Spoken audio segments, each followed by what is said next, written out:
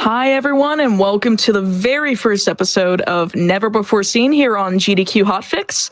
If you're watching on YouTube and would like to support our live content, please consider checking out our Twitch channel at twitch.tv/GDQ. And if you have an Amazon Prime account, you can subscribe to any Twitch channel of your choice every month for free. Please consider using your Prime Gaming account to support your weekly GDQ Hotfix content. We do have two special events coming up in the next 2 months. First off, we have West Coast Weekend. It's this weekend, December 4th to December 6th. Tune in at 12 p.m. Pacific to check out a marathon featuring runners from the West Coast. And then meanwhile, AGDQ 2021 is online, and it is January 3rd to January 10th, 2021. Prize submissions are open right now from now until December 26th. So if you do have a prize you want to submit, you want to get that in for sure. But my name is AmberCyprian. I completely forgot to reintroduce myself for those of you who are just joining. And this is how do I say this? This is Never Before Seen. This is a show that is geared towards games that have never been shown in a mainline GDQ event. So if it's not been in AGDQ, SGDQ, or GDQx, I'm all for it, and I want to show it. I'm being joined by Ice Blue, who is kind enough to bring us BS Legend of Zelda, any% third quest, glitchless. That is a mouthful if I've ever heard it. On the SNES, or it was originally in 1995, was a broadcast satellite view or Satellaview game. I never get that name right. But I'm going to go ahead and let him introduce himself and his commentator as well, and just kind of let it go. Yo, what's up, everybody? I'm Ice Blue. With me in the booth, I have TGH. Hello, I'm the commentator boy. So yeah, this is BS Legend of Zelda. Originally came out in '95 for the Super Nintendo in Japan only. It's a broadcast to Teleview game. That's what the BS stands for. And the original concept behind it was meant to be played over like a radio kind of satellite deal. And they released it once a week for a few hours per day, like for that one day. And it was one time a week, and you had the access to 2 dungeons every week, and everything was time-based. So like, at certain times you could, after you finish the dungeons, you could buy the candle, you could upgrade your sword, things like that. And it gave you the, kind of something to look forward to each and every week until, you inevitably finish the game. I will be using the Zelda sprite because, hey, why not? It's better. Why? She's better. This is the Legend of Zelda. Like, why are we not playing as Zelda here? I mean, exactly. It's time Zelda stars in her own game. Exactly. Yeah, you will notice right off the bat that this game plays a lot like Zelda 1, like the original Zelda 1 for the NES. But there are a lot of movement quirks that are different about it, and it's also like pretty improved as well. Like you'll notice there's a lot of we'll get into it as we go, but yeah, we'll get like the grid movement. The countdown get started. The grid movement is very clean versus the NES version, and there's no glitches in this run, so it's just pure execution. But yeah, let's go ahead and get started. So we'll go from 5, 4, 3, 2, 1, go. All right, so yeah, go ahead. Right here, the game just kind of automatically walks you into the Woodsword Cave, and it's the famous Legend of Zelda line. It's dangerous to go alone. Take this. Yeah. So we actually need. All right. So some forewords about this run. We do need money. We need money for bait, 2 keys later on, arrows later on, and a bomb upgrade later on. So yeah, that's that we do need money. We do need quite a bit of money in this run. You'll notice that Ice got a bomb drop there as well. So he's got 8 bombs right off the bat, which is really good. We're gonna bomb this wall to get into this cave. Get these, what is that, 40 rupees? I can't count. 45. 45 rupees, sorry. And we're going straight into level 1. So the main difference that you'll notice with this game is that the drops are like not like really like they are predetermined, like how Zelda 1 has like your global drop table. But there is no drop forcing in this game. and drops like the drop rate is a lot higher than the original game. So like you saw how we got those 8 bombs. Like in Zelda 1, the original drop rate was 41%. This game, it feels like it's 410%. Yeah, relatively at least. It's all relative. Yeah, in the original Zelda 1 too, there was something known as bomb forcing, or just like forcing in general, where every 10th kill you get, if you killed the 10th enemy and killed all 10 without taking damage, you kill the 10th enemy with a bomb, that enemy would drop a bomb guaranteed, provided it could drop an item. That doesn't exist in this game, but it's made up for pretty well with that increased drop rate. We have some very, very trolly keys here. That's okay. Without beams, a lot of these rooms become a little bit more difficult, but that's nothing serious. So we come in here, we get the first item in the game. We're going to get the bow, the traditional level 1. But we're not going to get the ability to use the bow until Dungeon 6. Another main difference between this and Zelda 1, by the way, and sorry to compare so much to Zelda 1, it's just really easy to with all the similarities involved in the layouts of the dungeons, and the movement itself is pretty similar despite also being different. But one main difference is the quick swap menus. So you can actually press L and R on the controller to swap amongst items without bringing up your inventory screen. I think there's only one point in this run where you actually do bring up your inventory screen, right, Ice? It's preference. Yeah. But yeah, it's when we fight the boss of Dungeon 4. Yep. But yeah, it allows for really, really smooth gameplay. One of the major like movement tech in this game, it's called corner clipping. So you'll see me like kind of like edge myself on corners like very frequently, like right here. And it pushes you a pixel, it's the right pixel that you're meaning to be on. It saves fractions of seconds, but we're here to beat games, relatively quick. Yeah. And of course, at the end of each level, there's a Triforce, and so we pick up or piece of the Triforce rather. Pick that up, move on, leaving level 1 with plenty of rupees here. So you want to leave level 1 with at least 60, and Ice has 72 now. They picked up that rupee, and we're just going to go straight into level 2. Yeah, dungeon layouts and the dungeon locations are very different than Zelda 1. He wanted to get in my way, so yeah, it's like a similar type of like world's layout, similar type, but it's also like completely different. Like the layout itself is completely different.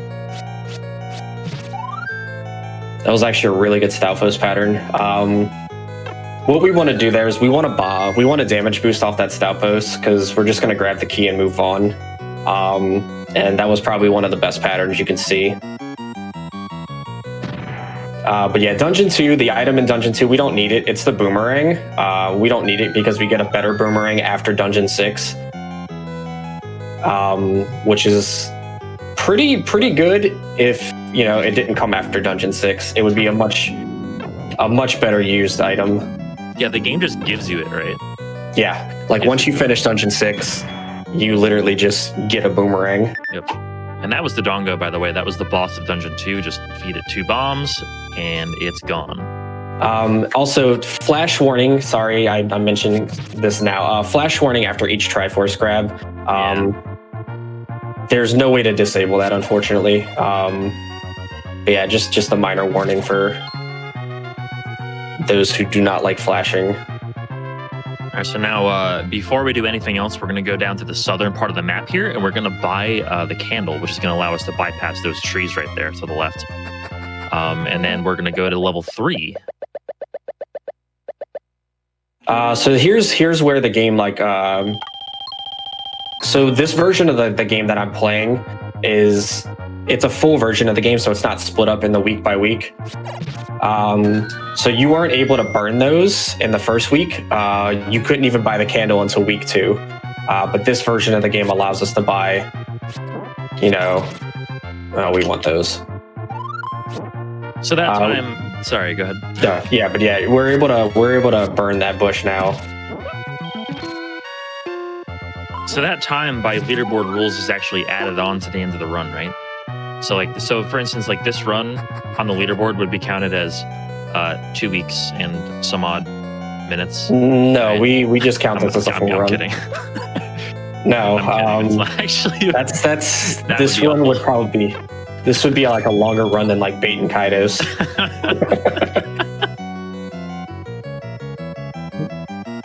Shout outs to the people who run Bait and Kaidos and have the endurance to run. I can't even imagine that have the endurance to run like a 400-hour game here. Yeah. So in this route, we're gonna take a death warp. Yep. I'm gonna be safe and just go in there with a 1.5. So we take 2 death warps in this run, just to kind of speed up like movement back to the front of the dungeon. Oh no, streamer died. That's unfortunate. Yeah. It's okay. That won't be your only death. Yeah, it's crazy. There is another death warp later in the run. I don't have that little faith in ice. You don't. I do. But yeah, it saved that death saves roughly about 45-ish seconds.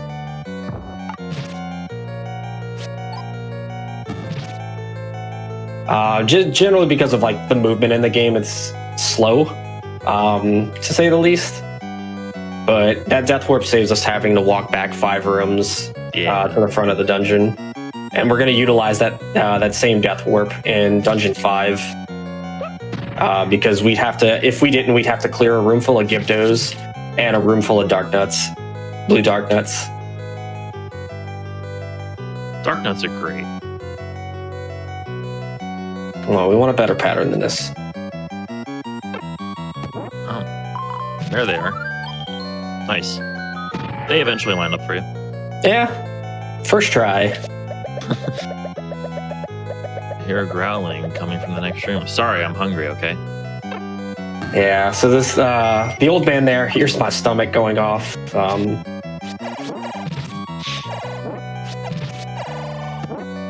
I didn't mean to do that one. Well, there goes my beams. But yeah, a nice add-on feature to this game is that sword beams kind of have like they can hit multiple enemies at once. So like when you split up, gels, and when you split up Vires, you can actually hit both the gels and both the Vires in one hit. That's a very lucky bomb drop. Love it. Yeah, you'll notice, by the way, that ice actually faced away from that dark nut before planting the bomb. It's because the way dark nuts work is they work the same way in Zelda 1. When you're facing the opposite direction they are, so in other words, like they block everything from the front, and that includes attacks with bombs. So like you need to be facing away from the dark nut when you place that bomb in order for it to actually hit him and kill him. Hit him, damage him, and kill him. So all 3 of those things, yes. All right, so we should be lined up here for a bomb drop. And we didn't get it. That's fine. So we'll kill this one. Also, I just want to interject real quick and say I love the way this game looks, and I love the dungeon theme. So much more than the NES V1 dungeon theme. Yeah, it is a really nice looking game. Yeah, that's one of the reasons why I enjoy playing this, because like it gives you that nostalgia of Zelda 1, but it just the audio and like just the graphics for it just look a lot better. It's more eye appealing in my opinion. Yes, we got a 100 secret, by the way, by Dungeon 4, and now we're in Dungeon 4. For that 100 secret, we need that 100 to buy some stuff after this dungeon, I believe. Yeah, we buy the bait after this dungeon. Yeah, we're gonna use that 100 secret to buy the bait, and we're gonna buy a bomb upgrade in Dungeon 5. And also, just to touch back, I saw someone in chat earlier compare this to I think it was the SegaNet service. They did have a subscription-based service where you could download parts of games or entire games on the internet. including Sonic 3D Blast. It came in 2 parts. It was great. Had a password system. Very interesting. But the Satellaview had a lot of games come out, and this was a episodic, like it broadcast 5 times. You had 5 portions of the quest to complete, and it was a timed quest. So this is actually a modification of those original like files to remove the time limit. You'd have like 20 minutes was it to complete the dungeons and the part of the quest that was for that particular week. Health is a little suspicious, but we should be okay. As long as we don't get trolled by Dig Dogger.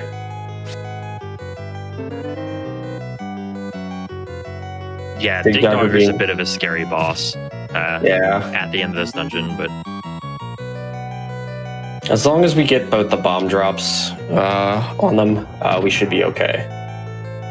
If not, we just gotta put on our shoes and walk back.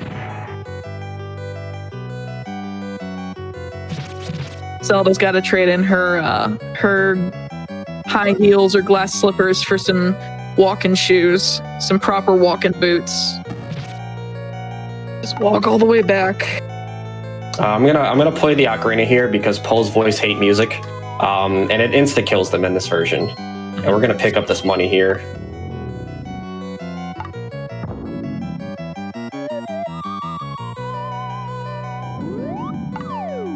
I believe the only other game where you can kill Pole. Oh boy, there we go. Okay, I believe the only other game where you can kill Pole's voice with music is Link's Awakening.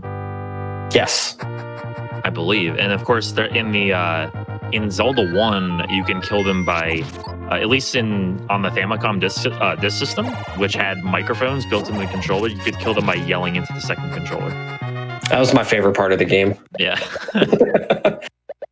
just scream at them. That's exactly what we need, right? So we're buying the bait here, just because it's right next to Dungeon 4. Oh, no, that's not what we wanted to do. Oh. But yeah, so we buy the bait here. So we can, because we need it for Dungeon 5. Dungeon 5 has the only bait block in the game. Oh, I'm being told you can do the same thing in Phantom Hourglass too. I did not know that. Oh, nifty. I'm not terribly familiar with Phantom Hourglass. Yeah, but thank you for that. You will be after this run. Will be, absolutely. So previously on the route, I would bomb the wall on that screen, 2 screens before 5, because we would need the 45 secret there. But I've kind of like rerouted it for more rupees, like just through enemy kills, to skip that cave, and that saves a good bit of time. And funny enough, as of yesterday, I was derusting, and playing it, and we actually got a new PB yesterday, which was pretty awesome. Yeah. Oh yeah, we didn't even mention that. I actually PB'd this game yesterday in a quote unquote derust run. Yeah, we were derusting, and we got a 5.5 second PB. It was pretty awesome.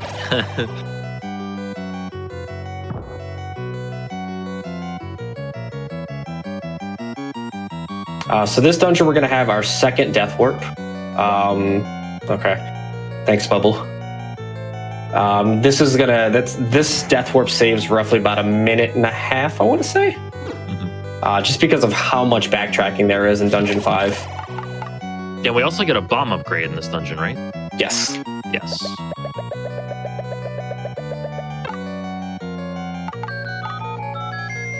Like right before the boss as well, if I'm not mistaken.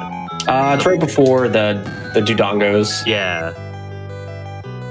Yeah, because there's a room with 3 Dodongos here, and you need to kill them all, and it can get a little bit dicey with your bomb count. Yeah, you can't smoke Dodongos in this version, unfortunately.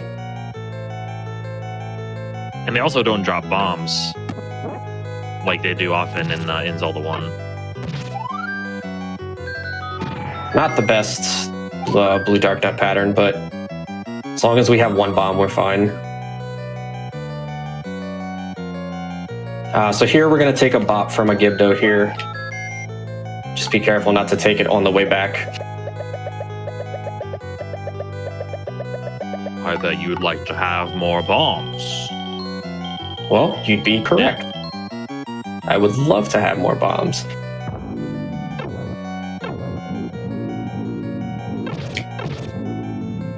I'm gonna take a hit here. Just be careful not to get ferried, and we should be fine. Alright, so we're gonna get damaged here so we can take a death warp to this ladder. We're gonna die to the ladder here. Splinters and all. It's a very dangerous ladder. Yeah, the LNR swap is probably my favorite feature of this game. Yeah, that can be an optional feature in the randomizer for Link to the Past, but not vanilla, unfortunately. Unfortunately, we got a bad Dark Nut pattern, so we did take a hit. So we got to kind of be a little bit careful.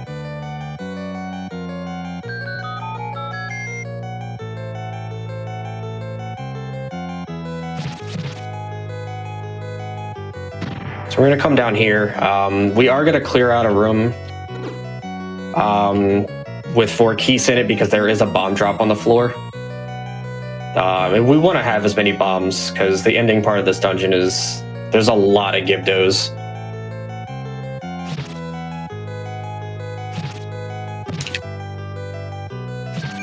You have to kill a total of 6 Gibdos just to advance to the boss. Oh, I knew that was going to happen. That's all Placed right. it too close. That's fine. That's okay. We are fine. Do it again. I'm gonna kill this Dark Nut if he doesn't kill me first. Come see, buddy. He's trolling the hell out of you. Okay, there we go. Just a casual stroll. Nope, no bombs. Okay, I was trying to get another bomb drop just to be safe. That's okay.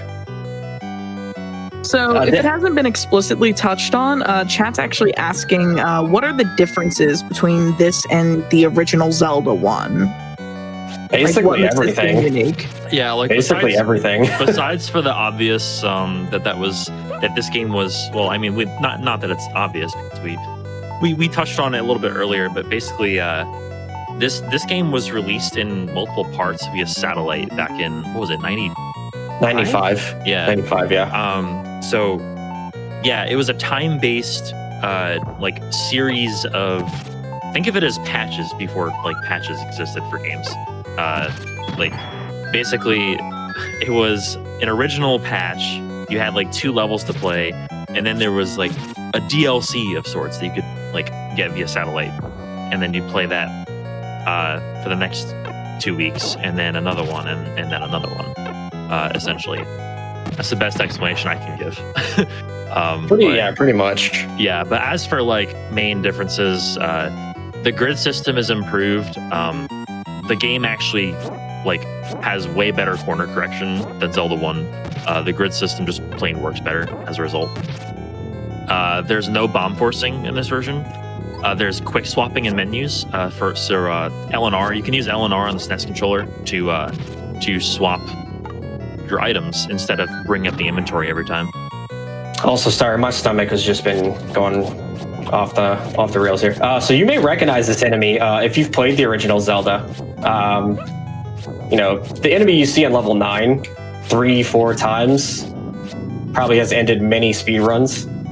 This is Patra, or the Super Nintendo version of Patra. But this Patra is different. This Patra doesn't move very well. Patra doesn't know what an X coordinate is. Yeah, that Patra had no idea how to move left and right at all. Yeah, touching back again on the differences. So this game has a way different overworld. It's a very similar type of overworld, like a similar type of layout, but at the same time, it's very different. Like things are just in way different places, but there are some similarities. Like for instance, like this cave right here bears a striking resemblance and is actually on the same square on the map as the old man with the letter that you get in Zelda 1. I do want to make a big point out here. So this game has a special feature. As you collect Triforces, it unlocks certain things. So since we just collected the 5th Triforce, what that does is that tells the game that all the shop prices are now half price. So those keys are typically 80 rupees. With the 5th Triforce grab that we just got, it made all the keys 40 rupees, which gives us the ability to purchase 2, which will allow us to skip pretty much the entirety of Dungeon 6. There is more add-ons when you collect Triforce 6, 7, and 8, and I'll kind of either myself or Jay will go over those, as we collect them. Yeah, sure. Dungeon 6 is very noticeable, just because of you get an entire animation for it.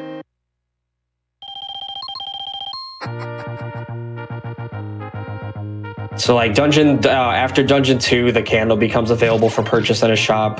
Dungeon 3, the white sword becomes available. Dungeon 4, you can now go to the northern part of the continent to get to Dungeon 5. And in Dungeon 5, you get half price shops. That's basically in place just to take the place of the time-based events that happened in the original release. Yep. Sorry, continue. Sorry to interrupt you. No, you're good.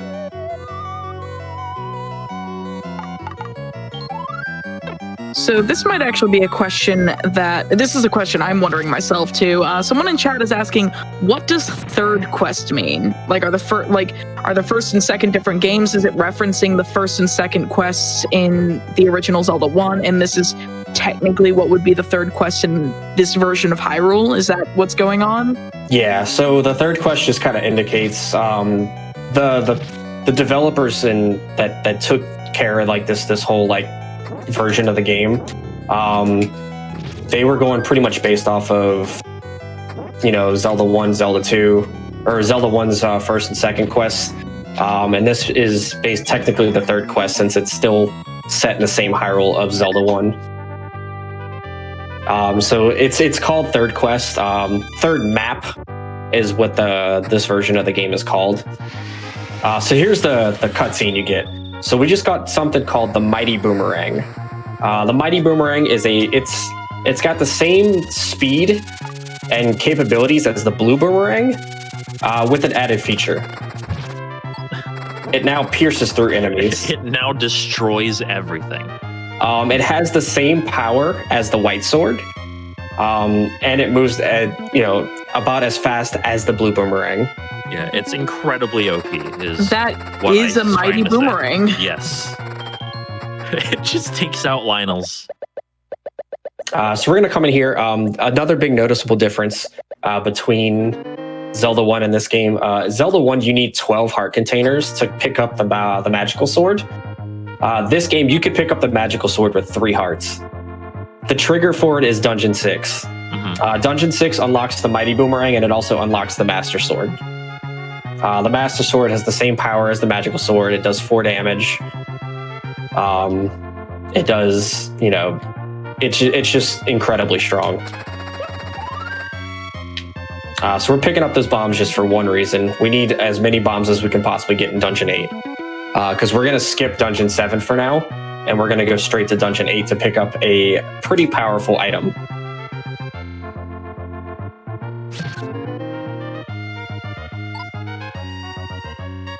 Yeah, so that's the magical bracelet. It allows you to move that rock.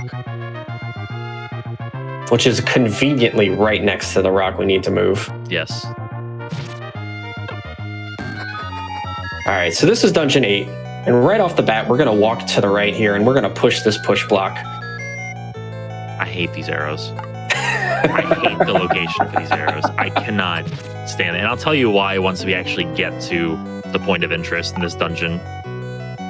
So yeah, Dungeon 8 houses the silver arrows and my favorite item in the game, the book. But yeah, it's the way that this game worked. The hint for the silver arrows in this game are very awful, to say the least. It's let's just say when I got there, I understood the hint, but you'll see. By the way, this is Patra 2. The return. Not so good of Patra anymore. Now that we have the Master Sword. Oh, here's a question I like. Someone in chat is asking, what is the best version of this? Because I'm sure that this game has been stitched together a couple of different times to remove the time limitations and everything.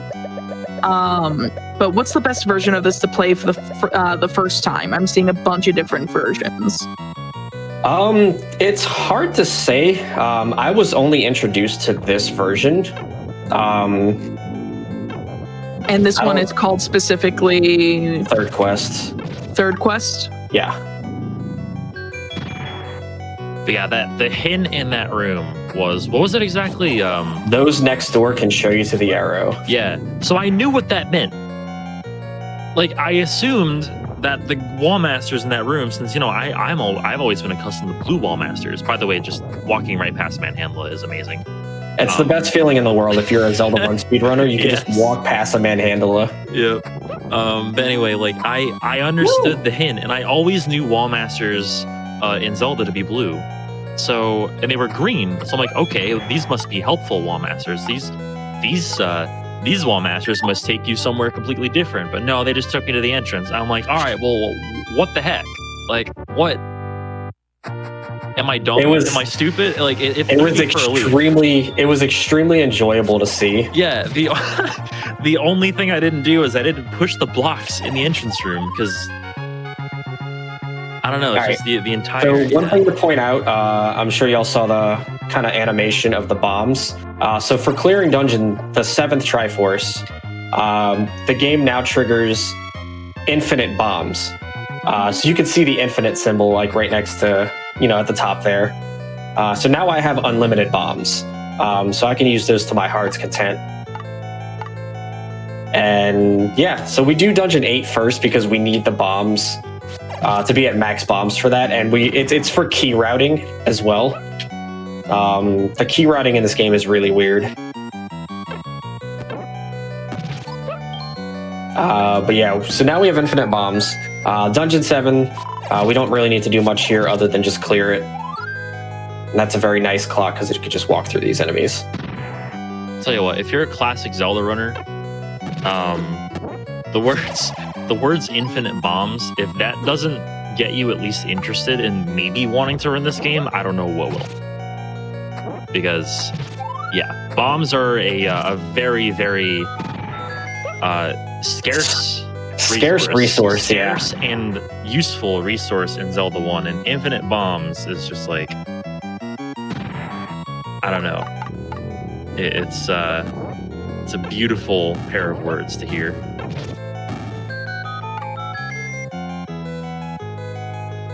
So we're gonna run into the boss of Dungeon 7 here in just a moment. This is a very beefed up version of this boss. And by beefed up, I mean he does a lot more damage than he normally does. So that Aquamentus, if you take a body shot from him, it does 2 hearts of damage. It's insane. I've had many runs into that. Still no problem for ice, though. At least not this time. All right, so the final cutscene of the game we get here, the sword glows, and then the overworld becomes dark. So what that cutscene means, no matter what health I'm at, I could be at 1 heart. I have infinite sword beams. Yeah. So every attack that I do, unless the sword beam is already on the screen, will fire a sword beam. Yeah. So with these infinite sword beams, we're just gonna rush Ganon right now. We're gonna go back to all the way where the start of the game was, and that is going to be where the conclusion of the game also is. As it turns out, the old man is just dead when you get back here. And there's Ganon. There he is. So Plot twist, there's a cave behind the old man's hut that leads you to Ganon's room. There is no Dungeon 9. Dungeon 9 was just a myth. So the biggest notable change for the Ganon fight, Ganon can be hurt by sword beams in this version. So there is a nice tech that I found. If you fire a sword beam before the cutscene, you get a guaranteed hit.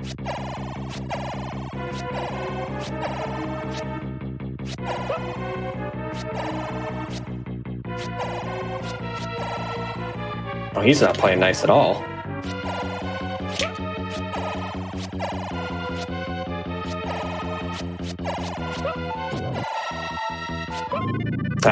We took a body shot the moment we stunned him. Yeah, Ganon is a lot less predictable in this game than he is in Zelda 1. Ganon does not have a set movement pattern like he does in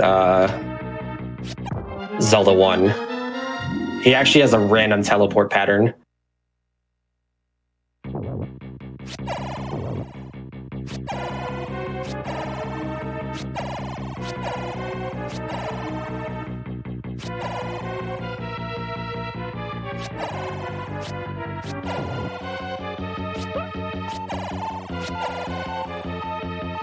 Please. It's so hard. Like once you get them off that grid, it's really hard. Yeah, it's just hard to predict. You got this, Ice. Oh, we're fine. Yeah, this is a death loses you like maybe 25 seconds. It's nothing crazy. I didn't fire a sword beam. Oh dear.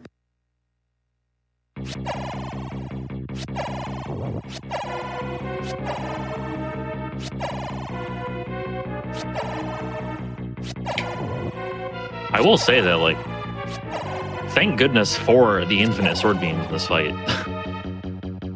Can't imagine how hard it would be without them.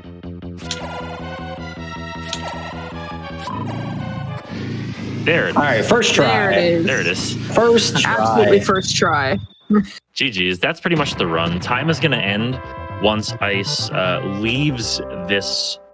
So yeah, time ends when you exit the cave. Yeah.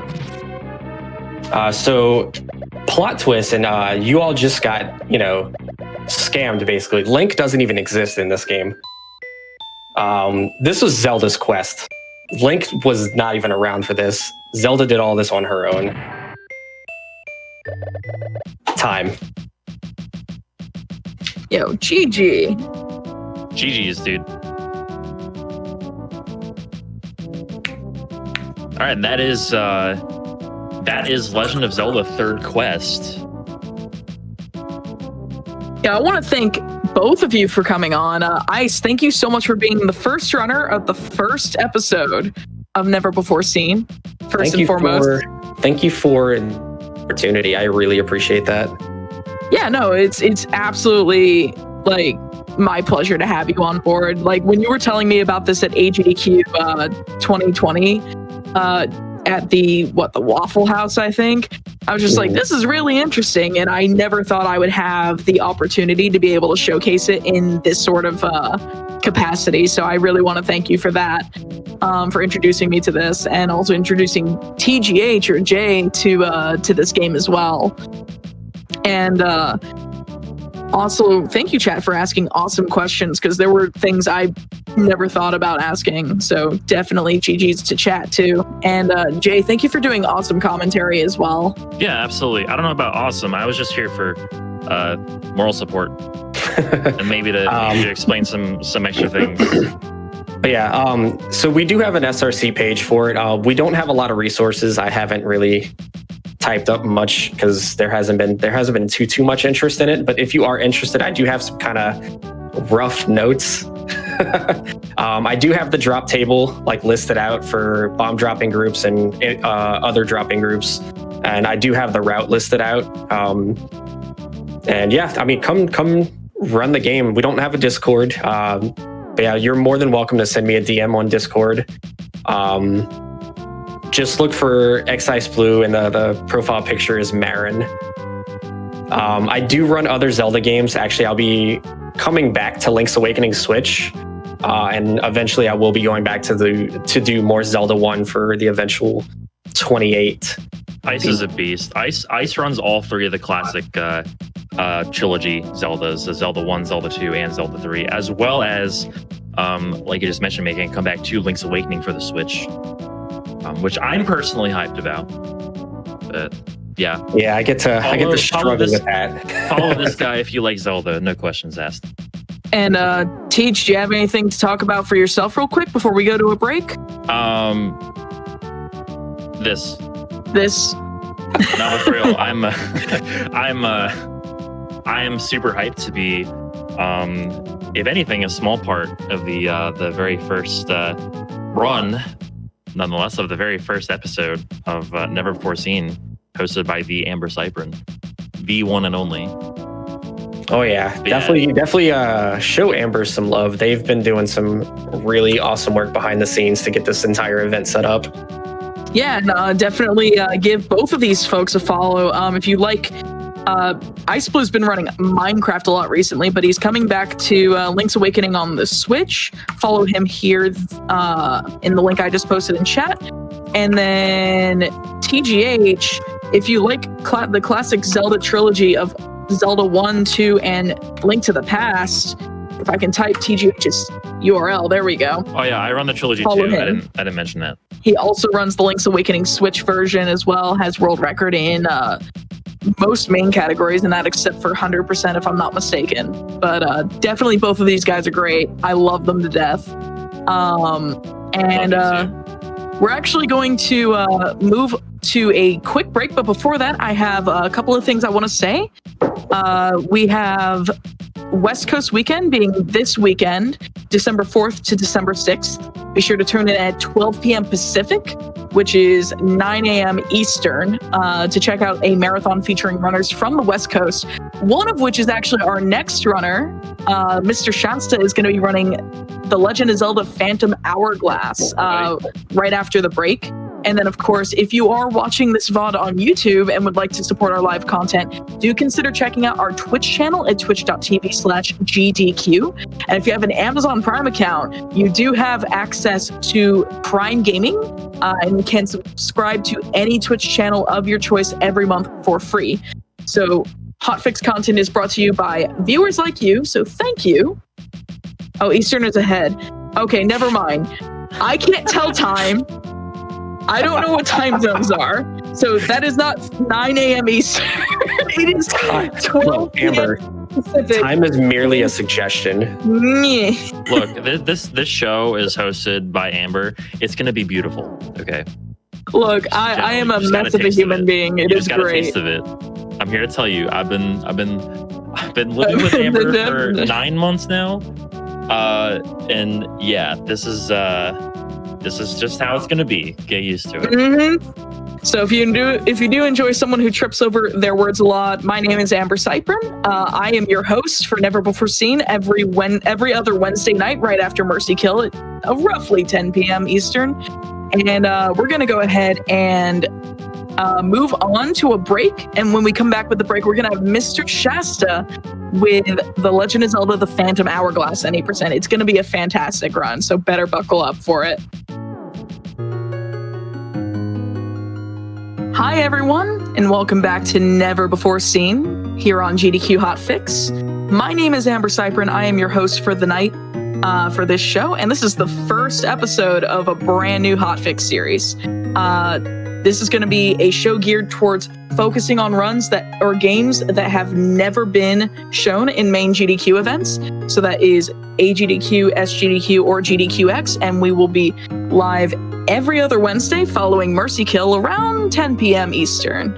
I don't want to take up too much more of your time. I just want to go ahead and roll right into our next Zelda game of the night with Mr. Shasta, who is also running in another event here on Hotfix later this week. And by all means, take it away, Shasta. Sounds good. Hello, everybody. Welcome to Legend of Zelda Phantom Hourglass. Before I even start, by the way, this game requires a file name, which is 8 characters long. If anyone has any suggestions for that in chats, by all means, go away. Not leave. Just stay in the chat. I mean, my bad. I phrased that weirdly. I'm sorry. But yeah. By all means, go for it. This game is actually the sequel to Legend of Zelda: The Wind Waker. A little fun fact for you: it takes place right after that game happens.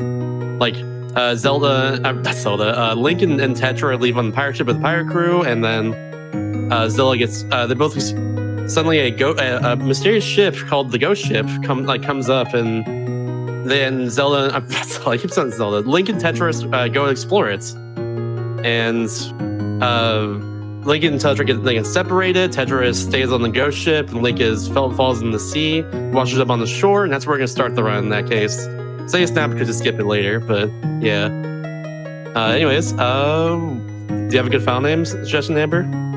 Like from chat? Let's see. I'm seeing things like I see GL Shasta, I see NBS Zelda, GDQ NBS, NBS GDQ, Poggers. Let's go, Poggers. Let's see. Love Link, GDQ Chat. Any of those leap out at you? Those are some of the ones I see. GDQ-Lonk. I could just do the classic Poggers. Or I could just do like the singular Pogger, like that. I think, how many Poggers fit here? How many Poggers? 1, 2, 2. Poggers 12. Okay. Yeah, let's do Poggers. Richard's liking Poggers too. Yeah, let's do that. I'm fine with it. And you know what? You know what I can do as well too? It's kind of cool. Is that there's a bunch of different symbols right here I can put in. So yeah. It's right there. I can do a little smile there at the end. Pogger smile. Pogger 12. Pogger 12, yes. All right, so yeah, let's go into the file. And I'm actually gonna skip the text right here. Very important. That actually saves a few minutes. But yeah, I guess if I further ado, I'll start this run. It is a doozy. So yeah. 3, 2, 1, go. Yep. So like I said, sequel to Wind Waker. We're skipping the intro cutscenes here, but essentially Link washes up on a shore here of a mysterious island. He does not know where he is, and we're just gonna move along.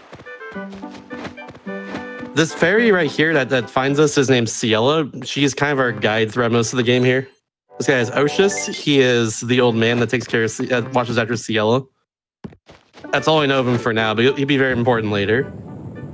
Now in this game, there's actually a system for movement that's pretty important. I can't roll 4 times in a row. So if I roll 4 times in a row, I will get dizzy, even through like loading screens. In the case right there, though, I actually canceled my last roll into a cutscene. That allowed me to just save a bit more time because rolling is faster than normal movements. Yeah, this game is also touchscreen controlled as well too. Okay, I'm using the touchscreen to move Link around. I'm rolling with Link as well too by flipping back and forth real quickly, etc., etc. And I'm tapping on objects as well to just to like go to them and do everything else like that. This first puzzle, the answer is 7. Ask for a number of palm trees on the beach. That's what that is, and then that gives us the sword. So now we can go slashy, stabby, stabby on some enemies over here. But first, we have to do one important thing here. That's called sword tutorial skip. This is the first skip of the entire run right here. So basically, I'm gonna go over here, pick up a pot. The game's gonna make me throw it right over here. I throw it and pick up another pot, then leave. That saves about 20 seconds. It skips the sword tutorial, which it's good. So I don't know how to use my sword right now, basically. That's not a good sign. No idea. Someone tell me. Oh wait, I think I figured it out. I used it a few times so far. We're good. Oops. Grabbed the wrong rock. That's my bad. Hey, look, a key, a door there with like a big key in it. What do? We get the key, of course. Then go over here and lock the door. Simple as that. This first puzzle right here, we skip the solution to, or we skip finding the solution to because I already know it. I also cancel my 4th roll into that switch there. A solution is 2, 1, 4, 3 in this case. We'll drop the small key and then we can move on. Oops. Give me that key. I need it. All right. And now here's the first bit of luck in the run. This rat that has the key, if you can see on the small screen there, this rat with the key it's luck when he pops out. And we have to hope he pops out pretty quickly, and also from the right hole as well. So yeah, hopefully that happens. We'll see. Oh, we got it. Yeah, that's good luck. There we go. Good stuff. I also want to get her twice on the way out of here. Now that I picked another heart. So I'm going to get her on you. Might get her a second time here. We'll see. Rat just didn't move. Okay, it didn't. Iframes lasted through a cutscene. Let's go. Get her on this bad right here. There we go. And now this is important for a Death Warp later. That's why I'm getting hurts. I'm being exactly 2 hearts by the time I get out of that cave because I don't get hurt otherwise. So, yeah. And this is Melita Island. This is the main area of Melita Island right here, basically. We couldn't go across the bridge, like to my left, on like if you can see the map there before, because it was broken at the time. So we had to go through that cave. A lot happened at once, so couldn't have time to mention that. But yeah. So we're trying to find Linebeck, who is the best character in this game. He's not currently at the docks, so we gotta go. So that guy at the dock told us to go to the milk bar. See if he's over here. Turns out though, he's not at the milk bar. The patrons here and the bartender, they say he went to the Temple of the Ocean King, at the very top of the map over there. So we're gonna go do that. We're gonna go find him.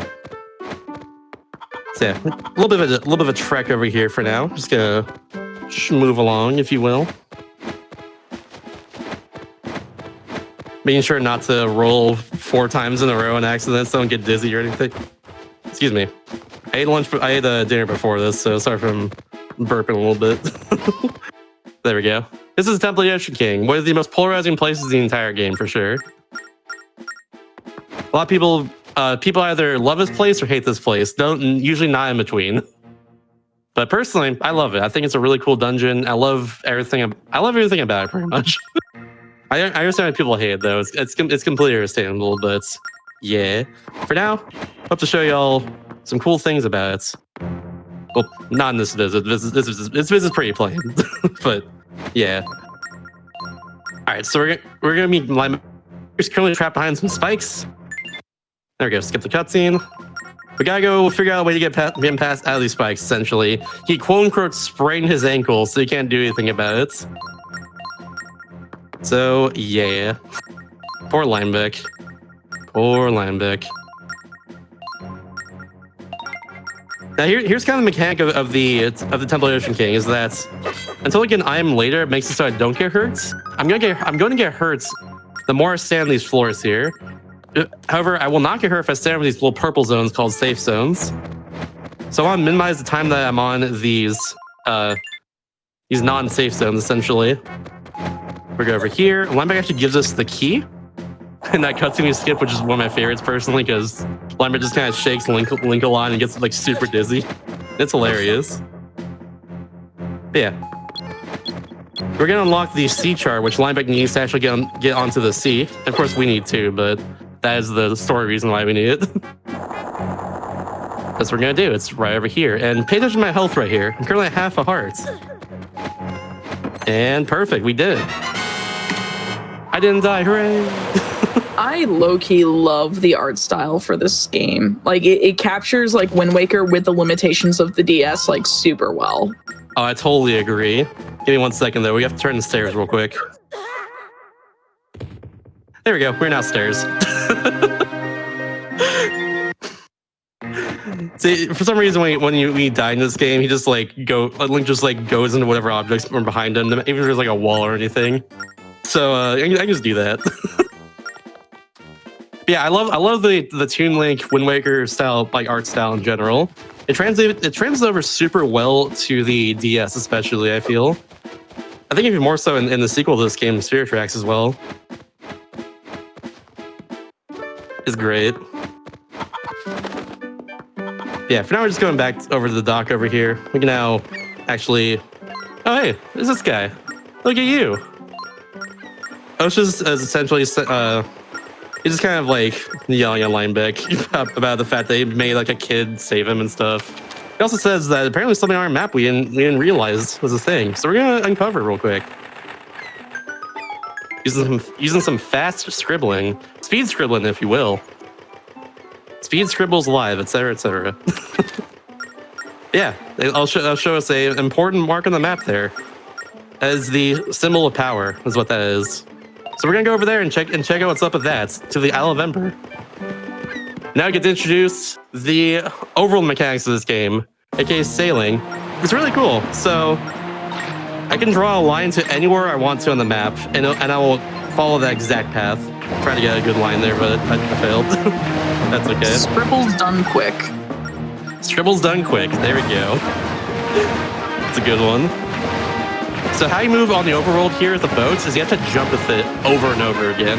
This is something that saves a frame or two every time you jump, if you chain it correctly. But yeah, this is how we're gonna move whenever I'm like in the boats. We're just gonna keep on jumping. So the plot of this game, ignore what I said before. The plot of this game is that Ganon made the sea all bouncy. We have to kind of just make sure it goes back to normal. That's the real plot of this game. It's made of rubber now. I almost took you seriously for a second. That is your mistake. You should not take me seriously ever. Because I haven't played through this game. There's a lot of Zelda games I haven't played. This is one of them. And I was just like, wait a second. Is he telling the truth about the plot? Nope. No, I am not. But yeah, like this game to me, like this game came out around the same time as Sonic Rush Adventure, which was also a game that spent a lot of time boating and drawing lines on the ocean. I really need to play that game at some point. Yeah, like I think that came out just a few months before Phantom Hourglass did. Like they both came out pretty close to the same time, I think. But if you enjoy this, you might enjoy Sonic Rush Adventure for sure. I probably would. I like a lot of runs in general, like on DS, where I can just like draw and do whatever with it. I'm pretty good at using the stylus, I feel. Probably because I've played a lot of DS games, but yeah. And I mean, you also run like WarioWare Touch, for example, which has never been on GDQ either. Yeah, I'm almost submitted for SGDQ personally. Oops, supposed to be a spin slash. I guess I'll go into common mechanics here real quick. So, jump slashes do more damage than your sword, or than like your regular like slashes and stabs and stuff. And also, spin slashes do the same amount as a jump slash. So that's how it works. This is a DS game, by the way. I just blew into a DS microphone. So let me talk about the plot. What's going on real quick right here. So we talked to KO, who is the assistant of Astrid, who is the person we're supposed to be meeting on the Isle of Ember here. Normally, we're supposed to talk to Astrid first, then go find KO, and then talk to Astrid again. You're supposed to do that fight first before you do this, but you can just talk to KO, and it'll still work for whatever reason, even if it's your first time on the islands. So yeah, we tell her that we're trying to find a ghost ship and want to know where it is. She might know because she's a fortune teller and stuff. So yeah, now she's telling us a fortune. KO is her assistant that unfortunately perished on the islands, which she does not know. We told her right there. So yeah, this game's already a little bit dark to start it off. Like we're only like 10 minutes in, and yeah, someone already died. Rest in peace. Poor poggers. Poor poggers. I'm just laughing at the smiley in the name every time it comes up. It's pretty good. I guess something I should probably mention real quickly before I get to the temple is that I'm playing on English Wii U VC release. Wii U VC in general saves a lot of time due to load times because it's not a very good emulator for DS games. But in particular, I'm playing in English because there's actually an exclusive trick that saves 4 minutes in its run that the Japanese version cannot do. It was before the fastest version by a few minutes, but that trick just makes it so it's not really a thing anymore. So yeah, that's why I'm playing this release in particular. That's also why it loads are like super quick. So there's that too. And hey, look, I'm playing a DS game. Yeah, I'm actually really like as like much of a commercial failure the Wii U was by comparison to other Nintendo consoles. Its virtual console is probably like the most solid. I think it is personally. The Wii U at this point is my virtual console machine. That's the only reason why I use it anymore. Yeah, I have mine for a mix of between virtual console and Yoshi's Woolly World at this point. Oh yeah, I haven't ported that, haven't they? They ported it to 3DS, but not Switch. That's like the last that's the last title I'm holding out for to go to Switch before I'm like, all right, Wii U, what do I do with you anymore besides Virtual Console? I'm excited for 3-year-old personally in February. Like, let's get on the Switch. That's gonna be really, really cool. Yes, that was the other reason I had my Wii U. Mine was for Smash 4. I'm a huge like Smash player, so I played a lot of Smash 4 back in the day. That's how I got into playing game competitively, and now I play Ultimate competitively. That's the reason why I had the Wii U for a long time. Just because I played the game online a lot. Yeah, that makes sense. By the way, we're going to take this pod right here and just take it upstairs, and I'm going to just throw it at the Switch so we don't have to go around. Take just a little bit of time. Just like that. And now over here is the first fights, or this is actually the first item we're getting in the run. As soon as I beat these little slime things over here. There we go. Very optimized fight right there. It's a little random where they spawn. Actually, no, it's not. Never mind. That's good. That's good. I'll give myself credit. But yeah, we get the boomerang from that one. Which, it works just like how we move on the sea. Oops. Oh, it did hit. Okay, weird. Normally we don't lock onto something, it just doesn't hit with the boomerang. That did hit. Cool. But yeah, I can draw a line with the boomerang and it'll go on that line essentially. That is not how boomerangs work. What is this game doing? Exactly. It also went through the wall. Oh, that'll be important later. Trust me on that one. Oops. Didn't hit. Okay. I have to be really careful about my health in this area. It's very easy to die in Fire Temple, especially. Like, super easy to die here. Which, currently I'm at 1 heart, so that's not good. This is lower than it is normally for me. I'll be a bit careful. So we'll do like... Oh, it actually hit something. Let's go. It hit both of them. Let's go. There's 2 fire keys right there. They're going to be hurt by my boomerang. I somehow got both of them just with a complete blind shot. There's the other one. She now spawns at chest, which I'm not supposed to spawn. But you know what? I'm not dead. That's the important part. I'll take the time loss. Yo, shout out to not dying in your speed game, except if it's on purpose. Yeah, this right here is completely random. If I just let go, I would have gotten them right there. So yeah, I'm just gonna do this a bunch and hopefully it hits them. It somehow missed there. There we go. First try. Let's go.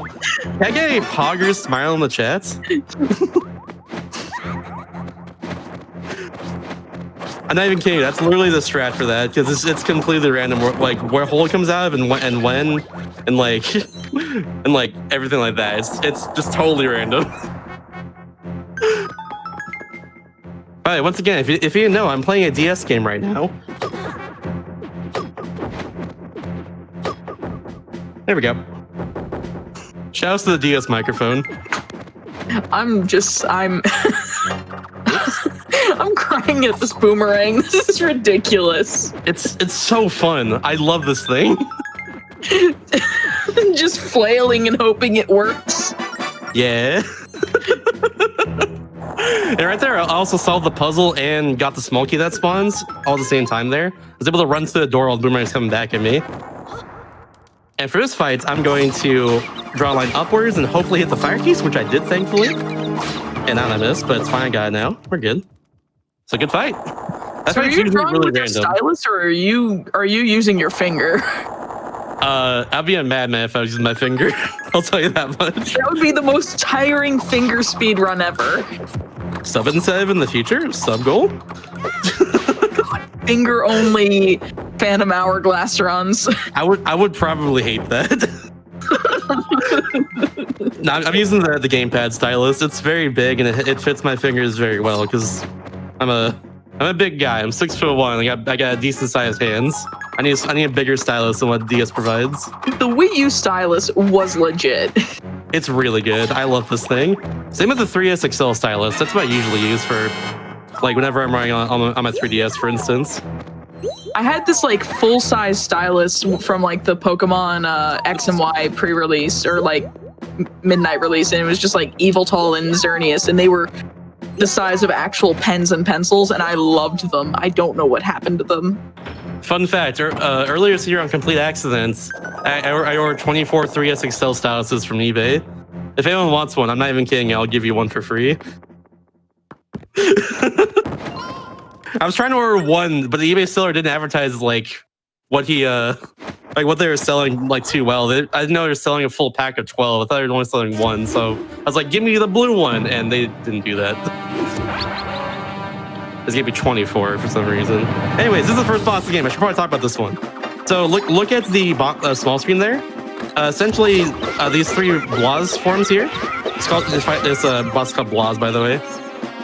They have one horn, two horns, and three horns on them, but you can only see on the small screen. So, also they can drift in front of each other and make it so you don't boomerang them in order. In this case, as soon as they go back together, I do 3 hits and then a spin slash a bunch, so it goes a bit faster. And I also stun them real quick with the boomerang too. That's pretty good luck right there. Just so I can not do any shenanigans to me. And there we go. Good fight. GG on that fight. Thank you. Currently using a half chopstick on the 3S XL. Yo. That's sick, actually. You can both eat and play video games. That's pretty cool. Hopefully not with the same chopstick, because that would be pretty unfortunate for your touchscreen. But Probably, to answer someone in chat, this game is actually available on the Wii U Virtual Console, so if you happen to still have a Wii U around, or if you are able to pick one up for cheap, it does have a really, really good Virtual Console. It does. I can vouch. I have a ton of Virtual Console games, and I've done speedruns with them before, including the one you're seeing right now. I'm currently playing on Wii U VC. It's also kind of a standard for a lot of other games that I've run before that were released on DS, on Wii U VC. So yeah, it's really good. And if you want to speedrun any like DS games, then the ones on there are like pretty common, pretty good as well. Such as like Kirby's Sweet Squad or well, this game for instance as well too. And Warrior Touch is another game I run too. I run also on Wii U VC. It's very good. And if I'm not mistaken here, and please correct me if I'm wrong, Shasta, the boomerang, the only control you have over it is the initial line. Yes. Is that right? Like the line that you draw that it then follows. I can also control it in a way by going to different locations when it moves through it, which you'll see in like 5 minutes, by the way. So stick around for that one. But yeah, other than that, yeah, it's just the line that I draw, and that it'll follow it entirely until it stops. Then it'll come back to me. Yeah, Spirit Tracks is also on Wii U VC, by the way. That's I think that also and Minish Cap. Minish Cap if you want GBA as well. Yeah, Metroid Fusion, Metroid Zero Mission, also games on there. Both bangers. Warrior Land 4, my literal favorite game ever made, personally. I'll be running about 40 hours from now on this channel for West Coast Weekend. That's also on Wii U VC. It is an amazing video game. Y'all should play sometime. That is an amazing game. It's one of my favorite GBA games, period. End of story.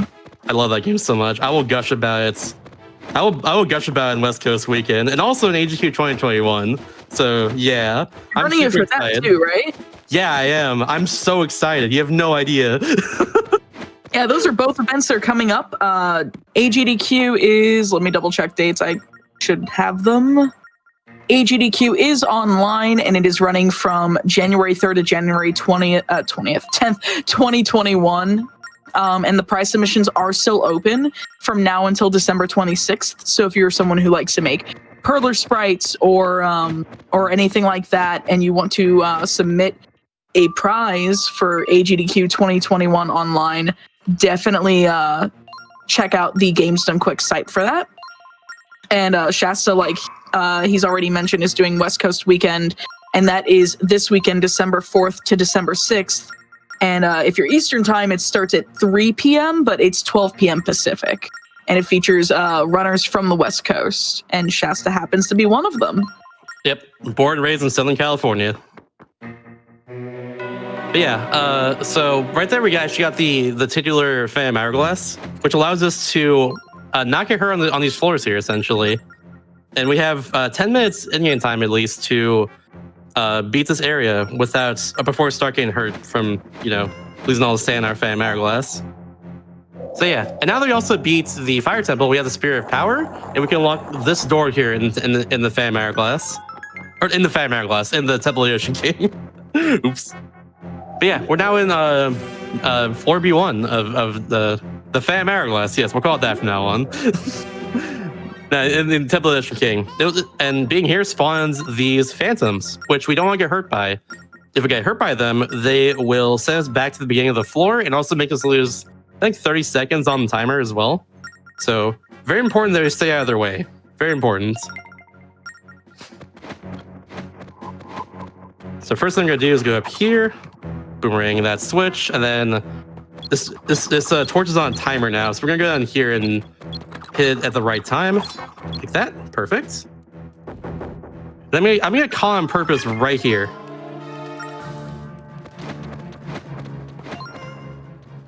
And then we're gonna go right beside both of them.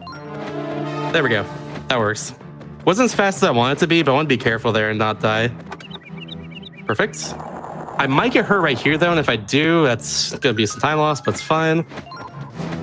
Ooh, that was close. We're good. Don't worry about it. Now we can get hurt. We're good. See, we're good now. We're fine. Pogger smile. I'm enjoying your ad-libbed sound effects as well. Just the that's something I do completely on instinct. It's not something I do on purpose. I've always done that. No, I know. I'm very much the same way. I think most speedrunners are. I make a lot of speed noises, that's for sure. By the way, this floor right here, I attract the attention of the blue fan. He's going to the right over there. We're gonna do one cool little skip right here. It's gonna skip half this floor. Take boomerang, go down here. Throw over there, go on here, and get the small key. It just goes through the wall, just like that. We're gonna do that trick 3 times this run, by the way, so get ready for that one. Same explanation and everything. But yeah, that skips half the floor, because otherwise you have to go all the way around there in order to actually get that small key in the first place, and have to deal with another phantom. But now we don't. Now we don't have to do that at all.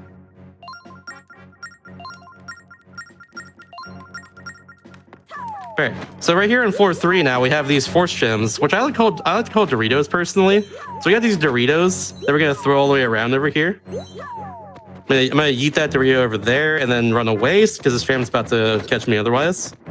So we go all the way around here, pull this little switch. And now we're gonna take care of this fan over here. If you see on the small screen, the fan has a small key as well. That's the reason why I want to take care of him. Just like that. If I get this quickly, we're... Oh, dang it. Okay. That's not a big deal.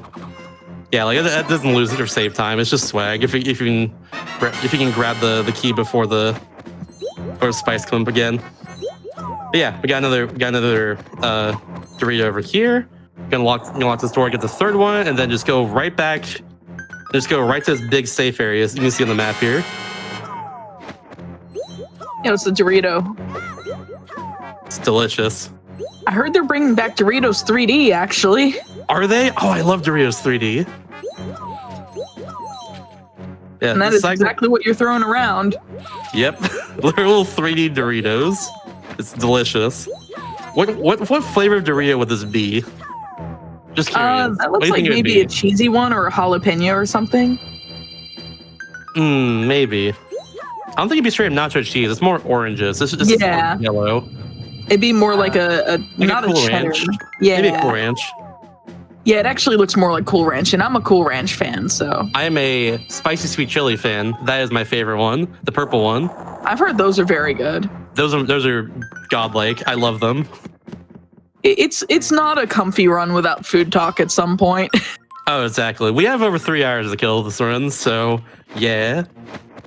We can talk about food once or twice as a treat. We can have a little food talk. All right. So now after all that, we get the Northwestern Sea chart, and we now travel to the Northwest Sea. Also, if you notice right there, I got Dizzy during that cutscene. There's been a lot of stuff like that happening throughout the run. You might not, that's kind of subtle, but yeah. Now that we got the sea chart, we're just gonna get the heck out of here and go back to Linebeck. Simple as that. Oh, you also roll off of ledges like that, by the way, in order to skip having to jump off of it. It skips a little animation there. Saves just a little bit of time. You can also swing your sword off a ledge to kind of boost off of it as well.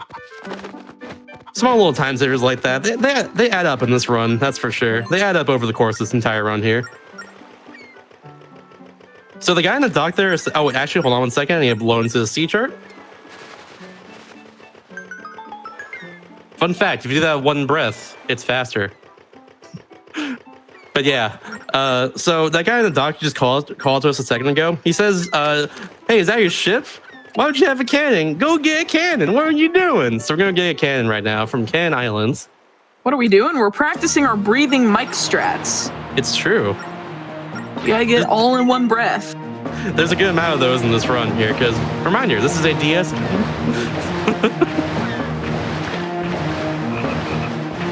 That frog will also be important for later. We can't do anything about him right now.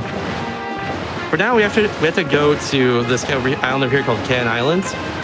We can't currently go to the Northwest Sea because if we try, we'll get swept up by a cyclone there.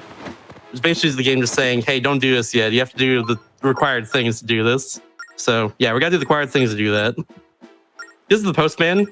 From now on, we'll start to get mail throughout the entire game, which we're going to skip. We're going to skip all the mail. So yeah, at least ideally we will. Hopefully we will. It's pretty easy to, but sometimes I fail it. I've done it once or twice before. This guy here is Fuzo. He is the apprentice to Edo, who's the can maker. Edo's door is currently locked, so we have to go all the way around the island in order to actually, go talk to Edo in the first place. So yeah, that's what we're gonna do. There's also skipping you can do on this island as well if you wanted to, but it's like very luck based and really hard. It allows you to just skip going all the way around. Essentially, we call it bomb garden skip. You like jump off the ledge where one of the choo-choos is, like way back there. And like you just continuously tap a choo-choo as it's coming towards you, and you can just keep like jump slashing in the air, and you can essentially float behind like the fence that blocks you from the rest of the island. It's really cool, but it's also like super luck based, and I don't go for it unless I'm like super far behind by this point. Which currently I am by like 20 seconds, but you know what? This is a marathon showing. I'd be a fool to try it, you know? Rather a showcase, I guess. It's a better term for it. Okay, cool. I killed the rat at the same time. Let's go. Rats are a bit annoying because they move randomly. Let's see if I can get this. Got it. Nice. And hey, look! 200 rupees. What the heck? Nice camera. Yeah. So someone later on in the game tells you to go to that tree and just bump into it, and there'll be a prize there. So that's why there's 200 rupees in there. But we're going to use that for like the rest of the run. It's super, super useful and convenient. For instance, we're going to use it right now to pay Edo 50 whole rupees for a cannon here. So yeah, very important. Very important. And now, fun fact as well, you can actually go behind Edo's garage. See? Just like that. That saves 1 whole second. But you know what? It looks cool. That's the important part. You gotta get the swag strats in. Oh yeah, I forgot to mention. The App mentioned in the chat they also run this game, but that rupee that I got a second ago, sometimes it can fall into the water, like to the right of the tree instead of to the left. And if that happens, you can't get it back. It means I have to just scramble to find more money, which I have a few ideas of how to get more money if that were to ever happen in a showcase like this or a marathon run, but yeah, it wouldn't be a huge deal. Yeah, now we're back in the open sea. We have a can, so we can actually go over here and destroy all the rocks that you're gonna see in a second. And just go to the left half of the southwest sea. Reminder again, by the way, for those that you missed my explanation earlier, that I'm jumping the ship because it saves time. That's a very common question I get whenever I run this game is, why are you jumping the ship all the time? Is it just to pass time or whatever? No, it actually saves a frame or two every time you jump. It's very important. Yeah, someone was about to ask, like, what's wrong with the boat? Like, why does it go like this? It is a speed strat. It is slightly very faster. Yep, slightly very faster. Exactly. Those are English. Those are words. They go together, sort of. You do be speaking, though. I don't know. I like this one. Haha, bohop, go brr. Yes. The go brr memes are probably my favorite recent memes. They're pretty good. By the way, okay, so right here, we actually encounter the ghost ship. And instead of chasing the ghost ship to the very top left corner of the map and then getting sent back to the beginning of this area, we're going to go to the right over here. And they'll make us get sent back earlier because we're not supposed to go to the right yet. So, yeah, the game just kind of prevents us from doing that, and this saves a lot more time. If I recall from when I was a kid, like, I'm pretty sure it's random. Oh, I didn't kill that Octorok. I gotta take care of you. Come on. The cannon's sometimes very weird and just doesn't cooperate with me and doesn't hit the enemy. There we go. It works. There we go. So yeah, now we're gonna step back over here. This fog is ridiculous. Fun fact as well too, on the Japanese version of this game, this cutscene's missing, and that saves us time. So I have a serious question for you from the chat. Go for it. Is it Bodie McHopface or Hoppy McBoatface? I think Hoppy McBoatface is pretty good. It keeps the spirit of the original Bodie McBoatface. I think I like that.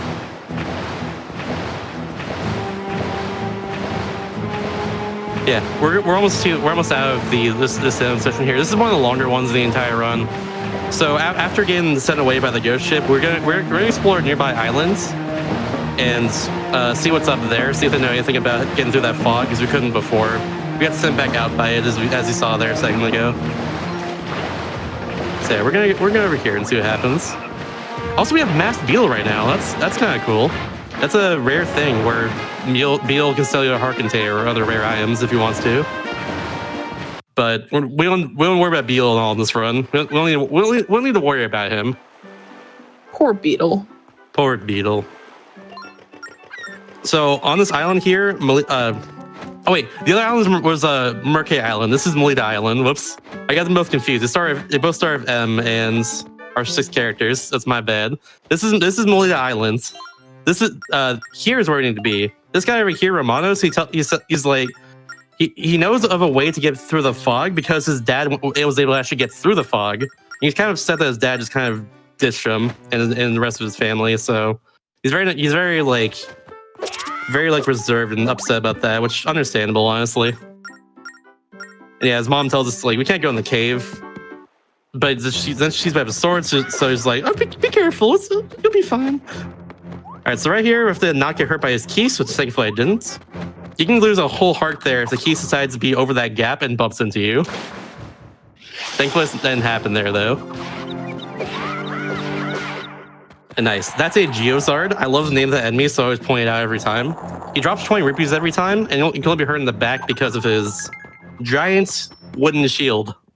So, yeah. We're gonna go over here. Oops. Get those hearts. I missed 1 heart. I should have gotten it. Oops. That's fine though. Don't worry about it. This is fine, Smile. Foggers. No, it's Pogger's Smile. Oh, I'm sorry. My bad. You better get it right. Gotta get Pogger Smile's name right. I'm sorry. I'll do my best from here on out.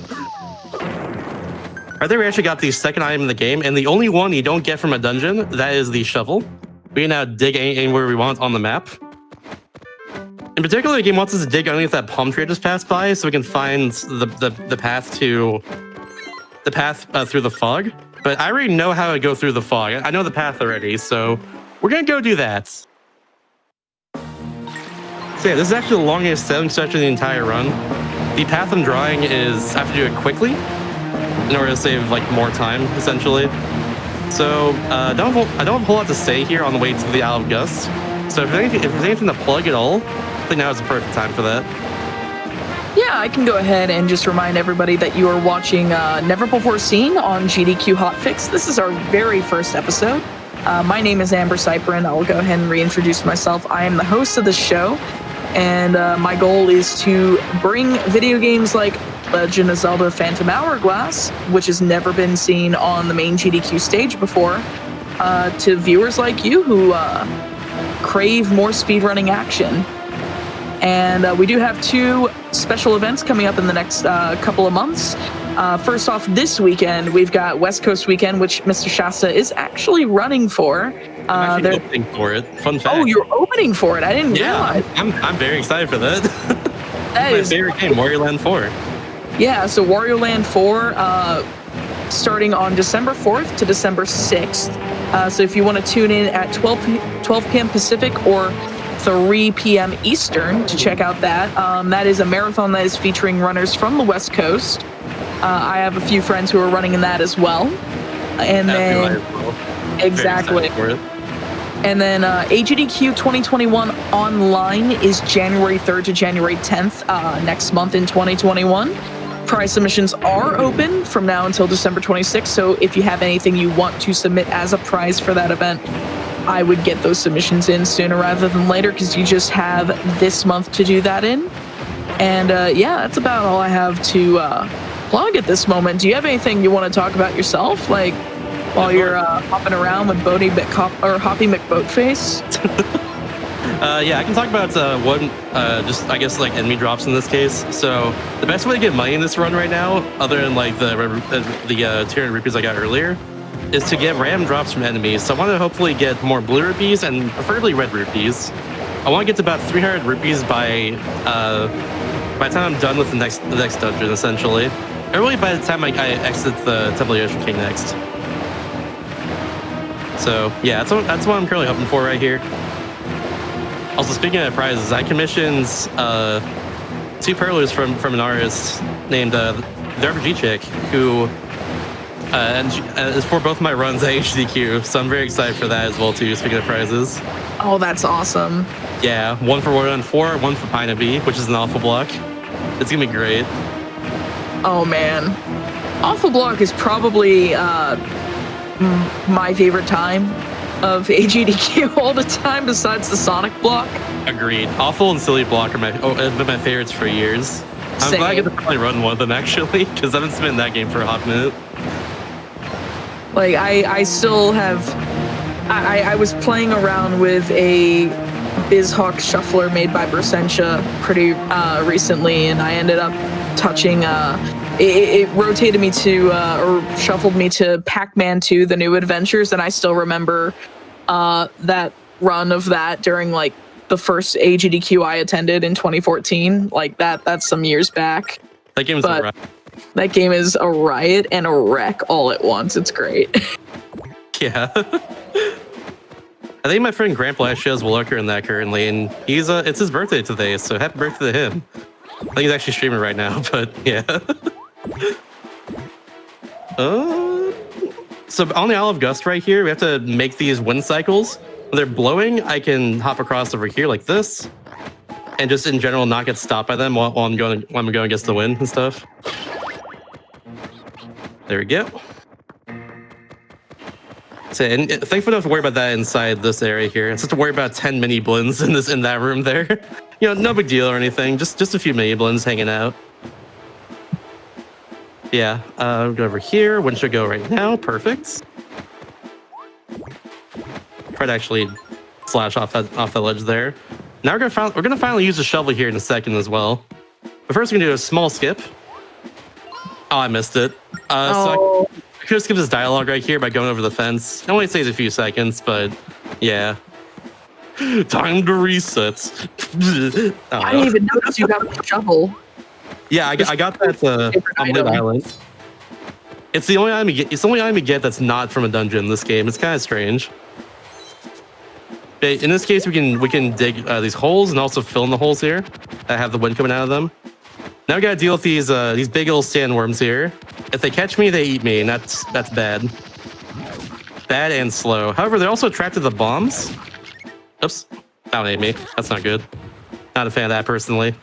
Very rude. Oh, that's the wrong one. Whoops, it's down here. There we go. I blew the other one there in accident because I got eaten, so rest in peace. That's okay though. The game tells you which street to blow into. Yeah. I'm enjoying the pauses. Like, there we go. There we go.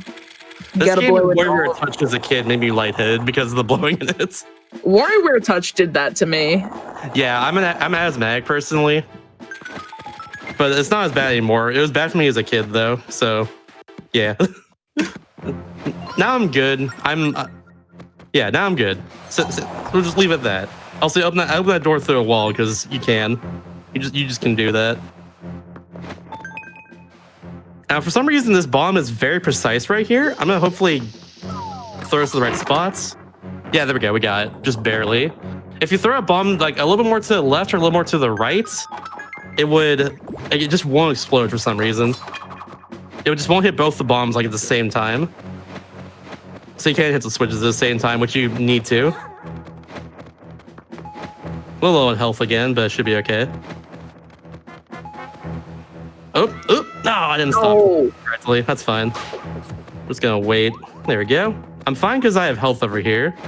Thankfully, I've played this game once or twice before, so I know where health is and stuff.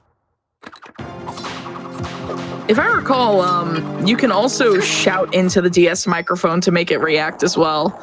I just would not recommend that at whatever time of night it happens to be. It reacts to any noise you make, essentially, so be aware of that. I'm gonna get all these rupees because I'm a bit short from earlier. Thankfully, that's a lot right there. It's just laid out for me. I need like 2 more red rupees, and I should be good in rupees for a bit. Otherwise, I have to go on my way to farm some real quick. But yeah, we should be fine. A little bit of new enemy right here. This is one of those red choo-choos you saw earlier, but they're covered in stone. So you have to blow them up with a bomb first, and then you can hurt them, just like that. I tried that first one on the right there, so that I go right into the bombs in the middle, so I can just blow up the bombs and just kill it. And then I'm right there by the door, so perfect. That's kind of the cool thing about routing fights is that you have to route not only to be fast, but also you have to be at a good spot after you're done. So, very important. In this case, we're gonna move this block up here. Just like that, and that allows us to advance in the temple.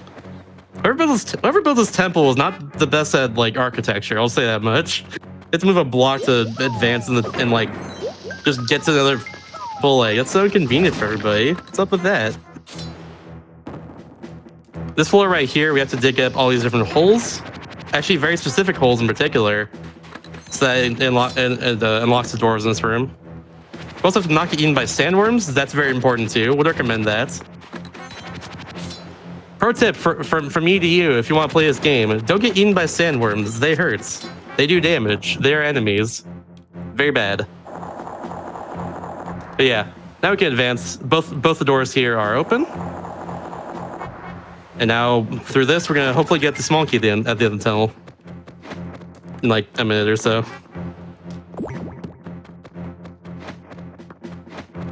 Right over here. Oh, it wasn't dizzy during a cutscene. Okay, that's weird. Usually I'm dizzy during a cutscene. I guess I wait long enough between those rolls. There we go. So let's go all the way back. Going through the other door we unlocked over here. Just like that. I can't infinitely roll. If I roll 4 times in a row, like really quickly, I will get dizzy, and that's bad. Because it's slow. Just like that, see? If you're rolling the cutscenes or like any sort of action, like being able to push this thing, for instance, it'll cancel the 4th roll and make it so you won't get dizzy though, which is really cool. Shout out to that. Adds a little bit of flair to the movement in this run, if you will. I'm actually curious of one thing now that I'm thinking about it, because the chat's talking about the control scheme, about how some people did not enjoy this game because it is primarily touch-based. Did you ever look at the or try out the mod of this game that maps all the movement to D-pad and buttons? I did not know that existed until you said that. It does in fact exist. Well, that'd probably be pretty useful for people who don't like the touch controls in that case. Yeah, whether you don't like the touch controls or for some reason like you have like issues like holding a stylus or anything like that, it does remap things to buttons, so you could try that. Yeah, definitely try that in that case. That's very useful. I'm getting that blue rupee right there. And yeah, like this game was a product of we devs. Look at all these new features we have. You please use them. Like please use them. Like the DS microphone, for instance. Have you noticed that I'm playing this game on a DS? By the way, I'm using the microphone. Smile. But yeah, that's how it is. There's also a bunch of touch controls. Obviously, that's a huge one. And right there, I actually skipped a little bit of puzzle by throwing that bomb to the right spot. Right here, I'm also gonna throw a bomb over this direction. I think I got it. It should blow up the blocks. Yeah, I got it. Perfect. It should blow up the blocks just in time, like that. Nice. That saves me time. That was really good. By the way, we have bombs now. I forgot to mention that earlier. That's the item of the dungeon here. And with that, we also have the big key, which we have now put in the big key hole, or whatever you want to call that. And now we're gonna go on and fight the boss. There's one important thing I want you to remember, chats. Bombs are very powerful. That's gonna be drilled into your head of this boss right here. We're gonna hurt mostly of bombs. This is Cyclock. He has all these different cyclones around this area here. And we're gonna just throw a bomb into it and it'll hurt him. It's random, however, where he goes right here. It's random where he goes right here. So hopefully he goes to the good spots. And hopefully the cyclone comes up in a good spot. Yo, perfect fight. Let's go. That was a perfect fight. All right, so... Yo, let's go. Pogger smile. Pogger's smile. So here's the thing about that fight. Sometimes he'll go invincible really quickly and just do an attack where he just goes across the screen. Sometimes he'll that's the biggest one right there. Sometimes he'll do a different attack and just stop for a bit, so he won't go near the cyclones at all. But I found him perfectly, and also that was the best split in my splits. Let's go. Pogger's smile in the chat once again. Yeah, if you haven't followed Mr. Shasta here, I highly recommend following him. I'm gonna go ahead and post his URL in the chat. If you like GBA, DS games, 3DS games, any sort of handheld Nintendo game, that's mostly what I spear on my channel and just play in general. If that's your thing, feel free to follow me. I also like in particular spearing a lot of Kirby games and Metroid games and a bunch of other what I like to call niche Nintendo games. Niche Nintendo, I like that. Yeah, a lot of games are more niche. They're not a typical main series Zelda or Mario sort of game super popular, but stuff that people remember and enjoy. You know, it's got a cool audience. Such as Wario Land 4, my favorite game ever made. Yeah, you run a lot of the spin-off stuff, whether it's a spin-off of a main series or a spin-off series like the Wario Land 4 game. Yeah. And I love what you do. It's really cool because there's not a whole lot of people who focus only on handheld speedruns. And I know that's not all you run, but it is a large majority, yeah. Yeah. And did you finish your you also not only do speedruns, but you also do casual playthroughs of a bunch of handheld games as well. Did you finish your Kid Icarus Uprising playthrough? Nope, I'm about halfway through that currently. I think I'm on chapter 14, I want to say. The one before I just played is super hard. It's the one on the moon. That one sounds really hard, but we got through it on 3.0 in the end, unfortunately. But yeah, I've been doing that recently on my stream too. That game slaps. It's so funny and just so fun to play too. So chat's also asking each other what their favorite OGDS video game was. What was yours? That's a good question. Oh no, I know the answer to that one. It's what used to be my favorite game ever made, but I think it's gone down a little bit at this point on the list, down to I think number 3 probably. Yeah. The World Ends With You on DS. That game is phenomenal. Looking forward to the sequel? I'm looking so forward to the sequel. You have no idea. Oh man. I love that game. I know I think mine is probably Pokemon Platinum. I also really like Sonic Rush a lot. There's a few different DS games I really like, but like Pokemon Platinum probably took the most time from me. Pokemon Black and White 2 is also a big favorite of mine. That's my favorite Pokemon game as well. Yeah, I think Platinum's my favorite like non-remake game, but like Gen 4 had my favorite mainline and remakes. I think honestly, I don't know if it's a hot opinion or not, but I think the Pokemon franchise as a whole peaked during the DS era, during Gen 4 and 5. Yeah, I'll be real. Like I agree with that. I think the DS era of Pokemon was like It's the so absolute good. peak. It was so good. I think all the main series games that came out then were amazing. The spin-offs were so good. They're very plentiful. A lot of people have said before to me, like, and just in general, that Pokemon Mystery Dungeon Explorers of the Sky is like their favorite game ever made. I still need to play that. I'll probably do it on stream eventually, but yeah, like that's also just another game that people really, really love from that era too. Yeah, like I think Conquest as well is a good one. Pokemon Conquest is a really interesting one that I often forget exists. Yeah. That and really Pokemon Dash, I think, where you control a Pikachu with the stylus. I haven't played that before, but I should play really that. cool.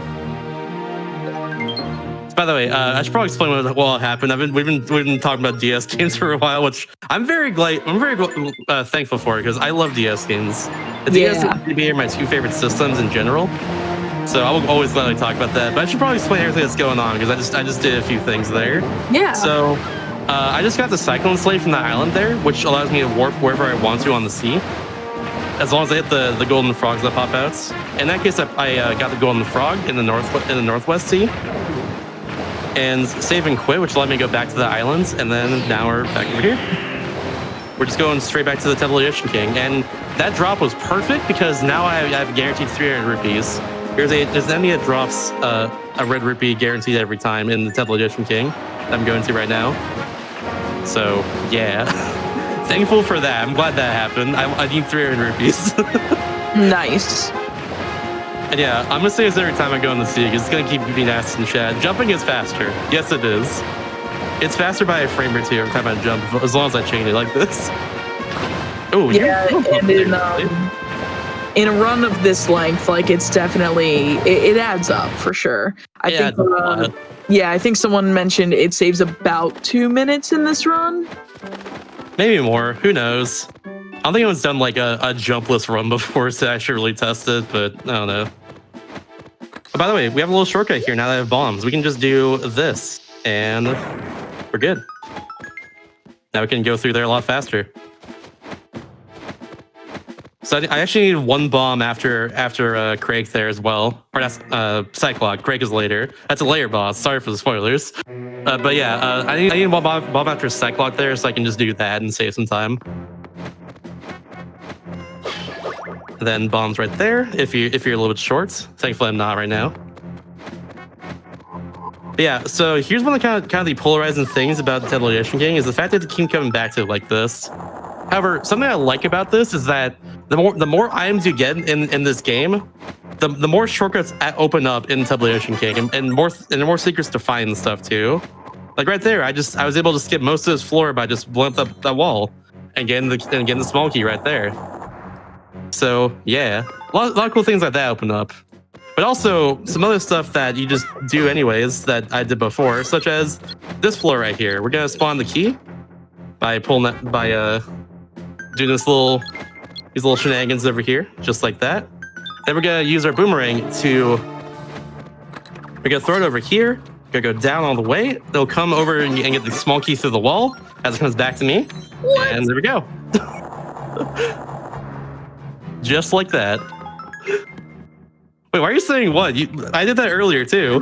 I must have blinked and missed it. I'm also looking at chat at the same time, and there was a spider that appeared. A wild spider appeared earlier at the beginning of the episode, and I've been trying to look out for it since because I lost track of it. Oh no, understandable. Yeah, small thing here too on floor 3 is that I'm also going to dig up this hole instead of pulling the switch, which saves a little bit of time because there's no cutscene that happens there. So there we go. Oh, I got it. Yo, I actually got spikes there. Doesn't save time, but it looks cool. And you know what? Sometimes you just gotta look cool. Especially in front of all you lovely people watching right now.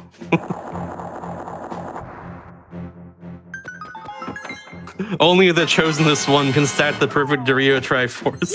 I agree. Oh, that's amazing. That's a good copy pasta. If you missed it earlier, I call these force gems here Doritos because it kind of just looked like one. So we're kind of just yeeting Doritos around because it's faster and just carrying around normally like that. And I mentioned it earlier, but also same deal with the big keys as well for unlocking like bosses and stuff. Mm-hmm. We just kind of throw them around because it's faster and just carrying it around normally. Just throw and roll to them. Yeah, I am the chosenest one. I have stacked the perfect Dorito Triforce.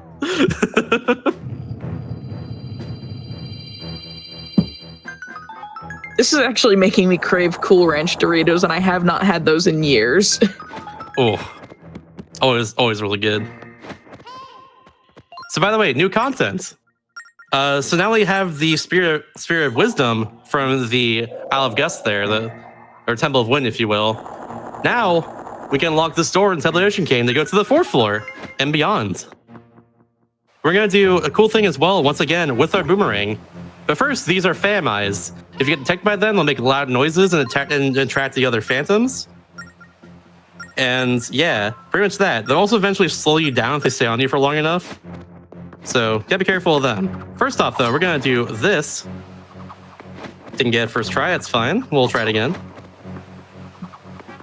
Oh, come on. I believe in you. There we go. First try, let's go. Pogger's smile in the chat. Pogger's smile. So yeah, that's another thing you do right there. I'm gonna actually be careful of you. I'll just go around you like that.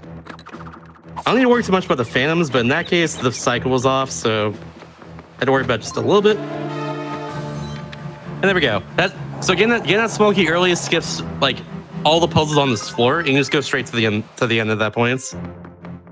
Another thing too about getting detected by a phantom on that floor is that spawns another phantom, so you lose 10 seconds if that happens, and that's bad. Losing time in your speedrun? Not good. Fun fact. Yeah, floor 5 is different from the other ones too, because there are no phantoms here. All we have to do is just destroy all the enemies here, and that's how we advance. In our case, something of note is that the last enemy in this fight right here always drops a red rupee. So all I'm gonna do is try and just jump slash every single one. It's random where they go, so I can lose times to that sometimes, but it's no big deal. And yeah, now we have 300 rupees, and that's exactly what we need for an upcoming item that we're gonna get after this temple's over. And over here is a little switch. That chest contains a red potion, which heals a certain amount of hearts. I don't really need it though, but I could get it for safety if I wanted to. But I'm pretty consistent in this game. I don't think I need that. So this door right here can draw on it. In our case, we're gonna draw an hourglass just like that. Best hourglass I've ever seen in my life. Just wait until we see what I draw on that later. It's gonna be even better. What a piece of art. Now here's unfortunately a puzzle that's a bit ruined by the Wii U VC release, but I still love it nonetheless. So we're gonna open up our home menu right here and close it. And hey, look at that. The crest that was on the top screen is now, or on the small screen is now on the big screen. I remember when this game came out and a friend of mine got stuck on that puzzle forever. And, and then closed his DS. It was like, I'll come back to this later. And then like maybe 20 minutes later, opened his DS again and it was done. And he was like, wait, what? Yeah, yeah, that's I was about to mention that too. Like a lot of people usually solve that puzzle because they got frustrated and walked away and closed their DS and walked away. You're supposed to close your DS and open back up so it imprints the symbol on the top screen at that point onto the bottom screen. That's how you solve that. It's so cool. I'm not sure. I don't think there's like many other games on the DS that have like a puzzle like that at all. But yeah, it's such a cool idea for a puzzle. Unfortunately, it's ruined by Wii VC because all you need to do is just go into sleep mode and go back out of it for that to work. So I just open the home menu and then close it real quick. Oh, I need to do this actually. There we go. So yeah, it's such a cool idea for a puzzle. The guy in the dock back there, he told us about the can before. He told us now to get a salvage arm, which we do need to beat the game. So we're gonna go get that real quick from the same person, Edo, who was on Can Island over here. On the way, we are getting this little cyclone frog over here, and just so we can warp back there later. And now we're getting the salvage arm. Edo is what we needed. This is what we needed our rupees for right here, because Edo can sell the salvage arm for either 200 rupees, 300 rupees, 1,000 rupees, or just won't sell it to us at all, depending on how we blow into the microphone here. So I'm gonna hopefully get 300 because it's usually pretty common on Wii U VC. We'll see what happens. You could say you're a real fan of his work. 1,000. I'll say that real quick right here. I'm a real fan of your work. Damn it, he didn't hear me. He's too conceited.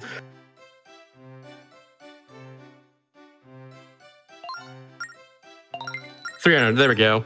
So I have a consistent way of getting that on 3DS to be 200 rupees and not 300. However, I'm working on Wii U VC and the microphone kind of isn't good on the gamepad here. So it usually gives me 300 or like 1,000. That's not to worry about most of the time. I think I've yet to see a single 200 from Edo there. And I've done a lot of runs on the Wii U VC at this point. Snapping also works, but blowing into it is more effective. I think Edo goes for longevity of your blow and also how loud it is and stuff. So the snap wouldn't work there. I think it's usually what determines how much money he asks you to pay for that. But yeah, this is a salvage arm right here. This is also gonna be the only instance we're gonna use that salvage arm in this run. So I just like to explain a few things real quick that I think would save a lot of time in this run if they were to be found. So for whatever reason in the cave, I'm about to get the sun key here. Actually, I'll say that first. The sun key unlocks the sun door inside the cave where it was earlier. Where I got the shovel. If someone were to find in that cave actually is a chest out of bounds that contains the sun key that was left there by the devs as it's an easy way to get it because from tests and stuff or whatever, I imagine. But if someone were to find a way to get that chest, clip up there and get it, that would 15 minutes in this run, because that would skip getting the salvage arm entirely, and also skip having to go do that entire visit I just did in Temple of King as well. You can just go straight to Malia Island, just do that trick, and then just go and just move on from there. But unfortunately, there's no way to get that right now. If someone were to find that, it would just save so much time. It also makes this beginning part of the run a bit more interesting too. Because so far, I've only just gone around and done what the game has required me to do. Later on in the run, in the second half of the run, we start to have a bunch more skips and brokenness. That's gonna make things a bit more unintended. But for now, I've just been doing things super quickly. If that were to be found, that would make this beginning part of the run so much more interesting, and yeah, it'd be really cool to say the least. That's one of many potential skips that could be found for this game if someone were to look for it and I don't know, really look for it or something. Yeah. Hope I explained that well enough. I'm not the best at speaking sometimes. But I stammer my words. I've done it since I was a little kid. It's hard sometimes, but I'm doing my best. We're doing our best. For now, we're going over back to Malia Island and going to the Sun Door, which we're going to unlock. Which we're going to unlock to get to the Courage Temple. But first, there is a boss right here we got to face. I forget this boss's name, but it's a giant version of the plants we saw in the Northwest Sea, those plant enemies. In this case, we have to just sail all the way around. And whenever he starts attacking us, I'm gonna stop my ship. Or rather, and whenever he starts attacking us, I'm gonna actually start moving my ship. I'm gonna stop most of the time like this. If I do this effectively, this RNG manipulates them so he doesn't do a second attack right here. And that'll save us a lot of time. I'm also a bit far away from him, but it should be fine. This skybox is really pretty. That's so cool. I love the texture of this game too. There's a lot of detail put into it like this. It's got that nice, like, there's something about the DS graphics. It's just so charming, you know? It looks like, it doesn't look like any other system, you know? Yeah. Like the Skybox series is pointed out, like it has that little like, grayness to it that's very DS era, and it's really cool. One more hit should do it. There we go. Giant eye plant. That's a very interesting name. We'll call him Bob instead. See you later, Bob. Hi, Bob. It's just like calling Aghanim Jerry. Exactly. Also, apparently Poggers is trending on Twitter in Australia, as I've been informed. Poggers, like, not even in all caps, just spelled exactly like we have it here. Yo, perfect. Thank you, Australia. You're the best. Yo, shouts to Australia. All right, so here's the sun door right here. The sun key is in the very top, like the top right of this map on the wall. If someone were to find a way to get up there, you'd save like 15 minutes in this run. Something like that. It's crazy. But yeah, now we're back over here on this part of Malia Island we couldn't get to before. And here we have to solve the puzzle to get to the Courage Temple, which in this case it means we have to hit these 3 heads here that shoot lasers, and if we aim all at the door right here, it'll unlock the door. Oops. There we go. What happened to that crow? Oh, there it is. It was like inside of me or under the map for a second. Okay. Interesting. I love this boomerang action. It's great. There we go. So 2 Geozards are down. I always gotta say their name because I really like their name a lot. Shoutouts to the Geozards in this game. They got some good names. And they're also pretty difficult to defeat sometimes. But yeah. Enjoy the ASMR stone pushing noises, by the way. I'll be quiet for its next one.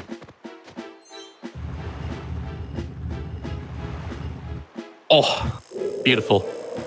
Beautiful.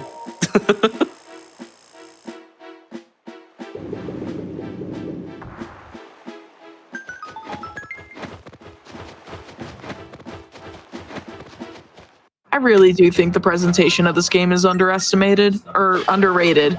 Underestimated, yep. It will be underestimated, yes. I will be underestimated this run.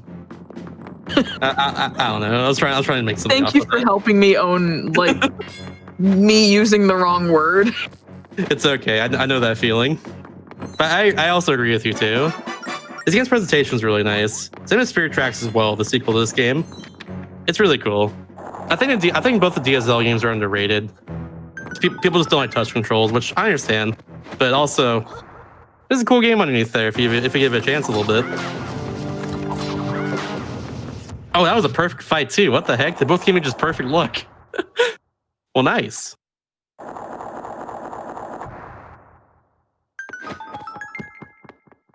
Yeah, so here's the thing about the Courage Temple, by the way. There's a lot of waiting for platforms here, like a lot of it, such as right here. So there's a lot of time to mess around and just, we'll just talk about things for now. For now, here I'm going to just hit that switch, make it blue. It pops up these different switches all around here, all around the temple in this case. So the very next floor, I would have to go back and hit that switch in order to advance if I didn't do it right now.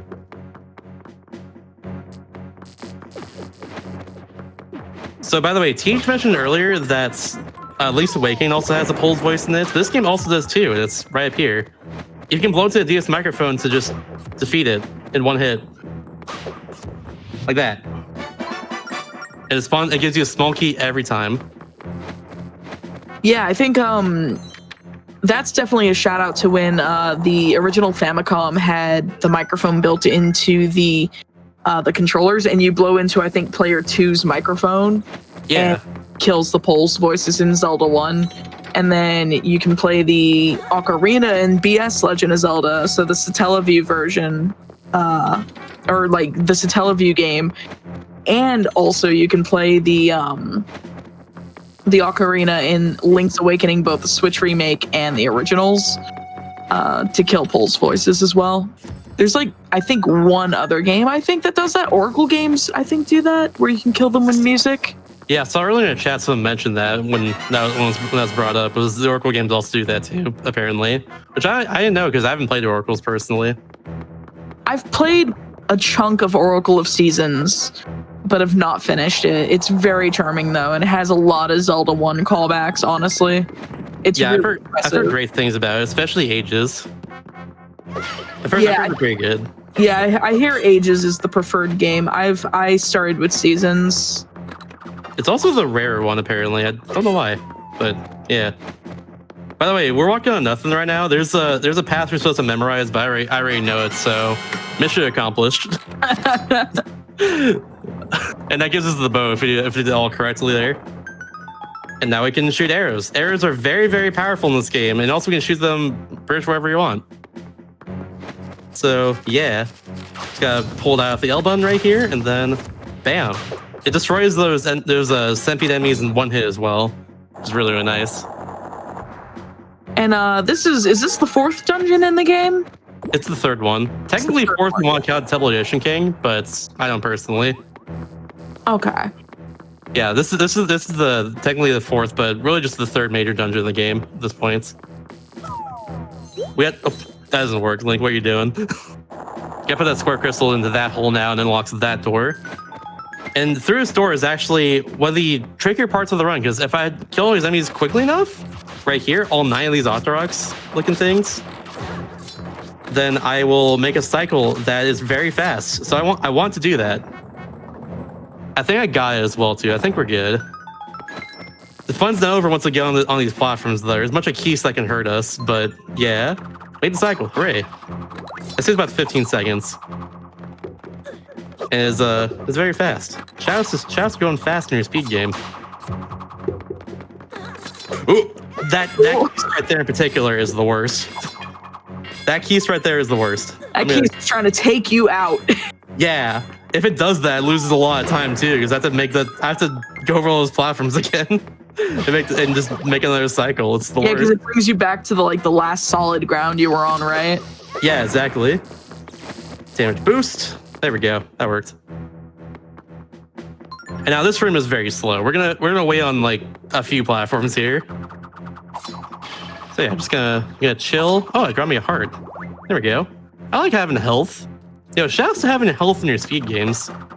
Except when you don't need it for like a death warp or something. Sometimes you need to live life on the edge, though. Yeah. Sometimes you gotta have one heart in your Zelda games, just to feel something, you know. Just to feel something. So yeah, heart puzzle right here. We just light all the torches. It just gets rid of the spikes. With a boomerang, we can turn these things around here, and then that thing knocked me over.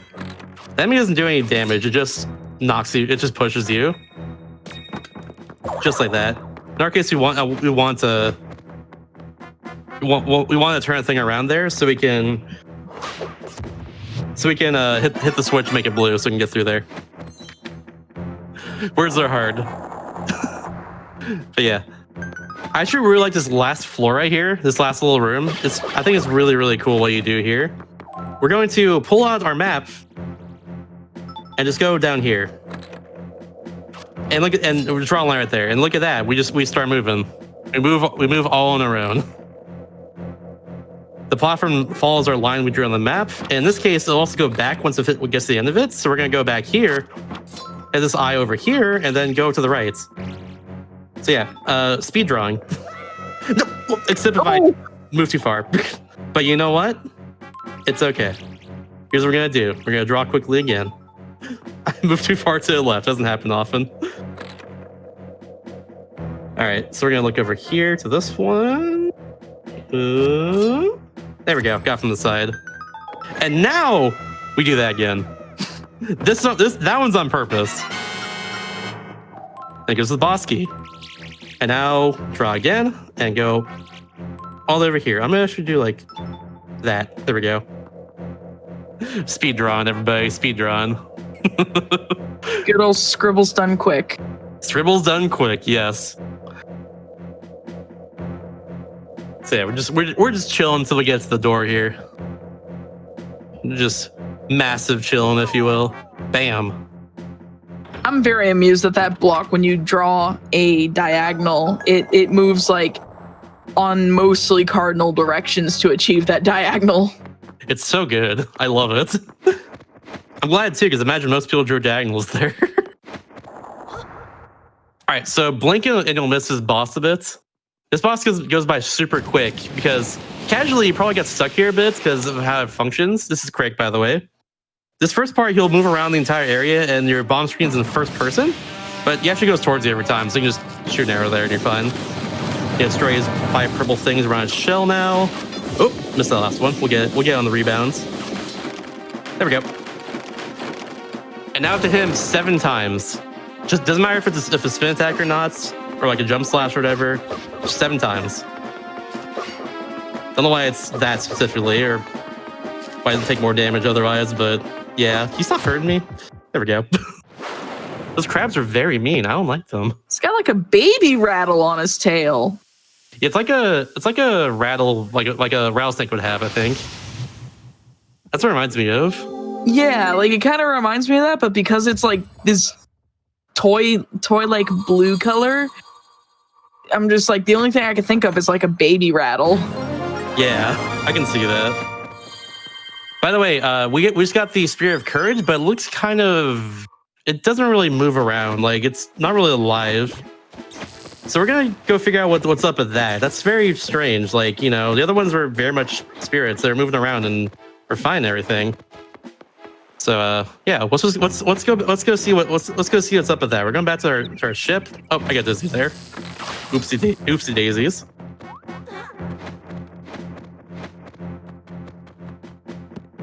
Let's go. By the way, at this point in the run too, if I wanted to, I can go to the archery range, which is where Rama's house was before. But yeah, so just want to point that out. So they're not cutscene. Pogger's smile. They're not cutscene there. Ochus meets us on Malia Islands. He tells us, and he takes the Spirit of Courage and he takes Cielo, our normal fairy friend, and just smushes them together. And Cielo is now the Spirit of Courage. Turns out. Oops. But after that cutscene happens right there, we meet this person here named Jolene. Jolene is a mean pirate lady. She has a thing for Linebeck. She hates Linebeck. But unfortunately, Linebeck cowers away while we're fighting Jolene. So we're just, yeah, he's in that box right there, if you can see that. How Jolene works is that whenever you swing your sword at her, she'll do a different attack pattern every time. However, if I keep swinging at her like that and space it correctly, she will eventually jump back like that, and then I can just keep, and then she'll do either a sword swipe or she'll do the wind up attack, which is what I want. I want the wind up. So yeah, I'm gonna keep doing this until it works. Please, Jolene, please. What are you doing? Come on. There we go. Finally. That was really bad luck right there. It happens though. Don't you worry. It happens. But yeah, after 3 hits, she's down. Yeah, not the best Jolene luck right there. Pretty bad, unfortunately, but no big deal. And after that, we're going to go over here to the Northwest Sea and go chase after the ghost ship. We now have all 3 spirits of power, or all 3 spirits of power. All 3 spirits, the Spirit of Power, Wisdom, and Courage. And with that, we can actually look at the ghost ship now. So that's what we're going to go do. It's faster to actually warp over here to the Northwest Sea and then go to the left than it is to go up from the bottom of the Southwest Sea. So yeah, just keep on jumping until we get over to the fog over here. Keep on jumping. I'm taking this time to drink some water real quick. Reminder to stay hydrated, everybody. Yeah, we will be taking a wellness break relatively soon. Yeah, once we got the ghost ship here, we're taking a little wellness break. Yeah. For now, we actually have to look at the ghost ship, which is very random where it is. So hopefully it appears pretty close to me. It moves around in a circular pattern, either clockwise or counterclockwise in the top left corner of this map here. when all the spirits kind of light up like that, it means I'm like going exactly towards the ghost ship, like right here. I think it's close to me. Is this good luck? I got really good luck right there. That's like exactly what I want. Wow. It was right there. Sometimes it's in like the top left corner. Sometimes it's like in the top right, like et cetera, et cetera. It's usually pretty far away, but thankfully that was good. And Linebeck once again is too scared to go on an adventure in the ghost ship to find Tetra in this case. So yeah, you gotta do his dirty work real quick. By the way, more luck right here. These enemies spawn in a random location, and they also they spawn. Oh, okay.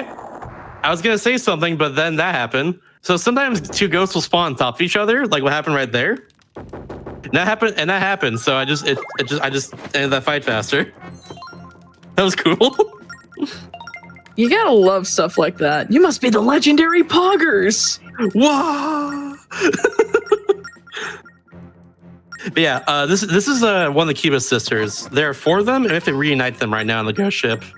And if we do that, they'll tell us where Tetra is. So yeah, that's our current quest, is to do that. Also destroy spiders because spider. That's why.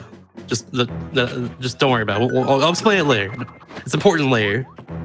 Can I just like throw that? Can I get a boomerang like that so I can throw it at the spider that is hiding somewhere in this room right now? I would give it to you if I could.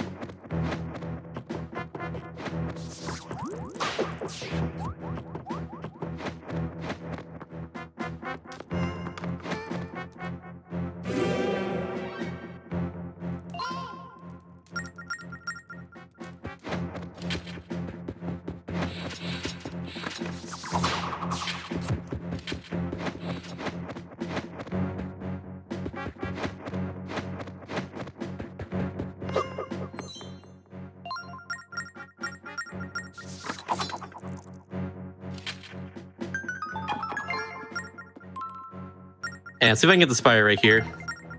So the Kiba sister right there tries to deceive us, telling us to pick up the wrong chest there. If you couldn't tell, they're evil, by the way. But yeah, they told us to pick the left chest from that area right in front of her, which contains a rupor, which actually takes away rupees from you. So yeah, try to deceive us right there. It's not good. Gonna do that. One more over here. Bam. All right. Skulltulas to this day actually still freak me out a bit. Yeah, they're a bit freaky for sure. Just a little bit. Yeah, if one more got saved on the very bottom floor of this area. I think that's technical difficulties for a second, so I'll explain what I just said again. But these Kiba sisters, they get scared by spiders, so we have to destroy all the spiders along the way here, or else they will cower in fear and just stop for a bit until we defeat them. So yeah, gotta do that. It's very important. And also, we can't let them go off screen, because if they're off screen for too long, they will do the same thing. They'll cower there until we go back on screen. There we go. That's why I use a boomerang, by the way, because it's really good. Boomerang is honestly just busted in this game. It's great. It was also like the mighty boomerang in DS Legend of Zelda earlier tonight was also pretty mighty. Pretty dang mighty. It lives up to its name. It really did. Yeah, I saw it like go through enemies. That's actually really good. Yeah, like it pierced through enemies, does the same damage as like the second sword you get, so the not the magical sword, the magical sword, that's right. No, the white sword. That's right. That's the one. And it's just like the way it had like the speed of the blue boomerang or something, I was just like, what? This boomerang is OP.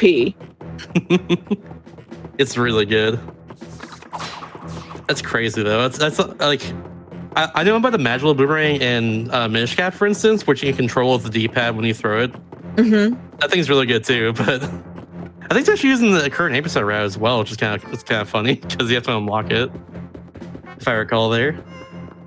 But yeah, like I remember that being really good too, but it's not as good as like the one earlier in the BS Legend of Zelda run. That one was pretty OP. Yeah, like when they call it the mighty boomerang, they weren't kidding. They were not kidding at all. I'm actually curious what sections of the game were split up in the episodic releases, so to speak, every week. Yeah. I'm curious like, too as well. Yeah, like, I should explain the boss here real quick, sorry. Yeah. Okay, so like I mentioned earlier, these Oots Potato Chip girls, aka the Cupid sisters, they are very evil. They turn into these little demons here. And this is actually the most luck-based boss in the entire run. So we're playing what they call Dead Man's Volley with them, which means they're going to throw a little projectile at us. I have to hit back with my sword. So who throws that is random. How far apart they are is random when they volley between each other. That's random as well. Okay. What else is random here? A lot of stuff is random with this. Whether or not you can they throw a projectile and not you can hit back is random. They give you what's called blue balls in this case, which is just like 3 blue balls that, like, if you hit, it'll just spread apart in the 3 directions. It's like just like Agnem in like Link to Past, yeah, just like that. I was trying to see if we got hit there. Did you catch that? Who could say it's random, by the way? In this case, we want to have only 2 of the Cube Sisters get hit instead of 3. Because if that happens, we save a whole attack cycle. Because of how random this is, we want that to happen. That is very important. Oh, okay, so we want blue to get hit here. If yellow gets hit, we lose a whole attack cycle. And that's not good. Oh, maybe? We could get a really good fight here if blue gets hit. Nope, it was yellow. Okay. When they get hit is random too. They can just keep doing multiple volleys in a row if they wanted, like as much as they want. How many volleys to do is also random. There's a blue ball, by the way. It's actually 4. I forgot, it wasn't 3. But yeah, they're pretty far apart now too, so it can take a little longer for them to actually hit back at me, which is unfortunate. But yeah, that is the nature of this fight. There's so many places where you can lose a lot of time with this fight. And now, once it gets down to 1 Cupid Sister left, oh, that was really quick. They get all their health back, plus they gain 1 extra hit points. So now instead of 2 hits, it takes 3 hits to kill. I've also had once before where I was too close to the Cupid Sister here, and my projectile just went right past them, which is really funny. But also it sucks. Thankfully it was during practice and not a run. But yeah, that actually went pretty well in the end. I'll take it. That wasn't the worst luck for having an extra attack cycle. And also didn't mess up either, which is very easy to do on Wii U Virtual Console. My screens are next to each other and not on top of each other. And that fight, once you have the screens like on top of each other, to say the least. Yeah. Yeah, that went well, thankfully. That went very well. And let's go save Tetra, everybody. Let's go save Tetra. We have that I think they call it the ghost key. It's like a skull key. I don't know. We have something. Skeleton key. That's a better name for it. Well, a skeleton key is usually one that just opens every door, though. Yeah. And I guess we'll just cutscene play out because we're going to take our wellness break right now. Yeah, that sounds about right. Yeah. So I'll go ahead and plug a couple things as we move our way out to a wellness break. For those of you who are not familiar with GDQ hotfix, for longer runs, we like to take a wellness break. That way, runners, hosts, and even those who are in chat can get up, walk around, stretch your legs. We don't like blood clots around here, and like get a drink, get a snack, whatever you need to. You don't have to get up and walk around, but it is advised. But we do have a couple of things to plug real quick. If you are watching this VOD on YouTube, we would like and you would like to support our live content, consider checking out our Twitch channel at twitch.tv/GDQ, or you can also take a look at subscribing with Amazon Prime Gaming. That is an option because you can do that and subscribe to any Twitch channel of your choice for every month for free if you have an Amazon Prime account.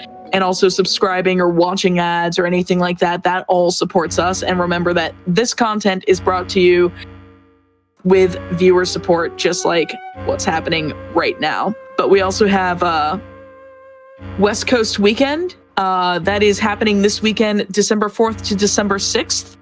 Tune in at 12 p.m. Pacific or 3 p.m. Eastern to check out a marathon featuring runners from the West Coast like Mr. Shasta here. I'll be headlining it with Warrior Land 4. Yeah, Warrior Land 4. It's going to be great. And it's going to be awesome. So we're going to step away for just a few minutes, and I recommend y'all take care of yourselves. And we're going to take care of ourselves, too, and we'll be back in just a few minutes. Yep. See you around, everybody. We'll be back in a few minutes.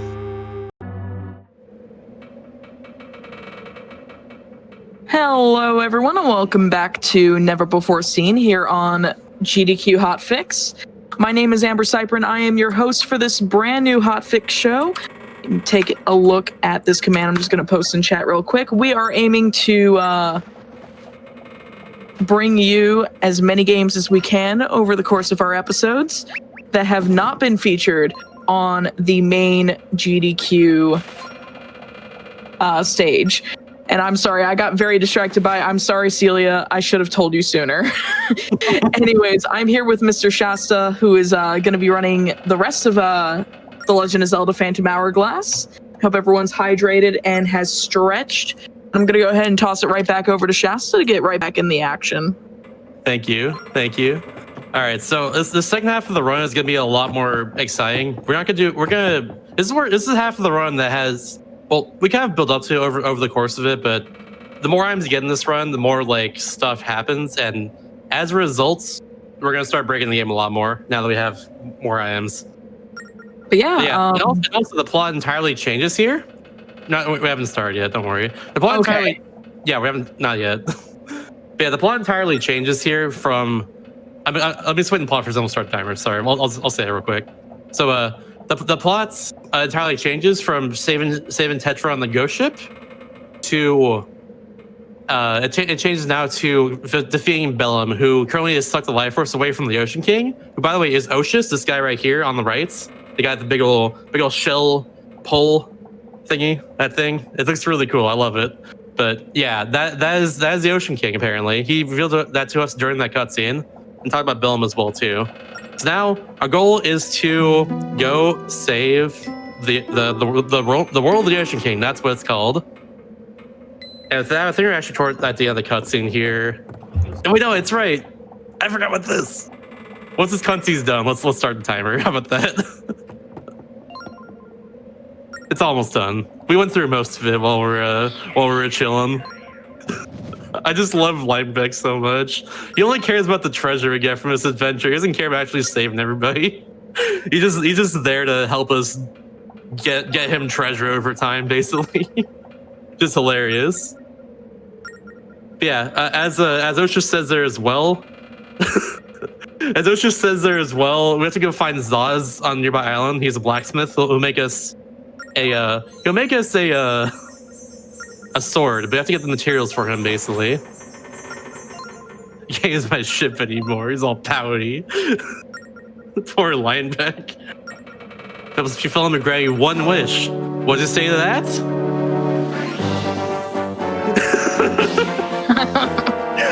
Immediate 180s. Immediate 180. We gotta go quickly. Come on. What are you waiting for? I just wanted to show that off more than anything else. Sorry for the delay like this. Oh man, I love this cutscene. This whole cutscene's amazing. And this is literally the halfway point in the game right here. We're counting on you, Pogger Smile. What are you doing, Pogger Smile? So yeah, now Tetra's also on the ship as well. By the way, I'll start timer right here. So back to the run. Okay. So yeah, Lemek fixed his ship, which got broken when we went into the fog. That's why we had to have those. That's why we had to have the spirits guide us along the way to get to the ghost ship. And yeah, now we're gonna sit over here to Zaz the Blacksmith, who will make us a sword that helps us defeat Bellum. So we're gonna go do that. And something I didn't mention earlier, because I did this trick earlier in the run with the Uncharted Island where we got the Cyclone Slate on, is that if you discover an island really up close to it, near where the dock of the island actually is, you can skip a 10-second long zoom in animation that happens if you discover it a little further out. So see if I can get it right here. Island's right over here to my left, as you can see. If the island's completely on screen, that's when the game is like, yo, there's an island there. Whoa! And then you discover it. So yeah, we got it. There we go. If there's a mailbox right there, you have to avoid every single time we go to this island as well. So that's of importance. I've yet to hit that mailbox on purpose, but if I'm not paying attention sometime, like talking to chat, for instance, maybe it'll happen. Who knows? But yeah, Zaz the Blacksmith is a descendant of the Gerudo people. He's one of the few male Gerudos out there, basically, just like Ganondorf is. So yeah, that's his lore there. He told us that we have to find 3 pure metals in order to actually craft the Fam Sword, which will allow us to defeat Bellum. And it's symbol on the back of the wall there is a Triforce, which we need to draw on the door of floor 6 of the Temple of the Ocean King. That's important because if we don't talk to Zaz there and go to that floor and try to draw a Triforce, it will not work. Just straight up. And yes, I've done that once in the run before. Did you say Phantom Sword? Fam Sword, yes. Phantom Sword. Okay, I heard fam and I was like... Fam Sword? Like F-A-M? Like fam? No. Yeah, the ultimate weapon's the Fam Sword. It's our family sword. Yeah, it's passed down from generation to generation. It's important. It's just like the shield in Wind Waker, and we doubled back.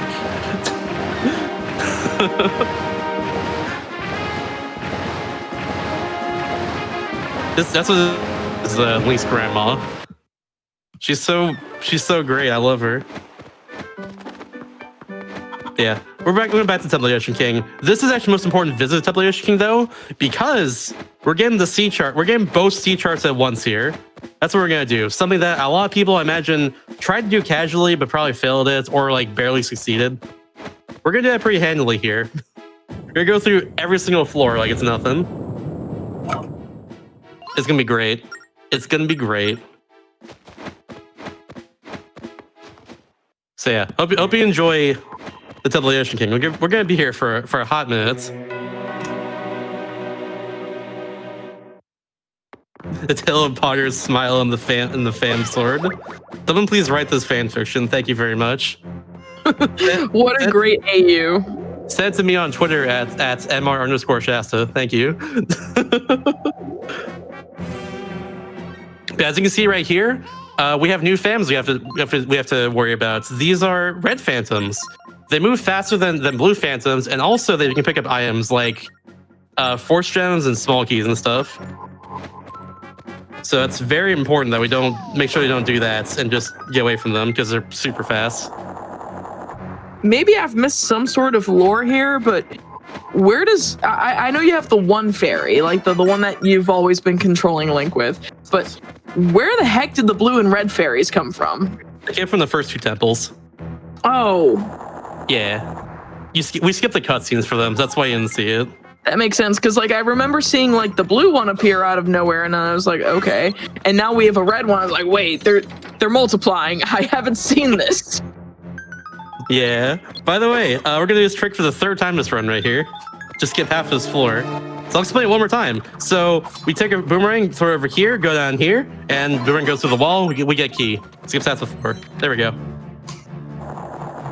Yeah, you actually use the blue and the red Fams if you get enough power gems or wisdom gems, and also same if you also upgrade yourself with enough courage gems as well too, which are optional items in the game. If you get 10 of them, you can actually use the... Oops, I'm going here, actually. You get more power. You can do more damage with your sword, which is like only a thing for 100% in this game. We don't use that here at all. With wisdom gem, you take less damage. And that's really important too, obviously. However, with the courage, if you get 10 courage gems, you actually get sword beams, which is really cool. In our case, though, we actually do this third floor differently because, well, these fans move faster. Different cycles you have to make now with these big old Doritos.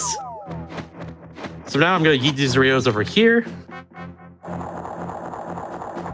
And this last one, and just throw it up there. This would be like it was before, except we're not going to wait at the intersection anymore. We're just gonna go. We got green lights. We're just gonna go. Right up there. I don't know if you can hear me tapping or not on the touchscreen furiously while I'm doing this. I would say any health? Oh, I didn't realize that. It's been a while since I've gotten 10 courage gems this game. Oh yeah, sword beams at any health happens at the very end of the Satella view game that we had earlier tonight too. It happens like it's how you fight Ganon. Yeah, I saw it earlier. That was really cool. Yeah, I was like, why can't Zelda 1 on the NES get that? Would make the run way less grueling for level 9. By the way, now that we have a bow and arrow here, we can actually first try for that trick. Let's go. We can get rid of all the wind on this floor and just go straight to where the door is. After we do that trick there, where we've got the small key through a wall there and skip all this floor. It's cool. And now we're gonna fight new enemies on floor 5 as well. So instead of those yellow choo-choos, we gotta defeat all of these big old flame skulls things. Okay, good. I got all of them. I'm gonna get you because you're over here. There we go. Cool. They eventually go back to being on fire, so I want to kill them as fast as I can there. It wasn't best of luck there, but it's fine.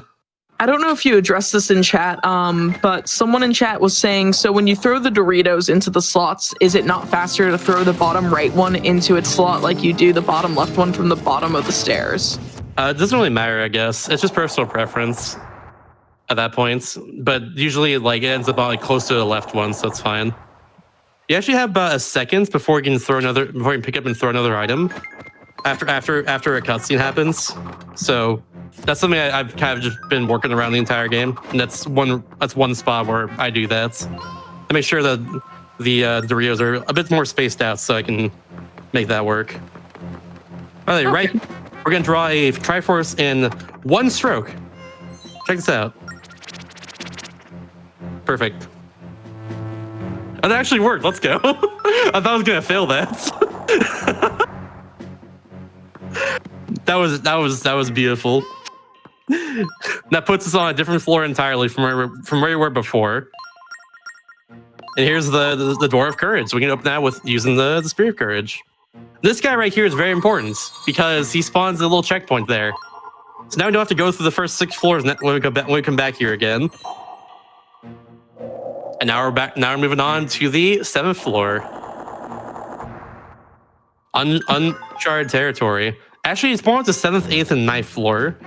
All three are interconnected, unlike the previous floors. We have to solve one big puzzle to advance now. In this case, we have to bring all 3 crystals to the bottom floor. So that's what we're gonna do.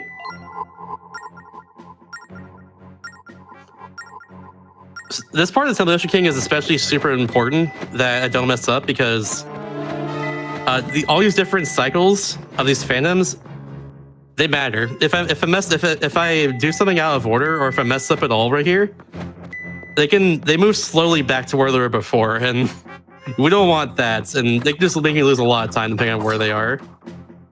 There we go. It's important that it hits that switch there as well, and do that quickly because this cycle kind of sucks. I got stuck here for a while as a kid, just trying to make that cycle before the fire comes back in. It's pretty quick. Thankfully, as a seasoned adult, I'm good now. I don't have to worry about that. now we got the circle stone right here. Here we go. Metal Gear Solid 5, the fam pain. Like, I don't know if you've seen chat just going to town on fam, but on me mishearing Phantom is fam. But I've been like cracking up. I've had to mute my mic a few times because like I'm like giggling. This cycle's a bit tight right here with these two phantoms. I'll just call them fams from now on because I say things weirdly sometimes. I have to not like move too fast there. These floors will like ding a lot when you run on them, so you can't move too quickly on them. You have to walk on them. In this case, it's not intended. We're just gonna throw us across. This doesn't usually work like that the first time. There we go. There we go. I got it second try. Good stuff. Just gonna throw a circle stone across there and be fine. I don't know how many arrows I have, but I'm getting arrows here just in case. It won't show you your arrow count unless you have the bow equipped. Is that right? Yeah. Also, if I don't pull out the item menu as well. Okay. Which in this case, I'm gonna pull it out right here. Efficient. There is a floor here, by the way. There we go. See, leap of faith. If you do something on this floor, it puts a chest there. That's why that's there essentially. But in this case, we used it to get rid of that phantom and stun it, so we can just go across quickly. And earlier we threw that circle stone, that circle crystal over here, so we can just pick it up and take it with us, without having to go all the way around this floor to, do that in the first place. So yeah, that's pretty cool. It's pretty fast, if you will. Shoutouts to going fast in video games. I think it's a pretty cool thing. It's occurred to me that this entire video game is Link following around a yellow fairy. Just like the fairy's telling him what to do, or Link's just like, ooh, shiny object, and just follows it endlessly and stumbles into this adventure across the open sea. Ooh, piece of candy. Ooh, piece of candy. Link and his, Pogger's smile and his journey to get the fam sword while chasing a fairy. Tetra, who's that? Never heard of her. We've really just written a new story today, haven't we? Yes. Take notes, Nintendo. This is what the people really want. Yeah. We saw that floor just really quickly there, as you saw there. We also put those crystals into the pedestals in a certain order. In that case, we did middle, left, then right. And that made it so we can actually move on to the next floor. We couldn't do it otherwise. The NPC skull in that room tells us that, but yeah. I like that. Link isn't even the chosen hero. He's just trying to catch the laser pointer for 3 hours. Then everyone starts congratulating him by the end. He's like, what'd I do? What'd I do? What's this sword? Oh, that's the fam sword. What do you mean Tetra was turned to stone? I'm better now. So yeah, now on this floor, 10th floor, we get new phantoms. These things are warp phantoms. They move as slow as blue phantoms. So yeah. However, if you get detected, they'll warp towards you, and that's very important. Both what we're about to do right now, and also just in general. So I'm gonna make this phantom over here warp to me, and he currently has a small key on him. We're just gonna get rid of that real quick. Oops, he almost got me, but I got him first. We got the small key. Link becomes the eyes emoji. Yeah. That pot I broke there, it makes a safe zone wherever you break it, so that's what I did there. That's what that was, if you were wondering. Oh no, what the heck? I don't know why. I'm just pointing out all the really silly things in this game, but don't worry, there were a lot of them. This game's very silly, but usually it's the cutscenes that do this. It's cool though. This game's really fun. Like I'm very, very amused right now. Heck yeah. I'd hope so, at least. I'm glad this isn't boring or anything. Oh no, this has been a great experience because I've actually never really seen a whole lot of Phantom Hourglass, so I was like really excited to have you on the show. And also, don't mind me if I sound like I'm yawning. I've been up for a while. Did not get as much sleep as I wanted, but I was just really happy to just bring on Zelda games that I haven't played. And hopefully that like either people have played and remember fondly or people haven't seen before and are like, ooh, what's this? Ooh, cool video game. I see. It's like, this is a Zelda game? Little skip right here. We're just going to throw a bomb. There we go. It's a switch down there. It makes it so we have to go all the way around now to make that bridge. The whole point of this floor is to just hit all 4 of those switches there on top of those. The raised elevation, I guess. So yeah, that's what we did there. And we're good. Now on the final floor, we have to get all 3 of these Doritos and bring them back to the center again. The last time I gotta do this for a while at least, until we get back here again later. There we go. I almost called the boomerang a burrito. Okay. I was gonna say the burrito, she's passing out at the top of the screen, following the line you scribbled. Yo, shout out to burritos. I should get Del Taco after this. Perfect. Oh no. I think I was thinking of Dorito. I read the word Dorito and went to say boomerang and just almost came out with burrito. Close enough, really. Same thing if you think about it. Good, I got rid of that FAMI there. That one's really annoying. I was a bit slow in the cycle there too, because I thought I was going to get detected by him, but thankfully not the case. Burrito ring, yes. I hope you'll enjoy my inability to speak and my inability to like put words together, because there's going to be a lot of that every other Wednesday now. By the way, cool trick right here. We're going to...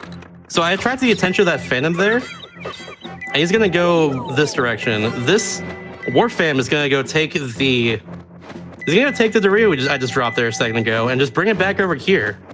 Because he doesn't know where we are, basically. And look at that. We just saved like a minute there by just having him do all the work. That trick is off of a fail, because it loses a minute. You have to go all the way around otherwise, if you fail that. But if you get it, it's so cool. I love it. But with that, though, that is actually the end of the Temple Ocean King for now. We're about to get to the very last sea chart, the northeast sea charts. We had the southeast one earlier. And we're going to move on from there and just go conquest the high seas, if you will. By hopping all over it. Yes, by doing that. And there we go. Northeast sea charts. We're actually going to go to the Northeast Sea first. So we're going to go on a very long boat trip in a second as well. But this boat trip is very important. But I'll explain that when we get there. For now, though, I want to talk about this blue door right here. If someone figures out a way to get past that blue door, like loading zone's still there, by the way. Like even right now, if someone figures out a way to get past that blue door, you would save an hour on the speed run. I'm not even kidding you. That one opens up later once we do everything else in the game that we're gonna do right now. You would save a straight up hour if you figure out a way to get past that. So yeah, more glitch potential. If anyone's interested out there and trying to find stuff.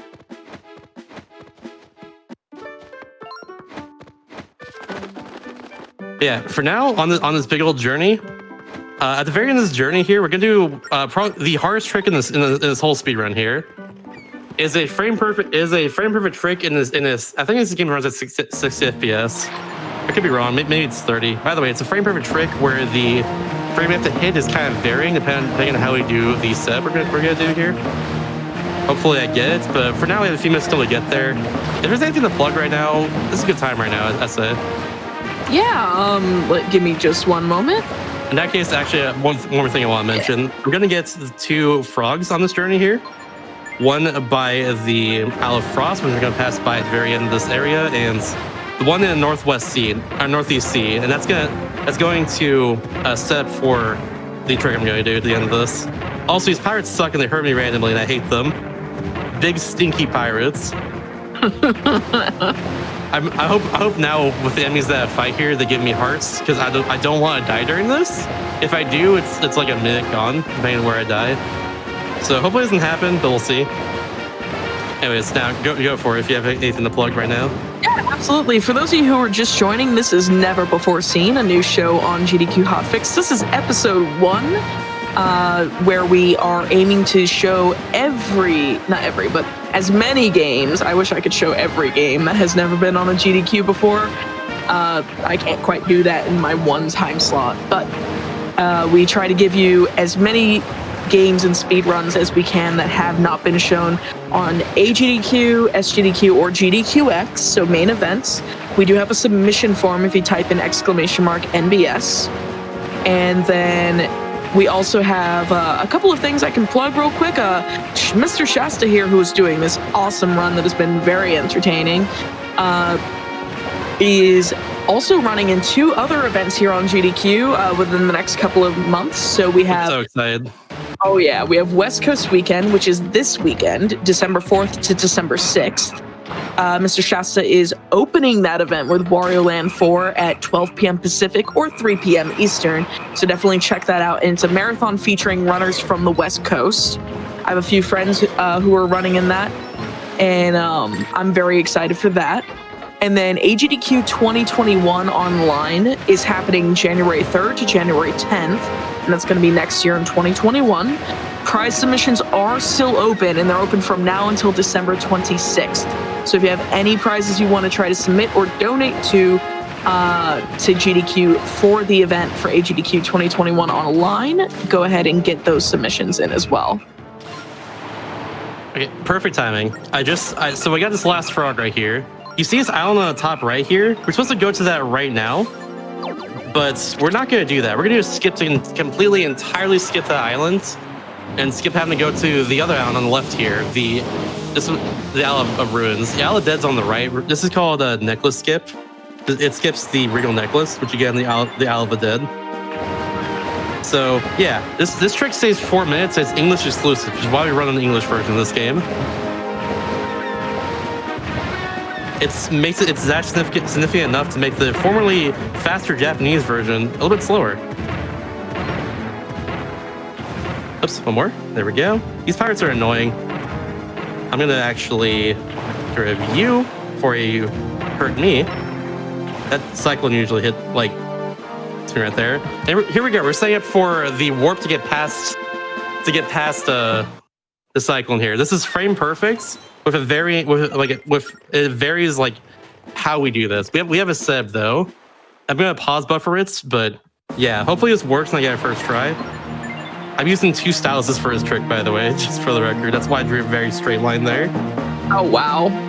But here we go. I might have gotten it. Yeah, that was good. Yeah, I think I just got it right there first try. Let's see. If I warped in a wrong location in the Southeast Sea, we're good. Let's see. Nope, didn't get it. Okay. Also, I forgot to save. So I'm going to go save real quick right here. Save your Pogger smile? Yeah, because now I need to... I'm going to end game real quick. I forgot to save there, which I really need to do that for that trick, but it's okay. We're going to do this. This game has some interesting tech between having to be mindful of your mic blowing to multi-stylus drifting, essentially. Yeah, so right now I'm basically pointing at the cyclone slate on the frame that I get drawn into the cyclone here. That's what I'm doing right here, basically. If I do it correctly, I get warped to a different location than I'm supposed to. And we got second try. Nice, good stuff. Nice. So now I'm gonna draw a line, the crest for the Northeast Sea, and this is gonna warp me. I'm not even kidding you, out of bounds outside of the map. I don't know where I am right now, but that does not matter. We do this one more time, and oh, failed that. Okay, do this one more time, and that'll warp us past the rocks. We're into the Isle of Ruins, where we need to go. This trick saves 4 minutes if you get it first try. Also, we can't move right here, so you have to pull out the salvage jar and then put it away again in order to move. I don't know why that's a thing, but it's a thing. But yeah, there we go. We did it. That trick is really, really hard, by the way. I don't think I emphasized it enough. This game runs at, I think Answer mentioned in chat. It's 60 FPS, but the game checks like once every other frame. So it's basically 30 FPS. And like that's a frame perfect trick with variance because like the cyclone moves around. And if you draw that line incorrectly, which fortunately I did, then yeah. You can't get that trick. It's a lot harder to get that trick. Like it's not easy to do. I'm glad I got it second try though. And I wasn't just stuck there for a while. My PB also got second try, and my current Liquor got second try. So we didn't save time in the end, but I think we're about even with my current PB, even after the wellness break. So yeah, good stuff. Let's go. And with that, we're actually on the Isle of Ruins. So we didn't get introduced to it because we didn't go on the island we're supposed to go to before going here.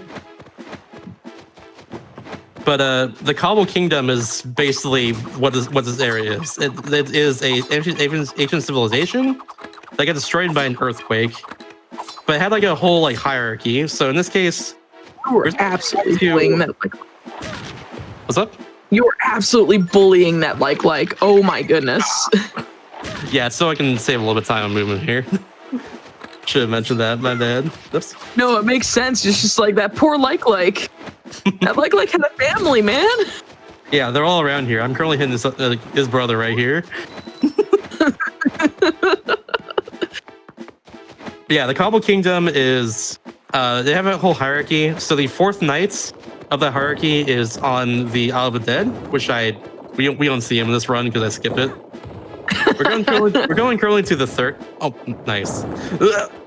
We're going currently to the third knight over here, which I forget his name. I think it's just Bremure or Doylan, whichever one it says. It's one of those. Yeah, their civilization was destroyed by an earthquake. Yeah, Bremure, there we go. They're destroyed by a giant earthquake that just, yeah, pretty much just that. So they're no longer here, but the ghosts are around and sealed inside each of these pyramids. And yeah, we're gonna go solve the puzzles in order to actually gain access to King Muto's temple, which is the temple that contains a pure metal that we need in order to make the Phantom Sword, or the Pham Sword, if you will. So yeah, that's what we're currently doing. There's gonna be a lot of movement here, so it's very important to optimize this and not get hit by RNG boulders like I did a second ago. It's random where the boulders pop out, like where the boulders pop out and like where they go. It's a bit annoying. I just realized the Zelda franchise enjoys RNG boulders, whether it's this game or Link to the Past or Link's Awakening in Tall Tall Heights. Just RNG boulders, they don't care. They also enjoy blue balls. I figured out because a lot of different Zelda bosses have like that sort of like projectile you can't hit backwards that hurts you instead. Yep. Yeah, like a lot of them have that basically. This game is no exception. The Cuba Sisters earlier had it, and they sucked for it. But yeah, thanks, Cuba Sisters. Yeah, this is Doylan's second knight. We talk to him. It gives us the King's Key. This will drain the water all around the island, so we can gain access to the Temple of the First Knight, who is doesn't have a very ancient-sounding name like Bremure or Doylan. His name is Max. That's straight up his name. I also find it interesting how like the dude, the ghost dressed in a pharaoh getup, references King Muto, and that spelling of Muto is very like I remember watching Yu-Gi-Oh as a kid with closed captioning on because I was one of those kids, and they would misspell Muto as Mutoh. Yeah, and I was just like, I didn't know. Like I've been binge watching the series in Japanese and lately, and I was just like, why would Zelda of all things like make me be like I want to watch more Yu-Gi-Oh. To the King Muto and Yugi Moto. I actually didn't realize their names were so similar until you mentioned that right now. That's kind of hilarious. Also, right there is a good little handbrake. You have like 20 seconds just to do whatever, such as stay hydrated or stretch your hands. Now the water is drained, so we can actually go to the next area. We're going over here to where Max is. Gonna avoid all of these mini blends here. As you can see, they have purple mohawks now, so they're an upgraded version of Maybelines. They have a little more health and do more damage and stuff. So you gotta be wary of them.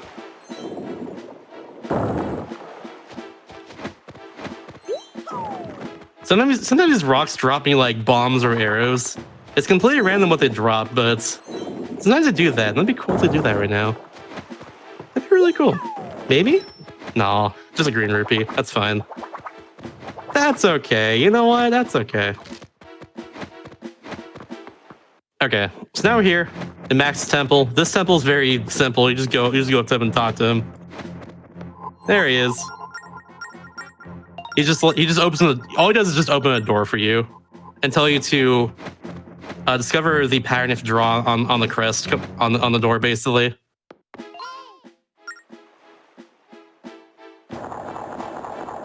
Yeah, thanks for good luck, Palmer. Enjoy school, dude. Enjoy the school. Palmer's also runs this game too, and he's also regular in my stream. He's a good guy. Yeah, the crest looks like this. You're supposed to go on the left side, the bottom left of the island there. Discover the crest. Like all the signs there make the shape you're supposed to draw, essentially. We skip that because you know what? I know what to do. Don't tell me what to do, game. And finally, after all that, we gotta take care of some more Geozards. Which I'll always say a name of because I love the name of these enemies. There we go. Big old sea monster looking things. And with that, we now have access to the temple. The King Mo's temple. And there we go. Now that we're here, we have to... Oh, I got arrows. Perfect. Nice. I want to hope a lot of arrow drops here because a trick later on in this temple requires arrows. So having more now is good. So I'm going to go for it right here too, just in case. I got it. Yo, that's completely random. Heck yeah. Pogger smile for the RNG. Pogger smile. Now I have these skeleton enemies here too. To defeat them quickly, just throw a boomerang at them and then just slash with swords. Multiple swords, apparently. But yeah, I'm going to also save and clear right there because one, it's slightly faster than going back to the beginning of the temple. Two, it just sets a cycle of the temple entirely, which is good for me because I want to be over here when the bomb blows up. Because this thing over here, this little platform, if you will, just greets me right there every time if you do that, if you do it all correctly. Is that really nice? Good. This is going really, really well so far. Let's keep it up. I don't really need anything else. I've gotten such good arrow drops so far. We're good. We're just gonna move on. We're just gonna schmove on, if you will. Yeah, I'm at full capacity. Let's go.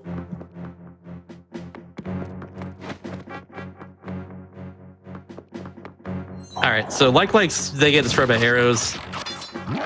Oh, I missed the last one. Oh no. You know what? I'm not gonna. Yeah, never mind. I'm gonna hurt you. I don't go by there again. So it doesn't really matter. But you know what? It hurt me on that. It hurt me when it doesn't usually hurt me there. So you know what? I'll destroy it this time. This time. Oops. This is bad because you're near that like. There we go. And with that, by the way, we now have the most broken item in the entire game. I'm gonna do two tricks today, like super quickly. It's gonna save a lot of time. This is the hammer. So the hammer, first off, it does more damage than your sword. And you can also pull it out faster than your sword, if you have it equipped, of course. It's really, really good. But the thing about the hammer now is that you can also clip it through walls. And in this case, if we do that, we can hit switches on the other side of walls and save a lot of time that way, which I'm going to do in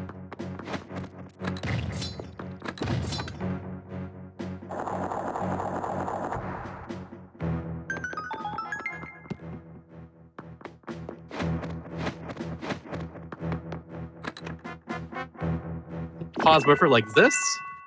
There we go. Oh, nope. Didn't do it right. Oh, what the heck? Come on. Don't do that. There we go. Okay. So yeah, that skips like a minute of the temple there, at least. Like a few minutes, actually. I'm gonna line myself up. Oh, I still went down there. That's fine. We're going back up real quick. Just over here. It'll be a little bit off center. Aim to the right, like that. Then shoot left. Pause using the select button in this case, not the start button. After I shoot the arrow. This trick is very hard. Hopefully I can get this soon. That was a little bit early. Yeah. Hopefully I can get this soon. I'm currently failing it a lot. Come on. Okay, well, in this case, I have to...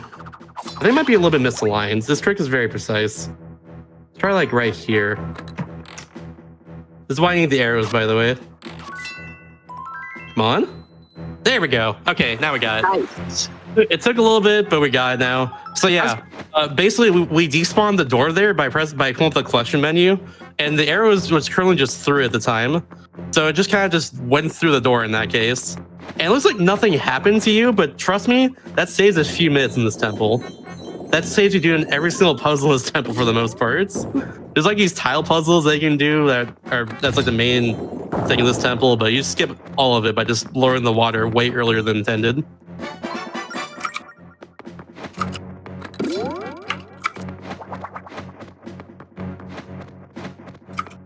So yeah, now we're going over here, and over here is the big key. We're gonna go unlock that real quick.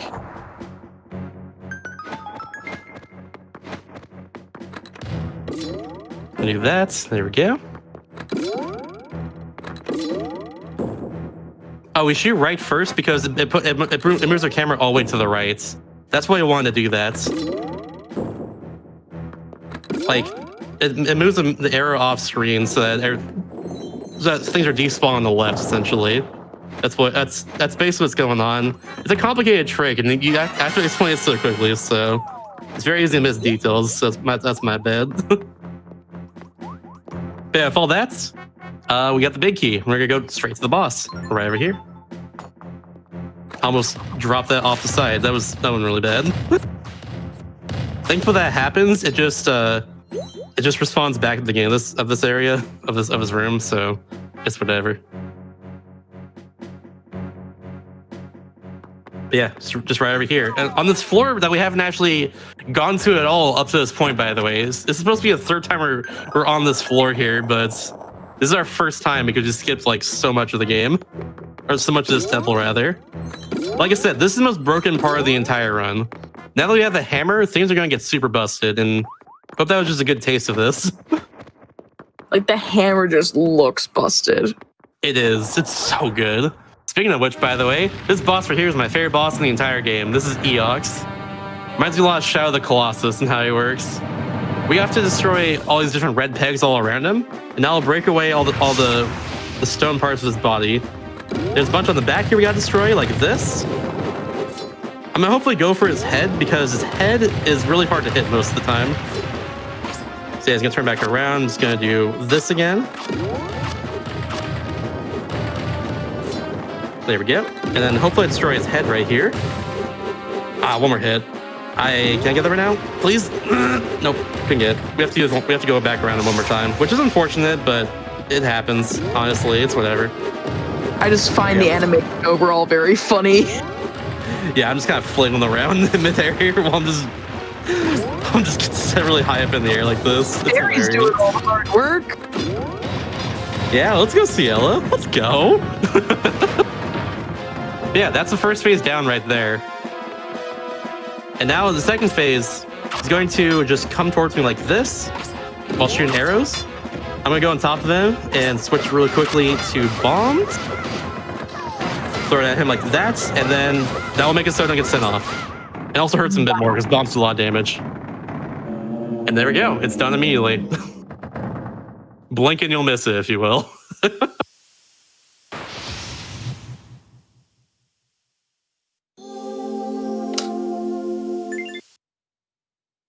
Yeah, that's the boss of Muno's Temple right there. We're done with that. We just gotta go and claim our prize now.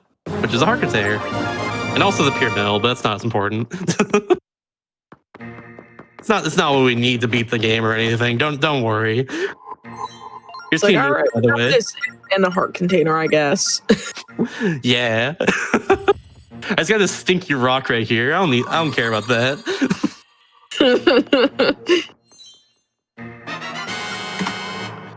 Cool. All right, so we're out now. We did everything we need to do on the Isle of Ruins. We are done.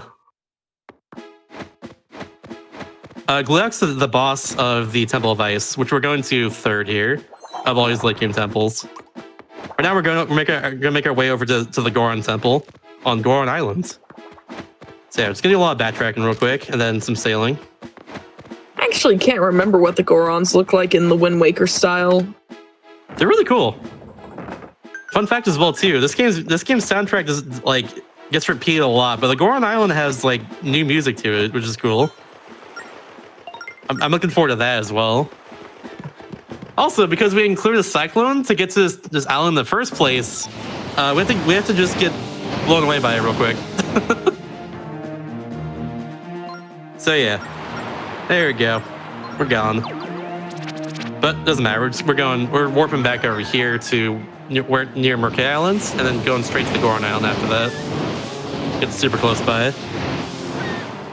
The hammer, by the way, saves enough time to make it justified that we go to the northeast sea first over going to Goron Island or Temple of Ice. It saves that much time. It is that busted. We're gonna use it a lot in general in the next temple, and also before it too, to save a ton of time. It's very good. It's very, very good. The Goron Chief in Spirit Tracks is a girl. Fun fact. It's like I think a grandma to one of the Gorons there in that game. It's cool. Spirit Tracks, the sequel to this game, is also a really good game too. I recommend playing that.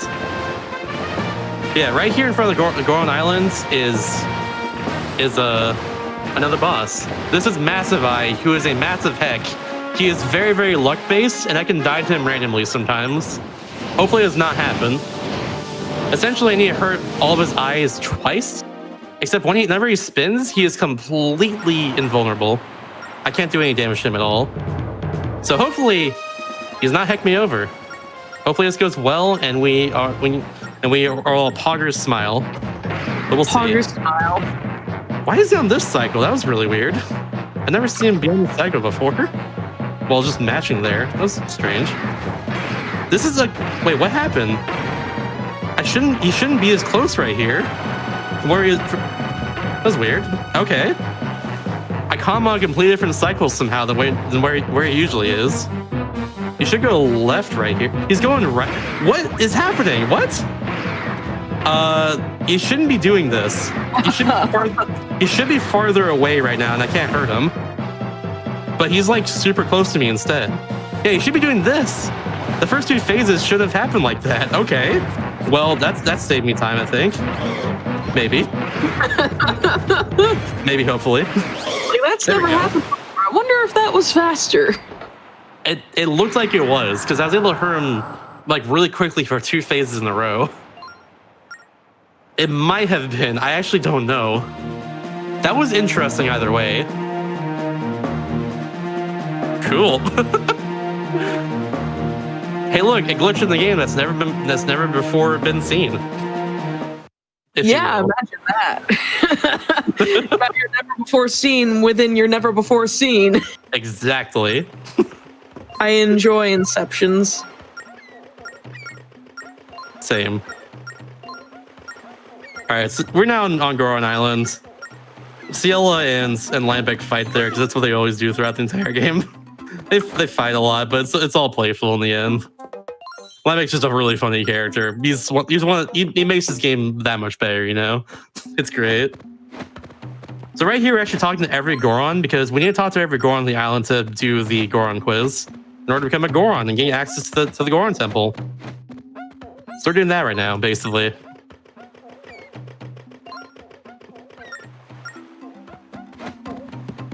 Dude, I will also praise Spirit Tracks for fun, don't you worry. Spirit Tracks is a great game too. Have you run it? I have not, but I plan to eventually. By the way, last time in the run we used the mic right here. There we go. We haven't used the mic in a hot minute, but that's the last time we used it in the run. But yeah, I haven't run Spirit Tracks before. Spirit Tracks, fun fact, is the longest main series Zelda speedrun. Interesting. Clocking in at, I think, about 4:15, I want to say, 4:16 on Japanese Wii U VC. The current record is like a little bit over 4 hours, like that. It's a very long run. That game does not have any sort of glitches, or it only has like one like trick that saves time, basically, like one or two. So it's all just like playing better and getting better luck for the entirety of that run, which in itself is very fun. I think it'd be a fun run if I try it out. It works differently from this game though, so I kind of wanted to wait until I was done with this run here before I even try to run that. That's fair. Yeah, because like, for instance, whenever you open the item menu in that game, the game just completely freezes. Whereas in this game, I can just open it up while I'm moving and yeah, just move and just like get wherever I want on the fly like that. And that's really cool. You can't do stuff like that in that game. Plus, all the movement's different. So I have to like tap the screen twice to roll, for instance, instead of just like drawing on the edge of the screen. It's a thing. It's a cool run though. I still like it a lot. I do want to learn eventually. But speaking of cool things, by the way, check out this right here. I'm going to, instead of doing the Goron quiz, we're just going to go straight to the temple just by clipping our hammer over the edge like that. And look at that. We're in the Goron temple. Easy. Like, hey, Celia, here, do this for me. Yeah. Also, we didn't save time with the luck we got earlier, by the way, with that weird fights. I noticed that right now on my timer. Oh. By the way, we can just walk past that pot there. And this wall doesn't exist over here. See? Does not exist. Now, if we hit the switch right here, this cutscene actually keeps this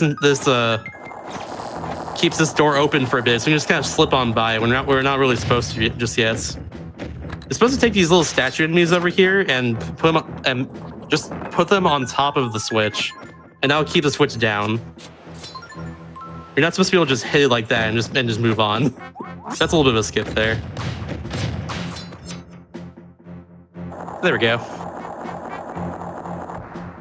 You'll see later now for why I talked to all the Gorons. You'll see after the temple's done. But we do have to talk to them. That is something we absolutely have to do to advance the game, unfortunately. There's no way to skip it otherwise.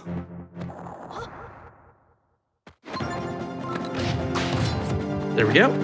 The hammer also one-hit kills these skulls now, so you don't have to throw a boomerang at it and then hit it for a sword.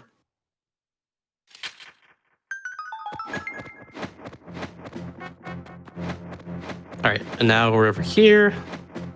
So this Goron right here is Gongaron. We're supposed to talk to, he's supposed to lead us to the temple after the Goron quiz, but we didn't do that. So he's just kind of here. He also calls us Goro Pogger Smile. He just puts Goro in front of whatever our final name was. So we're a Goro Pogger Smile. This is our name now, officially. The cool thing about this though is that we now control Gongaron. You just roll around with him and destroy his rocks and his enemies here as well.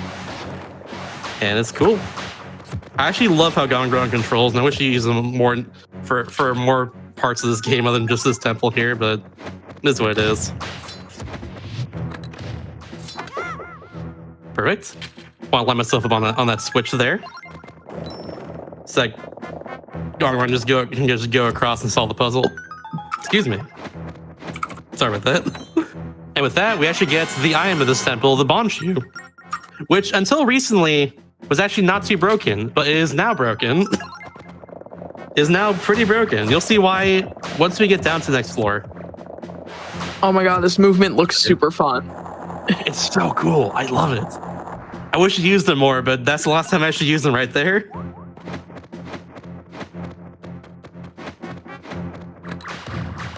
We're gonna destroy 4 snakes here, then do a hammer clip for his last thing. There we go. And now Gongaron goes away, We solved the puzzles on this floor, and he found a hole here, so we're gonna split up for now. But the cool thing about that, though, is that now we're gonna go break this temple open even more. So this is a cool thing I discovered recently by Solidify Gaming. He found this trick here. Oops, I'm actually gonna position my hand real quick. There we go. I'm holding down the R button and trying to use I'm gonna use my other stylus. Screw it. There we go. Actually, that works right there. So if you hold down the so this is what happens right here. If you hold down the R or L buttons to pull your item and let go of it on the same frame that you press down the word go on the screen, when the bomb shoe is out, you can just freeze the camera in place. In that case, that saves us 3 minutes by skipping by skipping the floor there, by skipping the rest of the temple. I missed you. There we go. Nice, did. So yeah, that saves like a large chunk of time being able to do just that right there. Someone said for the first few times I watched Zelda games with bomb shoes, I heard bomb shoes. So we've got Pogger's Smile on a quest to capture the fairy while collecting the fam sword, but not getting bomb shoes. No bomb shoes here. No bomb shoes allowed. By the way, we just skipped another big part of this temple right here. There's usually a puzzle there with a bunch of snakes. However, the snakes don't even spawn there if we're on the other side. So I just kind of skipped all that by freezing the camera and just using a boomerang to hit both those switches. Instead of what we normally do is use bomb shoes at those switches and get them past the snakes there and everything. But yeah, they're not even there. So yeah, we just saved like a minute right there. Just by doing that. And yeah, I agree with Dinosaur. That trick's not too hard if you're playing on Wii UVC. If you're playing on DS, that trick is frame perfect. But on Wii UVC, there's a little setup you can use with the home menu, and it's pretty easy. But yeah, we're now at the boss after all that. We skipped most of this temple. Or like half of it, rather. We skipped like half of this temple here. And now we're at the boss in Dongarongo, which is a great name. I love saying that name. Yeah, Link's on this side here. Gongaron's over there. And we gotta do Dongarongo here. Okay, we have to hit him on his side a few times, like this. We'll knock him over. And then use our bomb shoes to blow up his insides. Just like that. I'm also gonna keep Gongaron around Dongarongo here. Because eventually I can hurt him again like this and knock him over more. Actually, that worked out perfectly. That was perfectly timed. At one point, Gongaron will be like, "Watch out, Link! There's a snake right there. He's gonna hurt you." And like at that point, Dongaron can kind of just like stop and make Gongaron stop, and Dongaron can just like mess me up at that point. Big trouble. I like that. Big trouble for Pogger's Smile. No more trouble though. Dongarongo is defeated. Hooray, we did it! We beat Dongarongo! Woo! Yeah! We did it! Well, let's go get the pyramid, everybody. Can't believe we did it. Oh, what is this? Oh no. Oh no. That's never happened before. Oh no, he's awake! So yeah, that's on purpose. Gongaron leaves and I have to feed him normally. And there's his weak point there, by the way. We have to hurt that a lot. In our case, remember earlier when I said bombs do a lot of damage? I was not kidding. Bombs do a lot of damage. We're gonna hurt him a bunch as much as we can with bombs. If we hurt him enough, we'll actually 2-cycle his boss. But I need bomb drops from these snakes here. If I don't get that, we're gonna lose some time. Come on, snakes, help me, please. I'm going for the snake over here. Nope. Okay, well, we're gonna get a 3-cycle then. Unfortunately, nothing I could have done about that. I just got bad luck. I got bad bomb drops. No, we got 2-cycle anyways. What? Okay, sure. Let's go. That must have been the highest 2-cycle of all time. Oh my god. Okay. Sure, why not? He was about to wake up and like I have to do that phase again if that happens. I have no idea how that happens. That was cool. I don't know how I two-cycled them there, but you know what? We'll take it. That's gaming, everybody. That's gaming. Yeah, if you're subscribed to me on the channel, can you post a Shas Gamer, please? That'd be pretty cool.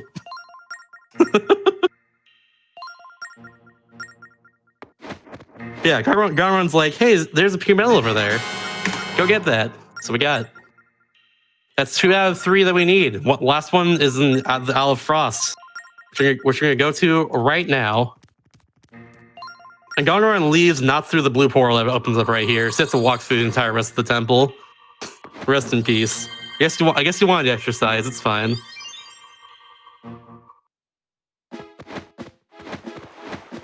All right, so the reason why I talked to those Gorons earlier was to do the Goron quiz, which unfortunately, no matter what, even if you get to the temple first and don't do it before you still have to do the Goron quiz. Because Cielo will not let us off otherwise. Like, we can talk to Linebeck and be like, hey, let's go to Isle of Frost and beat the rest of the game. But Cielo's like, nope, we ain't doing that. Also, just 2 Gongrons here, but don't worry about that. Don't worry, they're just chilling, both of them. Yeah, that Goron has the most epic stash and beard. Yeah. This is the Goron Chief. The Goron quiz, the first 2 questions are the same every time, but in a random order. The last 3 questions are pulled from a series of 3 questions per question, and it's random when it appears. So yellow, that's what's on the cliff. And what's this? 7. There's 7 Gorons in their homes right now. I know the answers, by the way. How many are adults? Oh, this is one that I don't get often.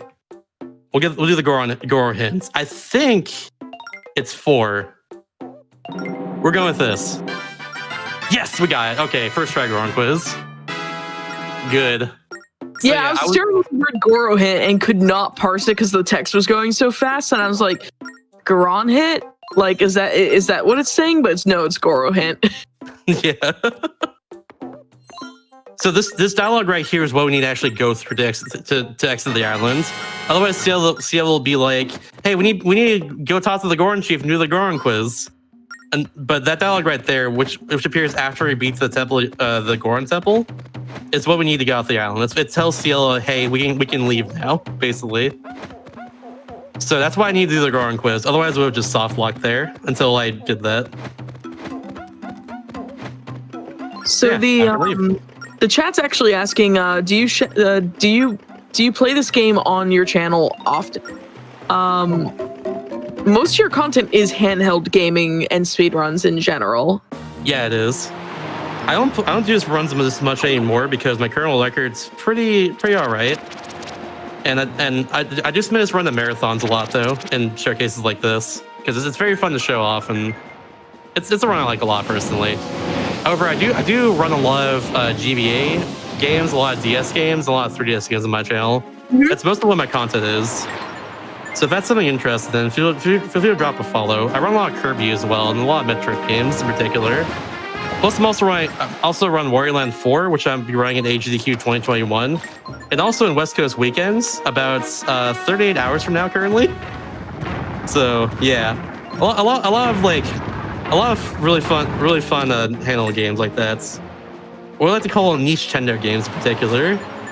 Not your typical mainline like Mario games or Zelda games or whatever. Just a lot of fun games that people remember from consoles that aren't seen as often on Twitch. Such as, Fan Hourglass right here. This game is a game I played a ton as a kid and I absolutely love, which is why I run it.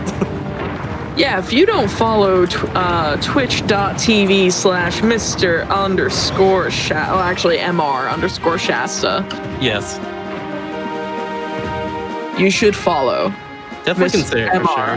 MR_Shasta.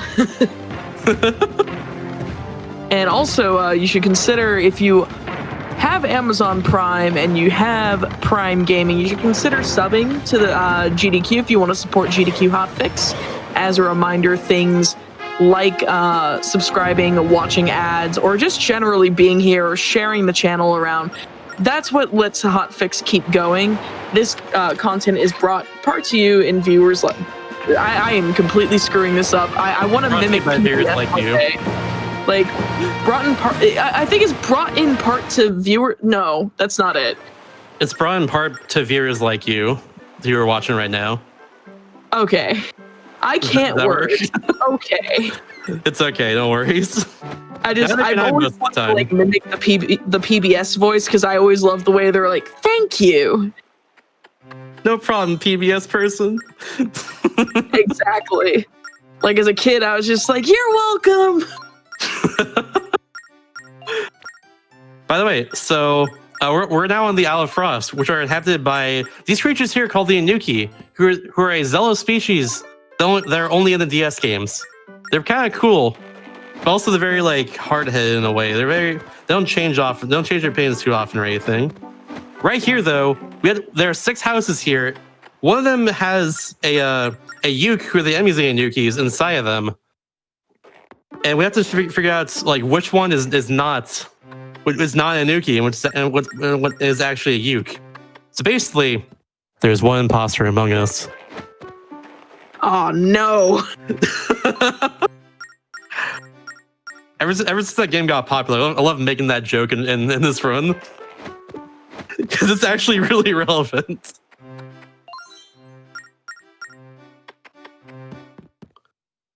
Okay, well. So, little spoilers for if you want to play this casually.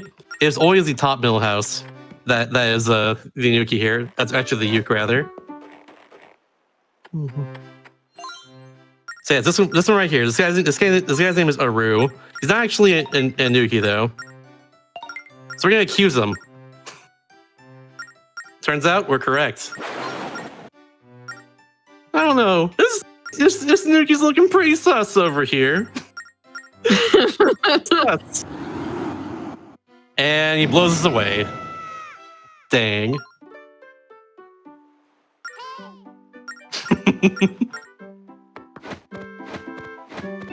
Yeah, with that, we're going to go back to talk to the Inuki chief, and we'll be able to move on from there.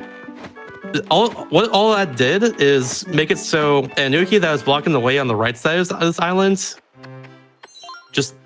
it just gives us permission to basically go past him and go to the right side of the island, where the uke live.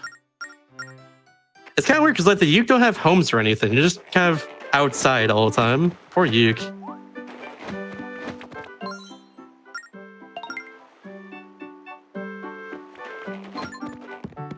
Oh, I don't have any bombs currently. Well, good thing there's bombs over here. Usually I have like at least one by now, but not this time. So these uke, they're defeated by a bomb inside their gullet, like that, and then 2 hammer hits, and that's it. There's 6 out here we have to defeat, so yeah. Where they are is a little bit random in a certain space, if that makes sense. They can be in like a few different locations around like a certain area, if that makes any sort of sense. I'm actually gonna get this bomb right here just in case. That jar always has a bomb dropping it, thankfully. There's 2 over here as well. They're always in the same spot, thankfully. They're guarding the ice, if you will. And there we go. You could say their last meal was explosive. Ooh. I agree. Now here we go. This is a brown uke. Brown ukes attack randomly and suck in randomly. We want the suck. Give me a good suck in right here, please. No, no! How dare you? Rude. Come on, do it. No, come on. There we go. Thank you. Oh, come on. There we go. Now we got him. We did it. The brown uke is defeated. The RNG is defeated. Let's go. And now with that, we have access to the Temple of Ice. Oops, there we go. Now it's split correctly. And first thing I'm going to do over here is hit that switch, and then draw a little path with the boomerang, just like that. We'll hit the switch twice, and then we're going to go over here, draw a little path with the bomb shoe, and then go as quick as we can over here to the right. Right past these switches here, and there we go. That saves a lot of time in this next room here, in particular. We'll throw a bomb over here, and this saves a lot of time going around this room. To hit that switch there. So yeah, very fast. Someone just brought up the fact that Tingle does, in fact, have more popularity in Japan to the point where he even has his own games. He does, in fact, have his own games. They do have English patches out. I need to play both of them. I really need to. Yes. Maybe it'll be a future stream game. Who knows? We'll see. I would love to play them both. Don't hit me. Okay, there we go. This is my least favorite room in the entire game. It is very easy to fall off here and be sad. So I don't want to fall off and or be sad currently. But not like that too much. Nice. I did pick up the key. I thought I went too far to the left.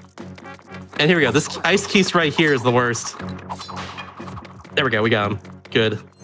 It can knock me off super easily by freezing me. It's really bad. All right, cool. So we're out of that room, thankfully. And I have to deal with brown nuke and a white nuke. Hopefully I get good luck from the brown nuke, but we'll see. Yeah, Tingle's Rosy Rupee Land is what one of them is. Nope, bad luck from him. Unless, yes. Thank you. Okay, that wasn't the worst luck in that case. That was not the worst luck I could have gotten there. Yeah, Tingle's Rosy Rupee Land and Tingle's Balloon Trip of Love. Those are names of the two Tingle games. The second one has a great name. I love it. Yeah, with that, we have the grappling hook, which allows us to traverse gaps. This is also the last item we get in the game. And at least in this run here, we can tackle the Goron Temple or Mua's Temple at any time, but we do it in the order we do it in because it saves a lot of time over just because of the items we get. Yeah, over here we got to pull these two tongues. This is important. We're going to do that with the grappling hook. And thankfully, over here to the left, there's bomb drops, which we need for this next floor, especially. This next floor is pretty big. There is a skip for it, but I don't go for it in my runs. It's I don't find it to be too consistent, even though there's a little set for it. It's one of those tricks that if they have to get first try, or else you lose a lot of time. But yeah, it's one of those things for me. But it would skip like the right half of his room entirely and just go straight to the ends. I don't trust it though. So I don't go for it currently. So we're just gonna do this the other way, which is also cool too. We do another hammer clip right here. Go roll into the corner, pull the hammer, do a little hammer clip like this. This one's a bit weird how it works. Oops. Oh no, please. There we go. Perfect. There we go. That's the blue switch. That's the switch on the other side of the room there. Other side of the wall there, rather. Makes it so we don't have to get the small key. And overall saves a lot of time over doing that room normally. That small key takes a little bit to get. Takes a little bit of time to get to it. Okay, little switches right there. And now I have to actually aim upwards here because otherwise it just disappears. I don't know why. Just wanted to show that off.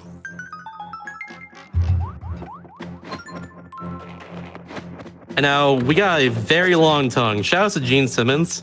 It's gonna pull his tongue all the way out. Just like that. This run currently is on Wii U Virtual Console. That's what I'm playing this on.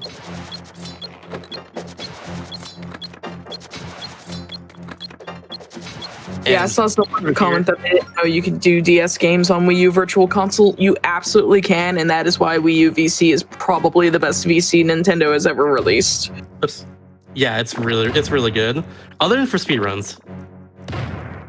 Because it is... The emulator they have is very inaccurate. Yeah. It speeds up load times a lot for every DS game. Also, this trick is inconsistent a little bit. There we go, we got it. That was not too bad. That one is really hard because for some reason it just doesn't work sometimes. You have to like be super precise to actually get the right hit there. It's very hard to do that first try. I've gotten a second try before though. That's one of those tricks that you either spend a few seconds on or a few minutes, I feel. It's a thing, but we're good. A lot of quick menuing in this part of the temple too. Like right there, I had to pull out bomb to get rid of that uke. I pulled my hammer to get rid of him as well, and then I didn't do. I failed that, but I have to also pull up my grappling hook real quickly, just to get across here. Also, by the way, you can do this with a grappling hook. You can kill enemies with it. But also, you can do this. What? That's awesome. It's so cool. How'd you get over here? Get out of here. That was weird. Don't know where that skull came from. All right, with that. By the way, the hammer clip I did earlier, that saves like. It skips the entire right half of this floor here, which is really long and very annoying. It saves a few minutes at least. I don't know exactly how much, but it saves a lot of time. I'm personally very thankful for that because I do not like the right half of this room, even casually. So yeah, that clip is a godsend.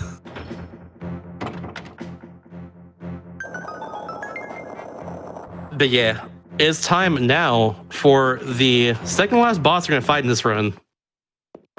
This is Gleeok. It's a two-headed dragon. One is fire, one is ice. And yeah, we gotta deal with them.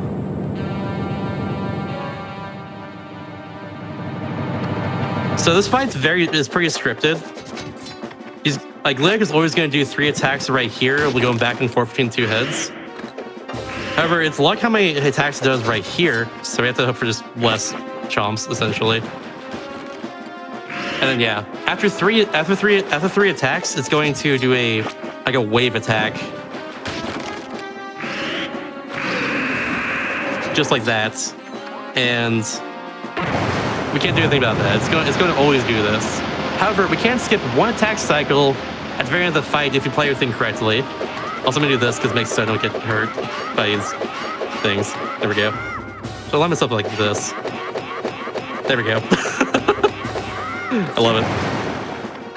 But yeah, essentially, later on in the fight, once we destroy the armor at its heads, we're going to do we're gonna throw a bomb in it, then do 1 normal hammer swing, then a charge hammer swing in it, and it does the entirety of its HP. If we do that twice, we skip 1 attack cycle. So hopefully we can get that. But we have to destroy the mask right here. There we go. Also, yeah, this is a sweet spot right here. If you couldn't tell, you can just stand right there by the door and it'll never hit you, thankfully. I actually love bosses that have little quirks like safe spots and such. Accidentally went there. Yeah, I love that too. This boss is especially really good for that because it's been annoying to dodge otherwise. Yeah, in one of the games I run Sonic 3D Blast, and I run the best ending or all emeralds category specifically. In the final fight, there is the final phase of the final fight. It shoots a bunch of blue bullets that bounce around this tiny arena, and you're expected to dodge all of them. There is a safe spot where the projectiles just don't go, and it is directly in front of the boss. It's great. You just stand directly and stare at the boss, and he just fires all these bullets, and they just never touch you. That's pretty great, honestly.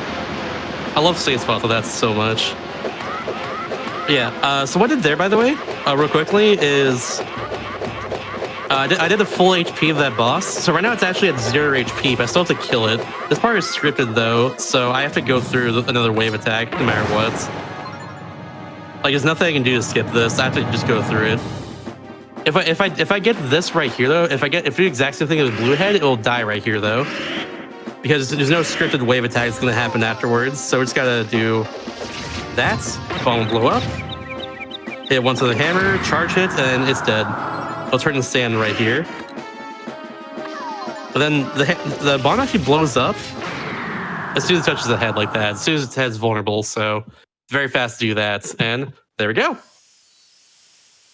There's no really fast way to do that fight, but that is the fastest you can do it, at least. It's such a cool boss fight though, even still. The environment of that whole fight and how epic it seems is just great. I like it a lot personally. It's very bare bones compared to other fights boss fights in this game, but it's whatever. It's cool.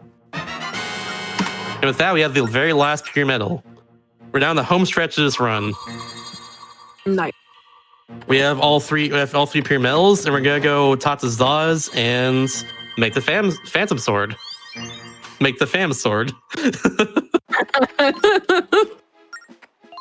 This is the real Aru, by the way. The Ukes captured him and held him as prisoner, but now that we beat the Temple of Ice, they set him free, and he's like, "Yeah, thank you for doing that."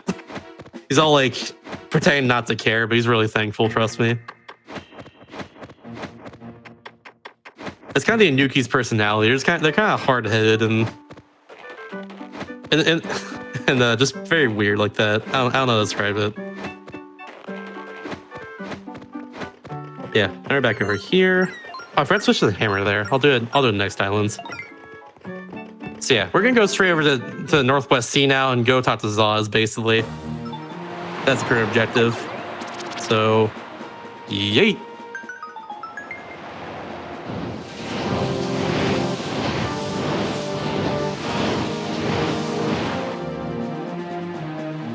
So here's a little fun fact for you. So the Japanese version of this game used to be faster because for whatever reason, Jolene spawns on the right side of this island like as soon as you teleport here for some reason. I don't know why. She just spawns right there. You need to fight here for the last time during this section of the game. But yeah, otherwise I have to do a few different things to make her spawn immediately. And it takes a lot longer. Yeah, for some reason she just spawns right there on the right side, like as soon as you teleport. I don't know why. The Japanese version of this game is incomplete in some areas. Like some animations are missing there. They're in the English version, for instance. It's just such as the Cyclone Slate cutscene of the boat going down to the water. It's just not there in Japanese version. It saves us 2 seconds per time we use the Cyclone Slates. If we do that, if we use Japanese version for 8 times use a Cyclone Slate. It's super weird. Also, this is the last time we talked to Jolene. Or this is the only time we talked to the postman, so here's a smile for you, everybody. You're supposed to draw your signature there, but I can just draw whatever, so I always draw a smile there. Any smilers in the chat? Ooh. So yeah. We tell Linebeck about the fact that Jolene wants to fight us again, wants her revenge for being defeated by her, or for her being defeated by us. So yeah, we're gonna go fill her wish. We're gonna give her her revenge. We're gonna go fight her for the very last time here. In this case, we save and quit there because it spawns Jolene on the screen immediately. And also spawns back on this island here later. That's a lot of smiles. Thank you, everybody.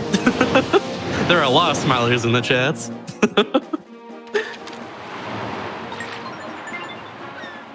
Yeah, now we're just gonna go over here. She's gonna go to the right side of the island every single time. So thankfully, it's consistent that she does this. Because if it wasn't, that would really be unfortunate. Yeah, now it's gonna go over to her. I forgot again to pull out my hammer. I wish I did, but rip. It's okay. We'll lose a little bit of time pulling out the hammer for his last fight here. The hammer is really good for Jolene. Because instead of being near her and hitting her for a sword, we can just be away from her and hit her for a hammer.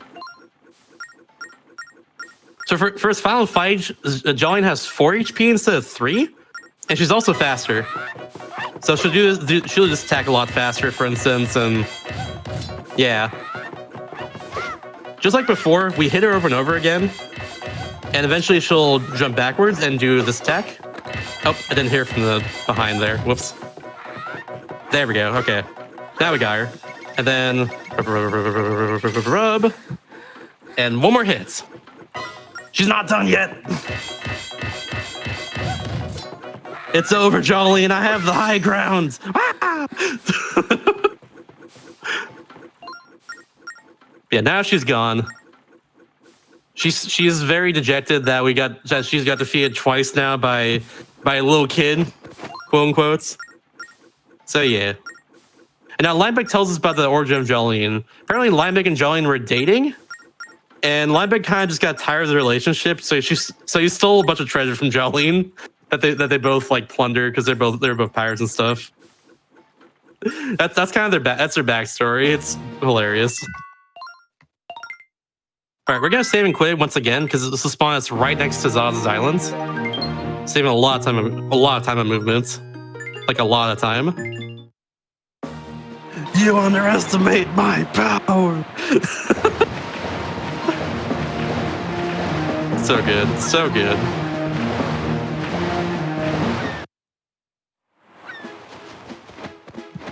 All right, so I didn't mention it earlier. But Zaz during the whole sequence of events was making the Phantom Sword for us, and he just now finished. Now they beat Jolene. We have the fam sword. We have the fam sword. Only the blade for now, though. We have to get the rest of the sword. What? You have to get the hilt? Yeah, from the Ocean King. Oh, okay. Yeah. I thought you were about to have to go on another quest just to get the hilt together, and I'm like, wait, you have to make the hilt too? This is ridiculous. Yeah, we gotta go find 3 different pieces of wood to do it. It's perfect. No, we just go over to the Ocean King. He's back at the first place he was to get the game. Like he's back at Mercury Island. This is actually the last boat trip of the entire run. Like I said, we're at the home stretch right now. So yeah, say goodbye to the jumping ship, everybody. And one last time as well too. Jumping with the ship is faster. It saves a frame or 2 every time you jump, if you chain it correctly. So yeah, it's very good. It's really good. Like every time I see this ship jumping around, I can't help but think about the Emperor's New Groove on PS1 and PC, where Cusco, like the llama, the main character, would always just like when you would jump repeatedly, he'd be like, "Yeah, I'm jumping, jumpy jump." And he was just one of those characters who just never shut up when you're playing as him. But as a kid, I loved it. I ate that up. Like The Emperor's New Groove is my favorite Disney movie. So I need to see that movie at some point. oh, it's so good. By the way, Ocean King is still right there from like 3 hours ago when we did the sword tutorial skip. Just by the way, he's just right there. If we talk to him, we soft lock. So don't do that. I just want to point that out real quick. Yeah, I gotta see the movie sometime. It was on Netflix for a while until Disney Plus came out, and I put it off for too long, which is a huge shame. Oh well.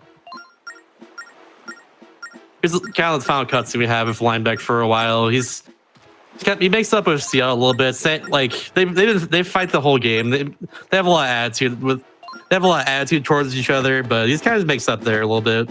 Showing he does actually care about like Link and Ciela and not just the treasure and stuff that he wants and all that. Like, yeah, it's a little bit the character development, if you will.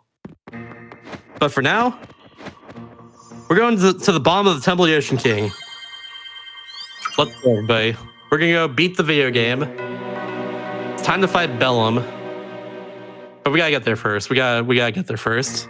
Now that we have all the items in the game, we can further break this temple even more.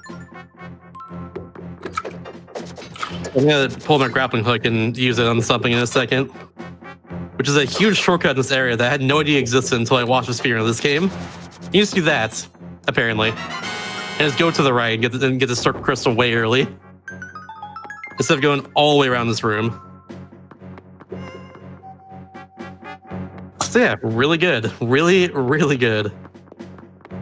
It's going down here like that's perfect.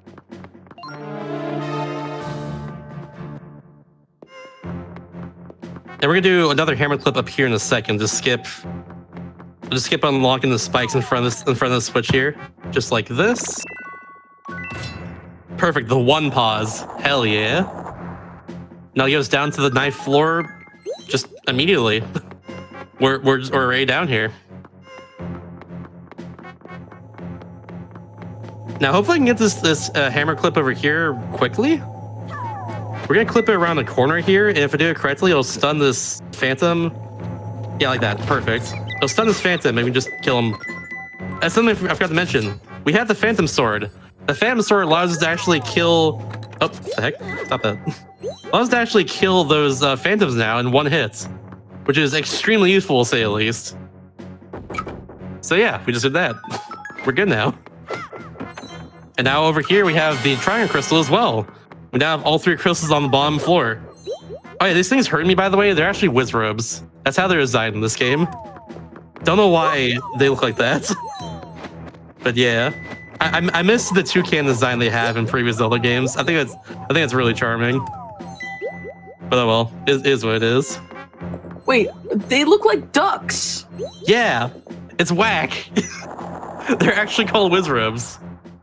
That's what they look like in this game. Yeah, we have bomb shooters, so we're gonna just immediately hit the switch right here that otherwise we hit later. Just like this. That'll unlock the spikes over on the left over here, which will allow us to hit this phantom, which has a key, before we warp him over to the right using the fan eye and stuff. But you don't gotta do that. Don't. Oops. I did not select the hammer. Come on, please. You could say the wizrobes are quack in this game. Just a bit quack. By the way, right there is the easiest hammer clip in the entire game. Try one out yourself casually. It just works. You don't have to do any sort of like pausing or anything to make it work.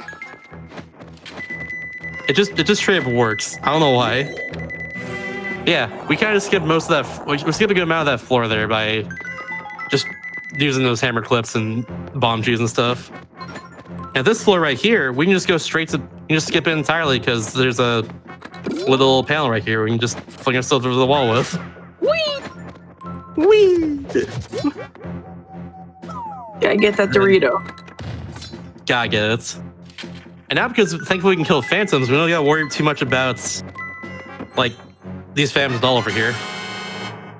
I'm just gonna let them like walk to me, and then I'm just gonna hurt them and get them out of the way, basically.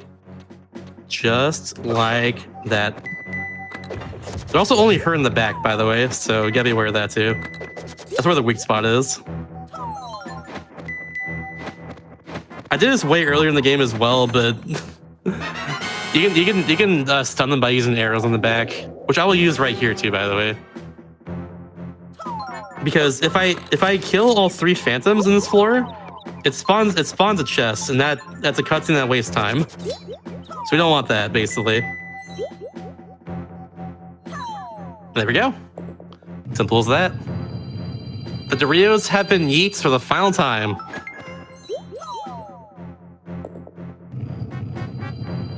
Now what lies in wait for us on the final floor here, though? Because before, all we had to do is just get the northeast sea chart here, and that's it.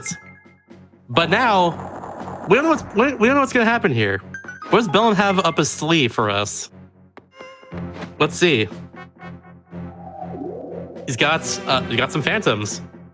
We have to defeat all 3 of these. We have to defeat 3 sets of phantoms here. If we do that, we'll unlock the blue door behind us. I mentioned like over an hour ago that if someone finds a way to clip past this blue door, you'd save like at least an hour on this run. I'm not even kidding you. Yeah. Because, oh no, I went over too quickly. Okay, this is faster to just get her right here. I went over to the right too quickly there, so I got detected. It's faster to just get her here and try again. Oh well. It won't be as cool now that I did that part without the red pot, which normally that's what you use for to make a safe zone for that section. There we go. 2 and 3. We're gonna go over here. The game has a little bit of everything, including stealth. Yeah. It's got a lot of stuff to it. It's got a lot of sauce. It's got a lot of swag to it. It's great. It's a really fun speedrun as well. Don't let the length intimidate you. This is honestly a really fun run. With like a pretty big skill ceiling too. And the lucky nets can be bad at times, but usually it's not like run killing until we get like to my level, pretty much. It's a really fun run. We recommend trying it out if y'all ever want to do that. I use like AMI PBs to, or like even like this video right here, like this run right here to try and learn it. But yeah, there was the warp phantoms, and now with all that, doors open. And we're good. And with that, man. the staircase leads all the way up to Bellum, the final boss of the entire game. We're right there, Chad. We're right there. It's time for Poggers and the Fam Sword to finally catch up to this shiny object that they've been chasing for the last 3 hours. He's right there. I believe in you, Pogger. Smile.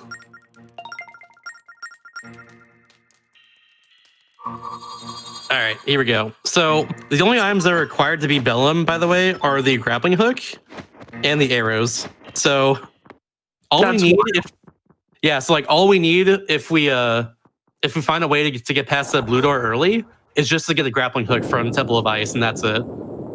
And then we can use that portal that just spawned there a second ago to teleport back here anytime. It's pretty cool. But yeah, this is Bellum. This is the first phase of Bellum, the first of 3. I love this phase so much, and the final boss music is a banger. I love it. So yeah, we need a grappling hook to take off all this like purple stuff off of him. There's 4 of them right here we gotta take off, like that. And then we just hurt him a bunch. Drag him back over here with the grappling hook as well. Get over here! Get over here! And now we need 15 arrows to defeat him. In particular, 15, because there are 3 phases of this right here. We have to take care of all of his eyes, all in one go like this. Oh no, he raised his tackle a second ago. God dang it. Please? Please? There we go. I'm gonna defeat you. Hopefully you have arrows. You don't? That's fine. I have enough arrows here if I miss 3 times, so should be okay. In theory. I'm gonna ignore the enemies that are gonna spawn next to me here, because I'm just gonna keep doing this. Please? Please? Over here? There we go. I was gonna spin slash them. It would have been really cool, but didn't happen the way I wanted it to. Alright, so that was alright. Now he's gonna spawn all these different enemies up staircase here. I could run past them sometimes, like that. Sometimes they spawn like a little bit more to the right or the left of staircase.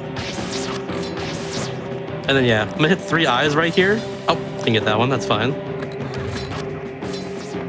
And he's gonna do a little attack, and then I'm gonna hit the remaining 2 eyes. And hopefully, oh, that's right, it's over here. Let's say hopefully they're open so I can hurt them a bit faster. And they were, but I wasn't prepared for them, unfortunately. If you run out of arrows in this fight, by the way, these enemies drop arrows sometimes. It's random.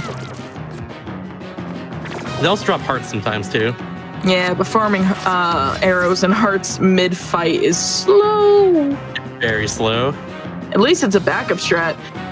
It's unlike Link's Awakening, where the final boss, Death Eye or Deathel, depending on how you decided to read that as a kid, requires 10 arrows, it's 10 arrows, and there's no way to spawn any arrows in the Windfish egg, so, you know. Very annoying. Hey, look, arrows. Speaking of which, arrows. Yeah, one more hit and we should be good after that. It's across the way there, so I'm just line myself up. And perfect. That was a good fight. That was good. We're not done yet. But yeah, here's kind of the Deus Ex Machina. So it turns out Ciela is both the spirit of courage and time. So now Ciela can stop time for a little bit. That's what the little green sphere that Bellum spit out was. It allowed Ciela to do that. now we're gonna go ahead and just take advantage of this. This cool power we just got out of nowhere there. So Bellum's just kind of going around here on the bottom floor now, and the stairs are gone. Rest in peace. Thankfully we got out there just in time. But yeah, I'm just gonna get this Phantom Sphere. I'm gonna press it, and then we're gonna draw an Hourglass right here. Oop, there we go. A little too late, but we're good. So keep on jump slash him until he's done, like that, and good. I'm gonna move around a bit right here so that Ciela stays really close to me. Otherwise, I can't really get this time freeze right here. That's perfect. So keep on slashing until it's over. Like that. Good fight, good fight.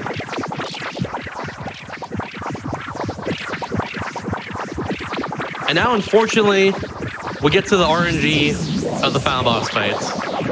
That entire fight up to this point had a little bit of luck to it, but it wasn't like bad at all. But now we get to the awful stuff, the awful luck, which unfortunately can kill your run right at the end of it. That's always fun. Yep, so Bellum's ship here, Bellum takes over the ghost ship during that cutscene there, and now he has all his eyes spawning all over it. The 3 eyes in the middle kind of control when they spawn, but the fact there's so many hitboxes on this ship makes hitting those middle eyes like straight up impossible sometimes. Also, you can just get hurt sometimes, and you can't do anything about it because he just throws so many projectiles at you at once. Sometimes that can happen too. It's a really badly designed fight, admittedly. I kind of hope that I hit the middle eyes when they pop out. They pop in and out sometimes like that. However, also sometimes the ship will not actually aim correctly at them. Like I'm trying to tap right on top of them, and I can't do that. Sometimes, even these like eyes on the side, I can hit sometimes like that. It's very annoying.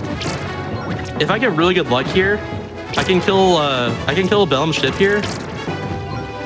Like while I'm going up to the right, like right now, but unfortunately, because his eyes on the left side, I can't do that. And all the 3 eyes in the middle are still remaining. Sometimes I also try to hit just aim towards the middle of the ship and just randomly hit an eye there. It doesn't work all the time, but sometimes it works and it's fast. I think also, I'm not sure if this is actually how it works, but I think sometimes you can just like, if you hit enough eyes on the side, like I'm trying to hit it. I'm trying to hit it right now, but it's not working. Yeah, it's still there. I tried hitting it like 4 times, but it didn't work. Thankfully, after all the eyes are defeated on the respawning, the thing is like a counter of how many times you defeat eyes normally. All 3 are just spawn in the middle here, and then you're good. You just have to hit them now, and you're good. Like that. There we go. You don't want that to happen though. You can end the fight way sooner, but unfortunately, it's all luck. So yeah, and we're going to wreckage now and figure out what's happening with Bellum, basically. The game tells us to save right there, but we don't need a save. I'm gonna beat this in 1 try. Check it out. It's gonna be great. This is Bellumbeck. So Bellum latched himself onto Linebeck and put us through a fan armor on top of him. Now he's coming after us. Bellum is currently taken over by Linebeck's currently taken over by Bellum, and we can't do anything about it other than what we're doing right here. Stop in time and hoping that Bellum opens up his eyeball, basically. That's basically what we're doing. Poor Linebeck, though. Poor Linebeck. But yeah, so Ciela is now captured by Bellum there, and we have to loosen Ciela up, loosen Bellum's grip on Ciela so I can give us a Phantom Sphere. And I'm gonna do that 3 times right now, so I can hopefully get us 3 cycles in this fight. If I position myself correctly with spin attacks, I can get a 3 cycle, but it's really hard. It's also pointing the right. We can just lose it right at the end too if you don't get it. But yeah, hopefully this goes well. We'll see what happens though. It's very random when Bellum opens up, so we have to hope for the best here. Oh, there we go. Thanks, Bellum. And perfect. I lined myself up perfectly, so I'm doing a lot of spin attacks to hurt Bellum too, which does more damage than a regular sword slash. Oh my god, Bellum, thank you. You were so kind. Time will be soon, by the way, if I get the 3 cycle, but we'll see if I get that or not. Sometimes it gives me a tornado attack, which I got right there. Totally okay, it happens. Oh, got hurt, that's fine. Come on, open up, please. Bellum. There we go. Might be right here, might be on the next phase, we'll see.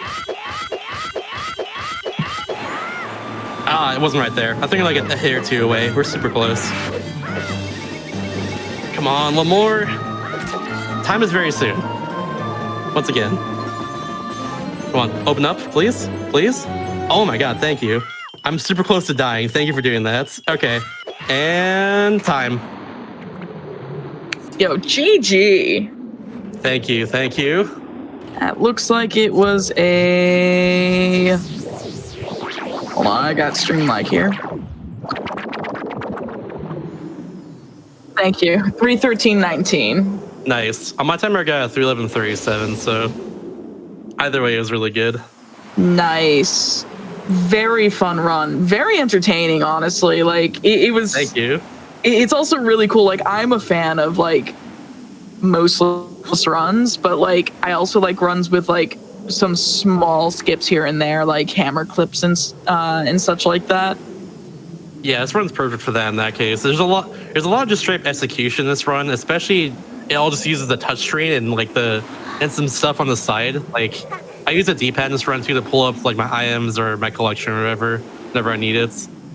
Like there's a lot of cool stuff like that. This run's mostly just executing well, getting good luck on like where we need it, and just getting fast tricks, like just skipping stuff, you know? Yep. It's great. I love it. It's a really fun run. I don't grind this run too much anymore, but I might go back and do like a 308 or a 307 if I can. That would be awesome to see. Yeah, it's hard to PB sometimes because the luck in this run can just heck you occasionally. Like for instance, you saw on Bill's ship there, I lost like half a minute to my best splits just because I couldn't hit any of the eyes in the center at all. It wouldn't let me, for instance, like stuff like that. There's a lot, like also the Cuba Sisters, which is just RNG hell. It's such a bad fight.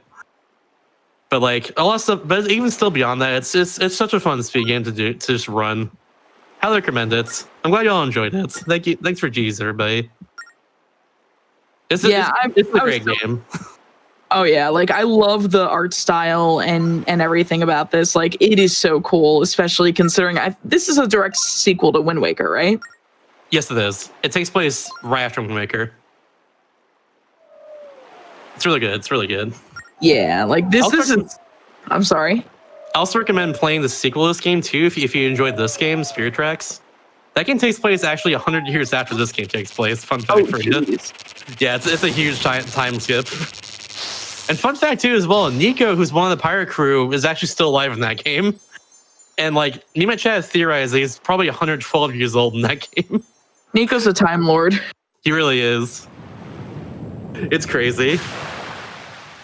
But yeah, I was so happy to have you on board. Have you and Ice Blue as well, who was the first runner of tonight.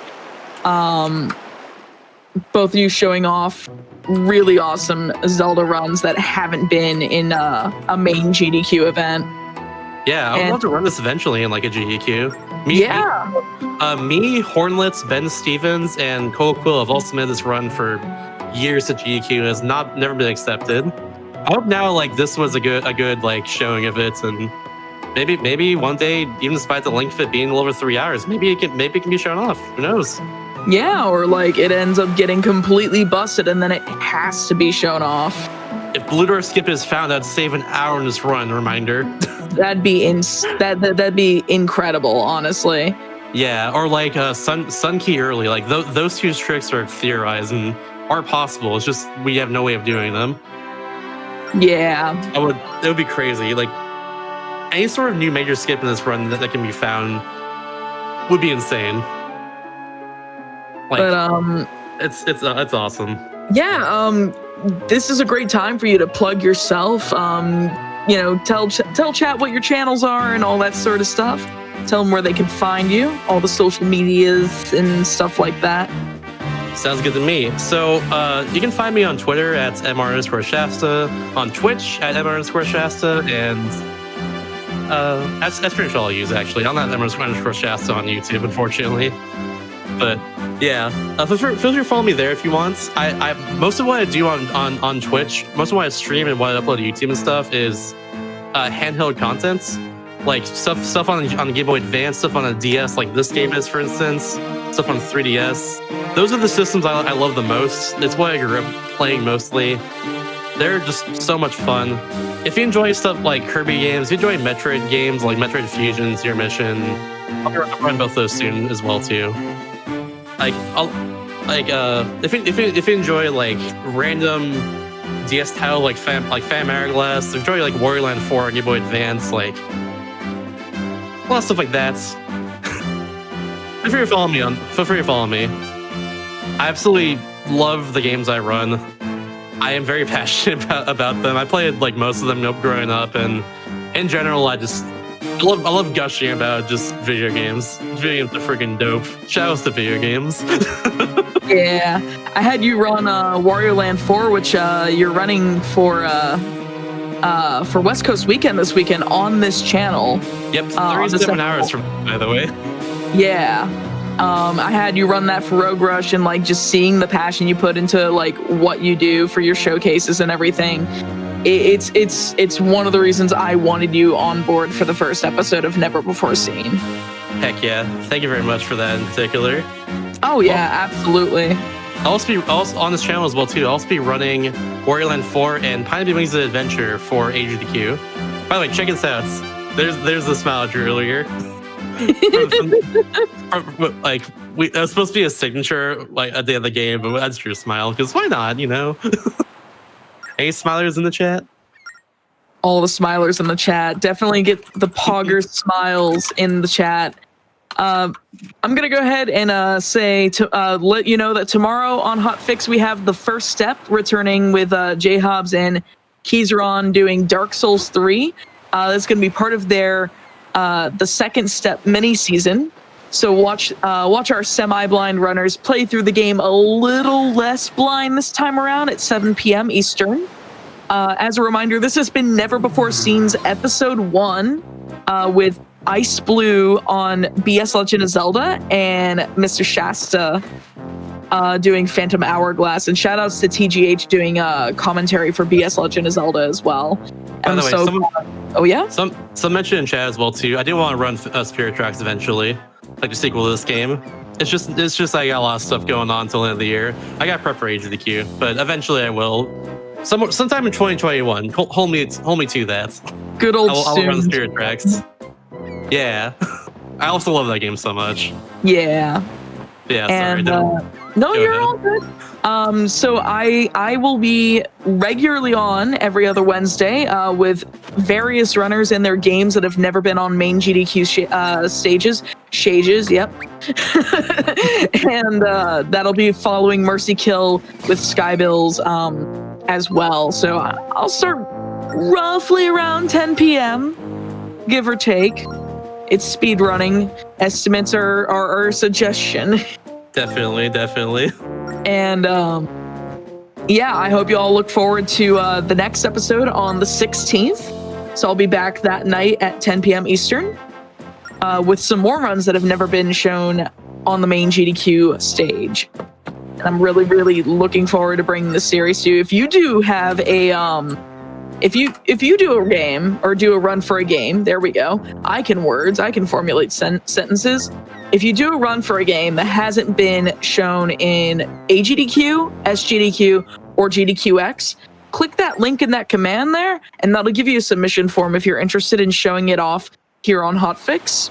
I always take submissions, and I love having a pool of runners that I can reach out to and be like, hey, how would you like to be on this episode on this date? And like kind of create themes around things, around different games and everything. So next week we'll be looking at 2D platformers, and we'll see where the night takes us then. But yeah, that's about it for me. If you enjoy what I do on the side, my name is AmberCyprian, and you can follow me at twitch.tv/AmberCyprian as well. You know what? You plugged me earlier in the chat. I'm gonna put your Twitch link in the chat as well. I appreciate that, Shasta. Wait, I'll get timed out. Never mind, I can't. Oh, I just realized it happened earlier. Dang it. Yeah. Anyways, I think we're gonna find someone to send some love to. And that's gonna be my link there. And give us just a moment. Ooh, let's get a strong rate, everybody, by the way. Yeah. What are we gonna have the message be? Pogger's smile. Pogger's smile? I'm down for that. Only appropriate. I think it's only appropriate. It's Pogger's smile. So it looks like, let me just make sure. So if you came from Mercy Kill, there is there was a reference to a vanilla SMW runner. Their name is Rezifos. Well, today's his 20th birthday, if I'm not mistaken. Yo, I love Resi. Let's go. And he's doing Minecraft runs. Like, he picked up Minecraft speed runs. That game has been seeing a lot of like community growth recently. A lot of traction in general. I think it's popping off. We're gonna send y'all over to twitch.tv/Rezifos with the raid message Poggers smiley face. Poggers smile. Yeah. But thank you so much, Shasta, again for being on the show, and thank you to Ice Blue. If you happen to be hearing this, you've probably gone to bed by now. And thank you, TGH, who was in the same room as me, right across the room, for doing commentary. You're welcome. And be sure to catch the first step tomorrow night as well at 7 p.m. Eastern. More hotfix content, more runs, more awesome things. But again, my name is AmberCyprian, and y'all have a great night. Have a good night, everybody. Thank you for watching me play this game for the last 3.5 hours. You are the best.